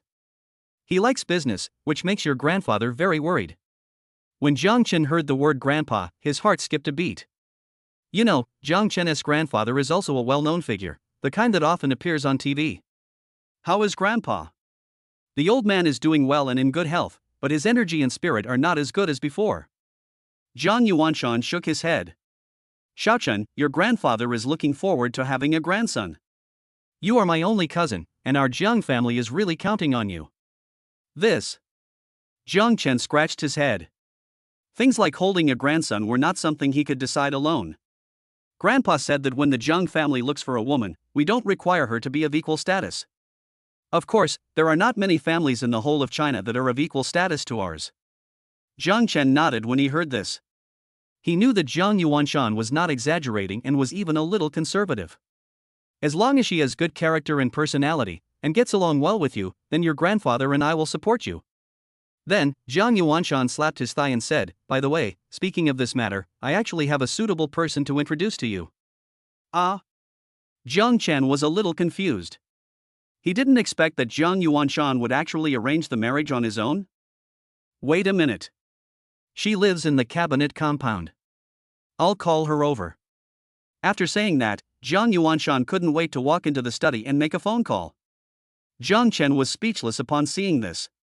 Why did I end up going on a blind date when I came to my uncle's house? After a while, Jiang Yuanshan came out of the study and said, "Xiaochen, get ready. She'll be here soon. You two need to have a good chat, okay?" Wait a minute, uncle, I don't even know her name yet. Her name is Luo Bingning, she's a year younger than you. I've watched her grow up. As for her family background, I won't reveal too much. Jiang Chen nodded. He understood what Jiang Yuanshan meant. Living in the cabinet compound and growing up under the watchful eyes of Jiang Yuanshan, she is definitely a top-notch, rich and beautiful girl. Ding dong. Soon, the doorbell outside rang. Xiaochen, why are you still standing there? Go open the door. Okay. Jiang Chen tidied his clothes, then quickly walked to the living room and opened the door. There was a girl with a beautiful face standing outside the door. At first glance, she looked somewhat similar to Lu Tianxian, who played Zai Longnu, or even more so. Hello, my name is Luo Bingning. Are you brother Jiang Chen? Today's first show, please give me more updates, don't let me keep posting. Happy National Day everyone! Chapter 54, Rebellious Motorcycle Girl. Luo Bingning's voice was as pleasant as a clear spring, making Jiang Chen dazed for a moment. He quickly came to his senses, smiled and nodded. Yes, I am Jiang Chen, please come in. As Luo Bingning approached, Jiang Chen's eyes involuntarily fell on her. She was wearing a light pink tight dress, the hem of which swayed gently with her steps, like a blooming peach blossom. Luo Bingning's figure is perfect, especially her proud breasts, which appear even more plump in the tight dress. A pair of long, straight legs is particularly eye-catching. Jiang Chen looked at Luo Bingning in front of him and couldn't help but sigh in his heart. This is simply a fairy walking out of a painting. All the women Jiang Chen knew before, whether it was Takahashi Yumi, Yi Shihan, or Fu Meilin, could not compare to her at all. Brother Jiang Chen? Seeing that Jiang Chen was a little dazed, Luo Bingning couldn't help but remind him. Oh, yes, please come in. Jiang Chen came to his senses and quickly stepped aside to let Luo Bingning into the house. Jiang Yuanshan stood up from the sofa and greeted Luo Bingning warmly. Bingning, you're here, come and sit down. Hello, Uncle Jiang. Luo Bingning greeted with a smile and sat down gracefully on the sofa. Bingning, this is the Jiang Chen I mentioned to you, my nephew. Jiang Yuanshan introduced. Hello, brother Jiang Chen. Luo Bingning nodded to Jiang Chen again. For a moment, the atmosphere in the living room was a little awkward. Ahem, I remembered I still have some unfinished business. You two can chat, I'm going to get busy now. Seeing this, Jiang Yuanshan quickly found an excuse to stand up and hinted to Jiang Chen with his eyes, meaning, you kid must seize the opportunity. After seeing Jiang Yuanshan walk away, Luo Bingning breathed a sigh of relief, her tense body relaxed, and she said, oh, it's so tiring to act like a lady. Jiang Chen was stunned when he heard this, and then he couldn't help laughing out loud. He didn't expect that the seemingly noble and cold eldest daughter of the Luo family actually had such a side to her. Why are you laughing? Luo Bingning glared at Jiang Chen and turned her head away pretending to be angry. Nothing, I just think you're cute like this. Jiang Chen was honest. He really felt that Luo Bingning looked much more lively now than the ladylike look she had just had. Cute? I'm a cool and aloof lady, so don't say that. Luo Bingning pouted and muttered in dissatisfaction. Jiang Chen smiled but said nothing. He suddenly discovered that this Miss Luo was not as unapproachable as she appeared. By the way, I heard you're also in college. Which school are you in?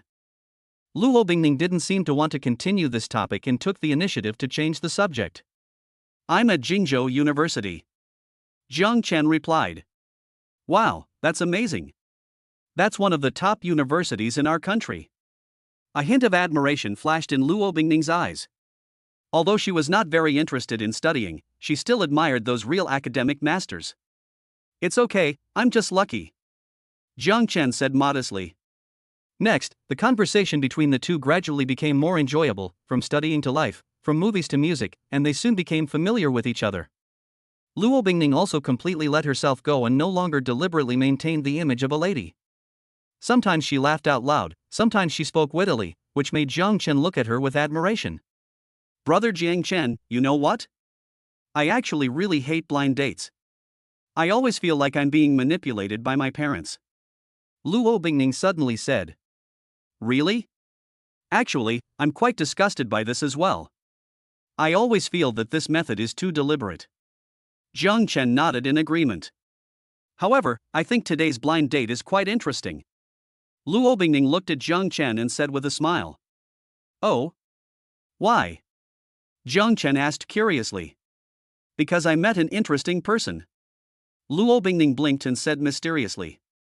Jiang Chen was stunned when he heard this, then he reacted and said with a smile. I think you're quite interesting, too. Luo Bingning pouted. I'm serious. By the way, brother Jiang Chen, do you like riding a motorcycle? Motorcycles? Are you interested in that? Jiang Chen was a little surprised. Yeah, I like it very much, but my family is too strict and won't let me ride one. But I plan to buy one secretly. Ha, I didn't expect you to be a rebellious biker girl. Luo Bingning rolled her eyes and said. What a rebellious girl. Riding a motorcycle is so cool. It seems like you really like it. Jiang Chen said with a smile. Of course, I've always wanted to have a motorcycle of my own, to be able to ride freely on the road and enjoy the feeling of speeding. A glimmer of longing flashed in Luo Bingning's eyes. Since you like it so much, why don't I take you to pick one out? Jiang Chen suggested. Really? That's great. Luo Bingning jumped up excitedly, but soon said with some worry, but my family will definitely not agree. Don't worry, just leave it with me after you buy it. You can go ride it anytime. Jiang Chen comforted. Good idea. So when are we going? Luo Bingning asked impatiently. Let's go now. I have nothing to do anyway, so I'll go with you. Jiang Chen and Luo Bingning went to a well-known motorcycle store nearby. The shop is located in the industrial area of the city, surrounded by several auto repair shops and parts stores, and most of the vehicles coming and going are car modification enthusiasts or motorcycle enthusiasts. The motorcycle shop is located in a low but spacious warehouse-style building. The exterior walls are graffitied with various cool motorcycle patterns, full of street culture.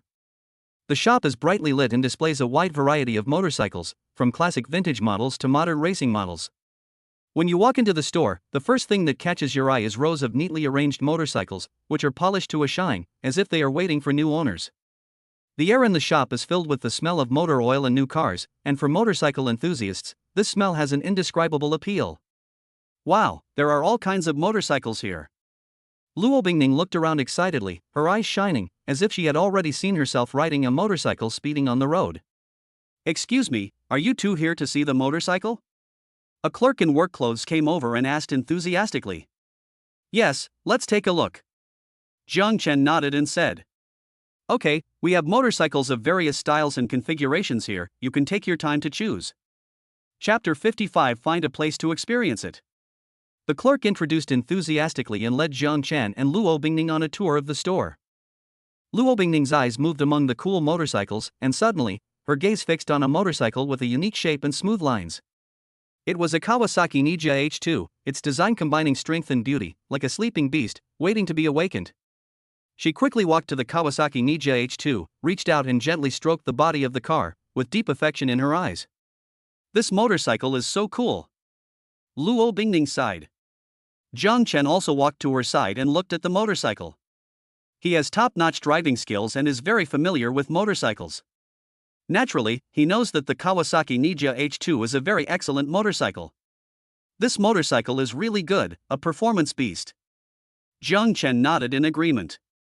The clerk enthusiastically introduced it, you two have excellent taste. This Kawasaki Ninja H2 is our star product. It's equipped with a 998 cubic centimeters 4-stroke 4-cylinder engine, boasting a maximum horsepower of 200 and a top speed of 360 km per hour. Furthermore, its advanced suspension and braking systems ensure stability and safety at high speeds. As Luo Bingning listened to the introductions from the clerk and Jiang Chen, the love in her eyes grew even stronger. She imagined herself riding this motorcycle on the road, and the combination of freedom and speed made her yearn for it. Brother Jiang Chen, what do you think of this motorcycle? Luo Bingning looked at Jiang Chen expectantly. It's very good. If you like it, buy it. Jiang Chen said with a smile. Hearing Jiang Chen's affirmation, Luo Bingning smiled as happily as a child. She turned to the clerk and said, This is the one. When the clerk heard Luo Bingning's decision, a happy smile immediately appeared on his face, and he hurried to prepare the relevant car purchase procedures.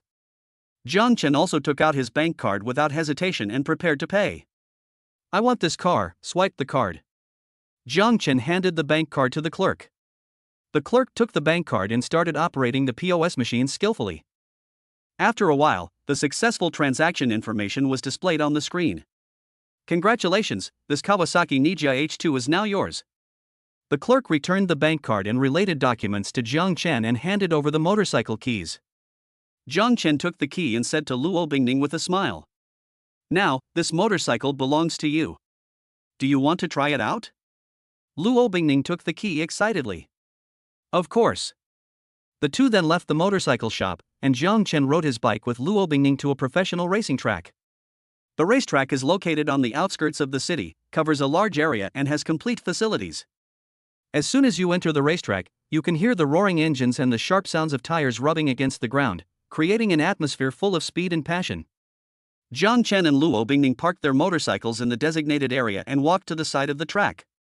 Luo Bingning looked at the wide track and the speeding cars, her eyes flashing with excitement.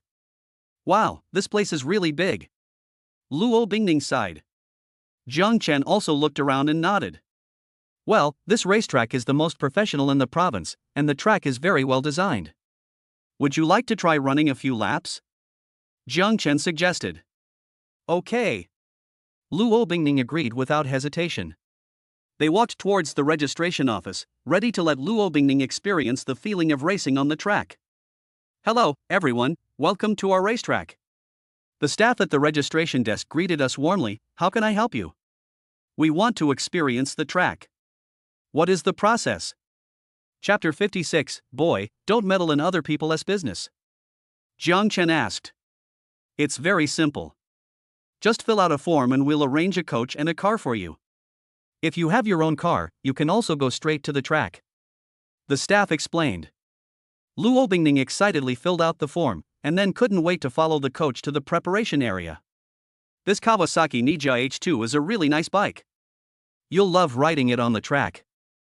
The coach looked at Luo Bingning's motorcycle with admiration and said, Well, I can't wait. Luo Bingning said excitedly. Under the brief guidance of the coach, Luo Bingning put on a helmet and got on the motorcycle. She caught her breath and started the engine. A roar sounded, and Luo Bingning rushed out like an arrow. After running a lap, Luo Bingning slowly parked the Kawasaki Ninja H2 in the rest area next to the track. Just then, a group of biker gang members wearing cool racing suits came over. They looked to be about the same age, and each of them exuded an unruly air. One of them had colorfully dyed hair and several earrings on his ears. He was obviously the leader of the group. Beautiful lady, your driving skills are quite good. The leader looked Luo Bingning up and down, a playful smile on his face. Are you interested in joining our motorcycle gang? Luo Bingning frowned slightly. She was not interested in the invitations from these biker gangs. She glanced at the leader calmly and said firmly, Sorry, I'm not interested in joining any organization. The leader obviously didn't expect Luo Bingning to refuse so directly, and the smile on his face froze. However, he did not want to give up and still tried to persuade Luo Bingning. Beautiful lady, don't reject us so quickly. Think about it again. Our biker gang has a bright future. I told you, I'm not interested. Luo Bingning interrupted him, a hint of impatience in her tone. She turned around to leave, but was suddenly stopped by a member of a biker gang. Hey, beautiful lady, don't be so disrespectful. The member said with a grin, while reaching out to put his hand on Luo Bingning's shoulder. Luo Bingning's eyes flashed, and she quickly dodged the member's hand. She looked at the member coldly and warned, Please be respectful. However, that member showed no sign of restraining himself and instead laughed even more wildly. Ah, beautiful lady, don't be so aloof. Come play with us and I promise you'll have fun. As he spoke, he reached out again to touch Luo Bingning. This time, Luo Bingning did not dodge, but directly grabbed the member's wrist and said in a cold tone. I'll say it again, please be respectful, otherwise, don't blame me for being rude. The biker gang member was frightened by the sudden aura displayed by Luo Bingning, but he did not stop. Instead, a fierce expression appeared on his face. At this moment, a figure suddenly rushed over from the side. It was Jiang Chen. He had been watching Luo Bingning's situation from a distance. When he saw someone being disrespectful to her, he immediately rushed up without hesitation. What do you want to do? Jiang Chen looked at the biker gang member coldly. The member was intimidated by Jiang Chen's aura and was at a loss for a moment. However, he did not want to admit defeat, so he struggled to break free from Luo Bingning's hand and threatened viciously. Boy, you'd better not meddle in other people's business, otherwise. Before he could finish his words, Jiang Chen kicked him. The kick was so powerful that it hit the member's abdomen directly, sending him flying and falling heavily to the ground. Chapter 57, for today's matter, don't even think about getting through it without 1 million. The biker gang member who was kicked away curled up on the ground in pain and was unable to get up for a while. The other biker gang members were horrified when they saw this. They didn't expect that this man who suddenly appeared would be so powerful. At this moment, the smile on the face of Chen Tiance, the leader of the motorcycle gang, has completely disappeared, replaced by a cold and angry look. He stared at Jiang Chen closely, with a dangerous glint in his eyes. Boy, you are so brave, you actually dare to touch my people. Chen Tiance walked towards Jiang Chen step by step. The surrounding members of the motorcycle gang seemed to be infected by him and gathered around, surrounding Jiang Chen and Luo Bingning. Jiang Chen seemed not to feel the pressure from the surroundings. He still looked at Chen Tiance coldly and said calmly, "Your little brother is disrespectful. I'm just giving him a little lesson." "A lesson? Humph, do you know who I am?" "My name is Chen Tiance, and I'm in charge of this area." "How dare you act so wildly here?" Chen Tiance roared and punched Jiang Chen at the same time. His fist was so powerful that it seemed as if he was going to knock Jiang Chen away with one punch. However, Jiang Chen slightly turned his body to avoid his attack. Immediately afterwards, Jiang Chen punched Chen Tiance in the abdomen with his backhand, knocking him back several steps. Chen Tiance steadied himself angrily. He didn't expect that he would be so vulnerable in front of Jiang Chen. He felt that he had lost face, so he stared at Jiang Chen fiercely and vowed to make him pay the price. "Mad, do you think I'm a vegetarian?" As he spoke, Chen Tiance suddenly pulled out a dagger from his waist and rushed towards Jiang Chen. He was extremely fast, and the dagger flashed a cold light in the air, going straight for Jiang Chen's throat. Jiang Chen's eyes flashed. He didn't expect Chen Tiance to use weapons. But he did not panic, but responded calmly. He dodged Chen Tiance's attack with a flash of his body, grabbed his wrist, twisted it hard, and snatched the dagger away. "Ah!" Chen Tiance cried out in pain and let go of the dagger. He looked at Jiang Chen in horror. He didn't expect this man to be so powerful. At this moment, the biker gang members around also showed expressions of horror. They knew that they might have hit a wall today. Jiang Chen looked at Chen Tiance coldly and said in a cold tone, "I'll say it again, don't mess with me, or I won't mind making you bikers bleed." As he spoke, he gently swung the dagger in his hand, cutting a gash on Chen Tiance's arm. Blood immediately flowed out, staining his sleeve red. Chen Tiance looked at the blood oozing from his arm, and the anger on his face was gradually replaced by fear. He knew very well that he was no match for Jiang Chen. If he continued to fight, he would probably suffer even greater losses. He took a few steps back, keeping a certain distance from Jiang Chen, then glared at Jiang Chen fiercely and turned to walk aside. "Just wait, kid, I won't let you go." Chen Tiance said this with gritted teeth, took out his cell phone and started making a call. Jiang Chen did not stop him, but just looked at his back coldly with a disdainful smile on his face. "Hello, second uncle, it's me, Tiance." After the call was connected, Chen Tiance immediately adopted a respectful tone. "Tianso, what's wrong? Do you need help from your uncle?" A deep voice came from the other end of the phone. "Uncle, I'm in some trouble and I need your help to solve it." Chen Tiance exaggerated the story and finally said with gritted teeth, "Uncle, you have to make the decision for me. I've never suffered such a loss before." "Oh? Someone actually dared to touch you? How dare you?" "Tiance, don't worry, let your uncle handle this matter. I promise to make that brat kneel down and beg for mercy." The second uncle on the other end of the phone became angry immediately after hearing what Chen Tiance said. He has been in this area for so many years, and no one has ever dared to disrespect him like this. "Thank you, second uncle." Chen Tiance felt relieved after hearing his second uncle's promise. With his second uncle stepping in, he believed that Jiang Chen would definitely pay the price. After hanging up the phone, Chen Tiance turned and walked towards Jiang Chen, with an arrogant smile on his face again. "Boy, you're dead. For today's incident, don't even think about getting through without 1 million. Chapter 58. Let us see who dares to take action. Jiang Chen couldn't help but laugh when he heard Chen Tiance's words. He shook his head as if he was looking at a child who was being unreasonable. 1 million? You're so brave. Just then, a burst of hurried footsteps came from a distance, accompanied by heavy breathing.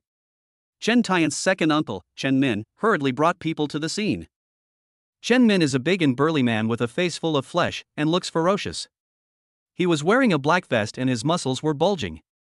He looked like a martial artist. Behind Chen Min, there were dozens of ferocious gang members. His arrival made the surrounding motorcycle gang members feel like they had found a backbone. They all gathered around and stared at Jiang Chen menacingly. Tian Su, what's going on?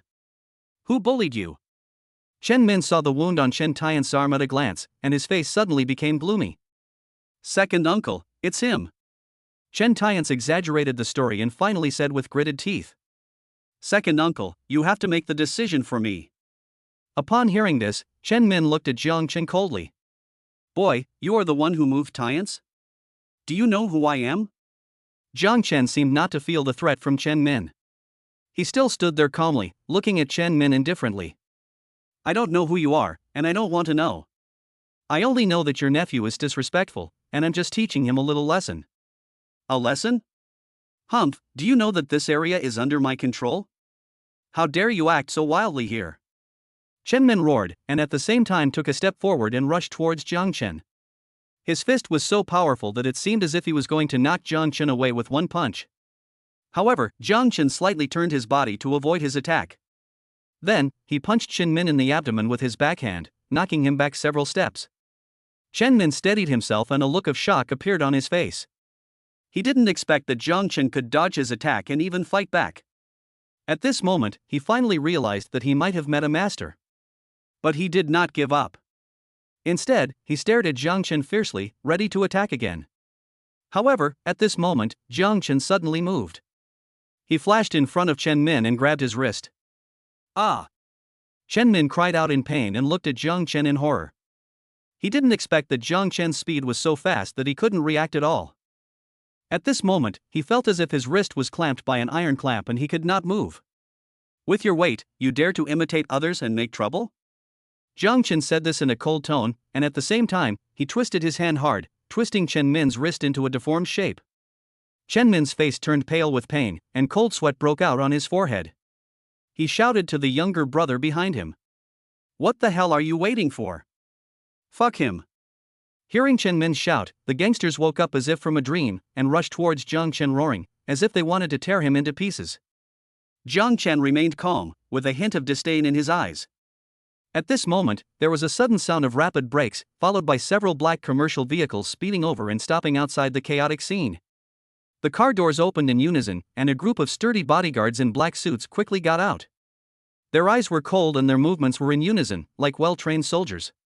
Let's see who dares to take action. Chapter 59. What is going on?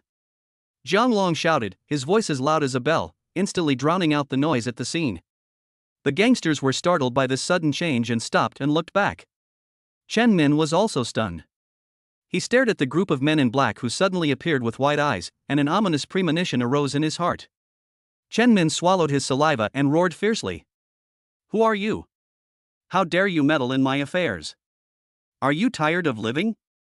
Jiang Long did not answer, but glanced coldly at Chen Min and his brothers. The look in his eyes was as if he was looking at a group of lambs to be slaughtered, full of disdain and indifference. Chen Min was completely enraged by Jiang Long's eyes. He roared. Go ahead. Kill them. However, his younger brothers hesitated at this moment. They looked at the cold eyes and strong physique of Jiang Long and others, and a sense of fear involuntarily surged in their hearts. It was obvious that these men in black were not ordinary bodyguards. Their aura seemed even more terrifying than those of professional killers. But Chen Min's orders had to be obeyed, so a few brave gangsters rushed forward. They waved sticks and knives in their hands, trying to use their numerical advantage to suppress Jiang Long and others. However, they soon discovered they were wrong. Jiang Long and others were like well-trained warriors, dodging their attacks quickly and accurately, and every counterattack hit their vital points with incredible precision. Ah! Ouch! Screams rang out one after another. In less than a minute, the thugs who rushed forward had fallen to the ground, groaning in pain. Chen Min was completely stunned at this moment. He watched his brothers being knocked to the ground one by one, his heart filled with fear and despair. He realized that Jiang Long and others were definitely not simple. Who are you? Chen Min asked in a trembling voice. Jiang Long walked up to Chen Min and looked at him coldly. It doesn't matter who we are. What matters is that you offended someone you shouldn't have offended. Chen Min's face turned pale in an instant. He knew that he had really hit a wall this time. He was panicking and his eyes were wandering around. Suddenly, he saw the mobile phone in his hand, as if he had grabbed a life-saving straw. You guys wait. Chen Min shouted fiercely, pulling out his phone and quickly searching through his address book. I'm calling for help right now. If you dare to touch me, I guarantee you won't see the sun tomorrow. Jiang Chen looked at him coldly, with a mocking smile on his face. Call for help? Do you think the people you call can save you? Chen Min did not answer. He had already found the important phone number and pressed the dial button with trembling fingers. The call was quickly connected, and a majestic voice came from the receiver. Hello, what's up? Chen Min seemed to have found a backer, and his tone instantly became flattering. Hello, Secretary Li. I've run into a little trouble and need your help to resolve it. What trouble? The voice on the other end of the phone seemed a little unhappy. Where are you now? I'm at the racetrack in the suburbs, Chen Min replied hastily. Some unidentified people are trying to attack me. They're very powerful, and my people are no match for them. There was silence on the other end of the phone for a while, and then the majestic voice sounded again. I understand. Wait, I'll bring people over right away. Chapter 60. Take them all away. When Chen Min heard this, he was immediately delighted. He hung up the phone, looked up at Jiang Chen and the others, and a smug smile appeared on his face. You're done. I've called for help, and you're going to be in trouble soon. Jiang Chen just smiled coldly, unmoved at all. Do you think that calling someone here can change anything? In less than 10 minutes, hurried footsteps were heard at the entrance of the alley. Chen Min looked in the direction of the voice and saw a group of people wearing executive jackets running towards him quickly. Leading them was a middle-aged man with a sturdy build and a dignified face. Secretary Li. Chen Min was overjoyed when he saw the newcomers and rushed over to greet them. You're here. These are the people who beat me and my brothers. You have to help me. Secretary Li ignored Chen Min and walked straight to Jiang Chen. He looked him up and down, then asked in a deep voice. Are you the ones causing trouble here? Jiang Chen replied calmly. We were just defending ourselves. He was the first to attack us, and we were just forced to fight back. Secretary Li frowned, turned his head to look at the thugs lying on the ground, and the sticks and knives in their hands, and understood about 70% of the situation. He looked at Jiang Chen again and asked sternly. I'm warning you, tell the truth, what's going on? As the secretary of the city cabinet, Li Bingtao has always liked to use his power to pressure others. Hearing this, Jiang Chen curled up the corner of his mouth into a faint smile, his eyes never leaving Li Bingtao, but that smile revealed a bit of disdain and indifference. He shook his head slightly, as if silently resisting Li Bingtao's question, or mocking the whole scene. Do you think that, just because you're covered in this skin, you can arbitrarily confuse right and wrong? Jiang Chen's voice was not loud, but it was clearly heard by everyone. Li Bingtao originally wanted to take this opportunity to demonstrate his authority, but he didn't expect to encounter such an attitude from Jiang Chen. His face instantly darkened, his brows furrowed, and his eyes flashed with anger at being looked down upon. As the secretary of the city cabinet, he was used to being treated respectfully by people around him. When had he ever been treated so coldly? How dare you? How dare you speak to me like that? Li Bingtao shouted angrily, his voice filled with unquestionable majesty, trying to use his power to suppress Jiang Chen's momentum. Seeing this, the followers behind him also took a step forward, ready to obey orders at any time. However, Jiang Chen seemed not to hear it and remained calm and composed. He slowly turned his head, his eyes sweeping over the restless thugs and Li Bingtao's followers one by one, and finally returned to Li Bingtao's face, his eyes revealing a maturity and depth beyond his age. You and I both know the truth. If you don't want others to know, then don't do it yourself. You can use your power to oppress others today, but one day, someone will make you pay for your actions. Jiang Chen's words were calm and powerful, and every word was like a heavy hammer, hitting Li Bingtao's heart. Li Bingtao's face turned pale, and he was obviously hurt by Jiang Chen's words. He took a deep breath and tried to calm himself, but the anger in his eyes grew stronger. He understood that if he didn't handle today's matter well, not only would his dignity be damaged, but his career might also be affected. Okay, very good. Just wait and see, I'll let you know what regret is. Li Bingtao gritted his teeth and said, then turned and ordered his followers, take them all back. I want to interrogate them personally. Chapter 61 Li Bingtao's begging for mercy. Following Tian Bingtao's order, his followers quickly took action, surrounded Jiang Chen and others, and prepared to take them away by force.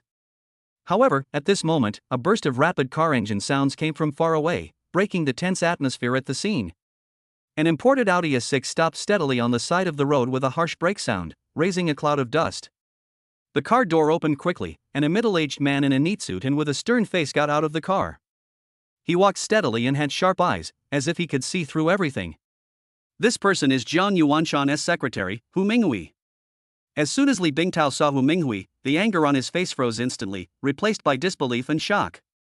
He never expected that such a seemingly ordinary street conflict would alarm the secretary of the provincial cabinet. The appearance of Hu Minghui undoubtedly added a bit of unpredictability to this storm. Secretary Hu, what's wrong with you? There was a hint of embarrassment and confusion in Li Bingtao's words. He stepped forward quickly and tried to explain the situation, but he didn't know where to start. Hu Minghui did not respond immediately, but looked around, his eyes scanning back and forth between Jiang Chen, Li Bingtao, and the people who were surrounded. Secretary Li, I heard there are some misunderstandings here that need to be resolved? Hu Minghui's voice was deep and powerful, and every word he spoke revealed an authority that could not be ignored. Li Bingtao's heart tightened. He knew that Hu Minghui's intervention meant that this matter was no longer a simple street fight, but had risen to a higher level of political considerations. He forced a smile and tried to save the situation. Secretary Hu, it's just some minor matters. I was planning to take them back to the bureau for processing. A small matter? Hu Minghui shook his head slightly, his tone tinged with reproach. In this city, every little thing can become a destabilizing factor affecting the overall situation. We can't afford to ignore it.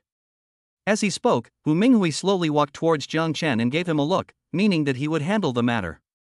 Li Bingtao felt mixed emotions when he saw this. He realized that today's events were far beyond his control, and Hu Minghui's appearance was undoubtedly a stern warning to him. The young man in front of me has a very terrifying background. He knew very well that in officialdom, standing on the wrong side or saying the wrong thing could lead to irreversible consequences. Secretary Hu, I was negligent. Li Bingtao finally spoke, his voice filled with sincerity and helplessness. I should have handled this kind of incident more carefully to avoid bringing unnecessary negative impact to society. Please forgive my recklessness. Hu Minghui frowned when he heard this.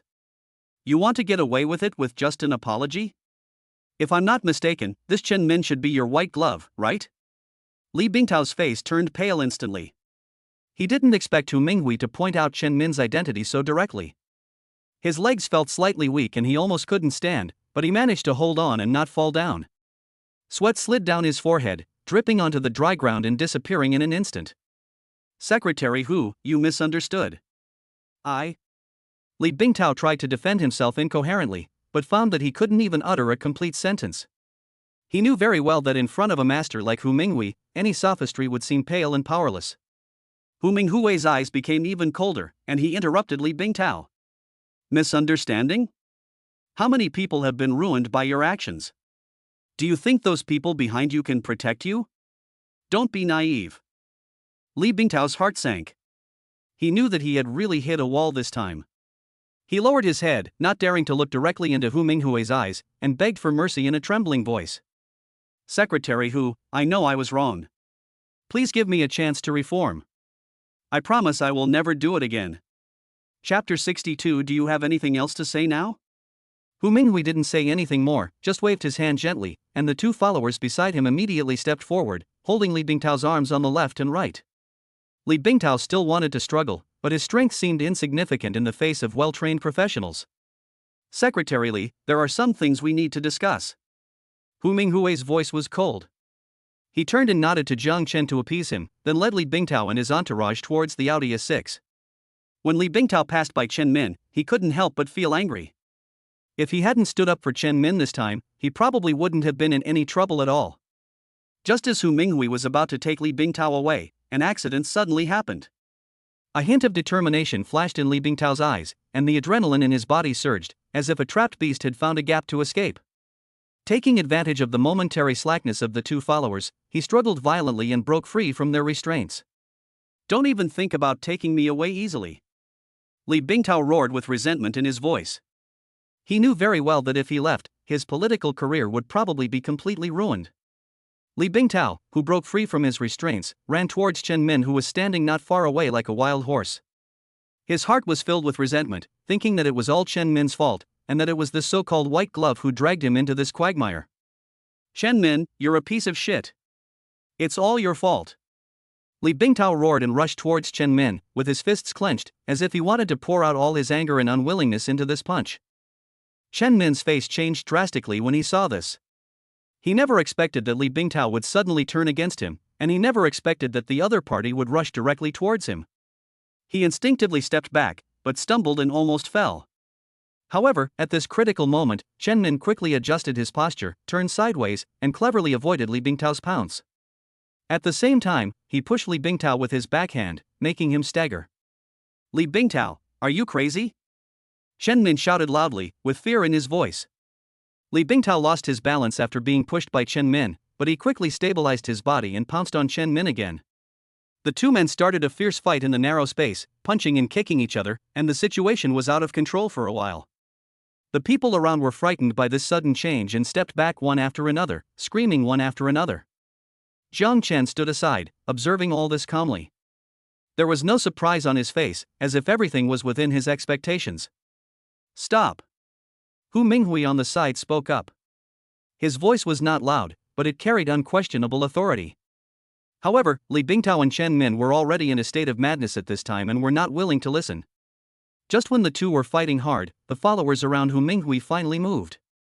They quickly stepped forward, forcibly separated the two men, and held them firmly under control. Li Bingtao and Chen Min were both pressed to the ground, gasping for breath, their eyes filled with resentment and anger. That's enough. Hu Minghui stepped forward and looked at the two bewildered men with deep disappointment in his tone. Do you think this will solve the problem? This is ridiculous. As he spoke, Hu Minghui waved his hand, signaling his followers to take the two away. This time, neither Li Bingtao nor Chen Min offered any resistance. They knew that no matter how hard they struggled, they could not change their impending fate. At this time, only Chen Tiance and others were left at the scene. Jiang Chen took 2 steps forward and asked, Chen Tiance, do you have anything else to say now?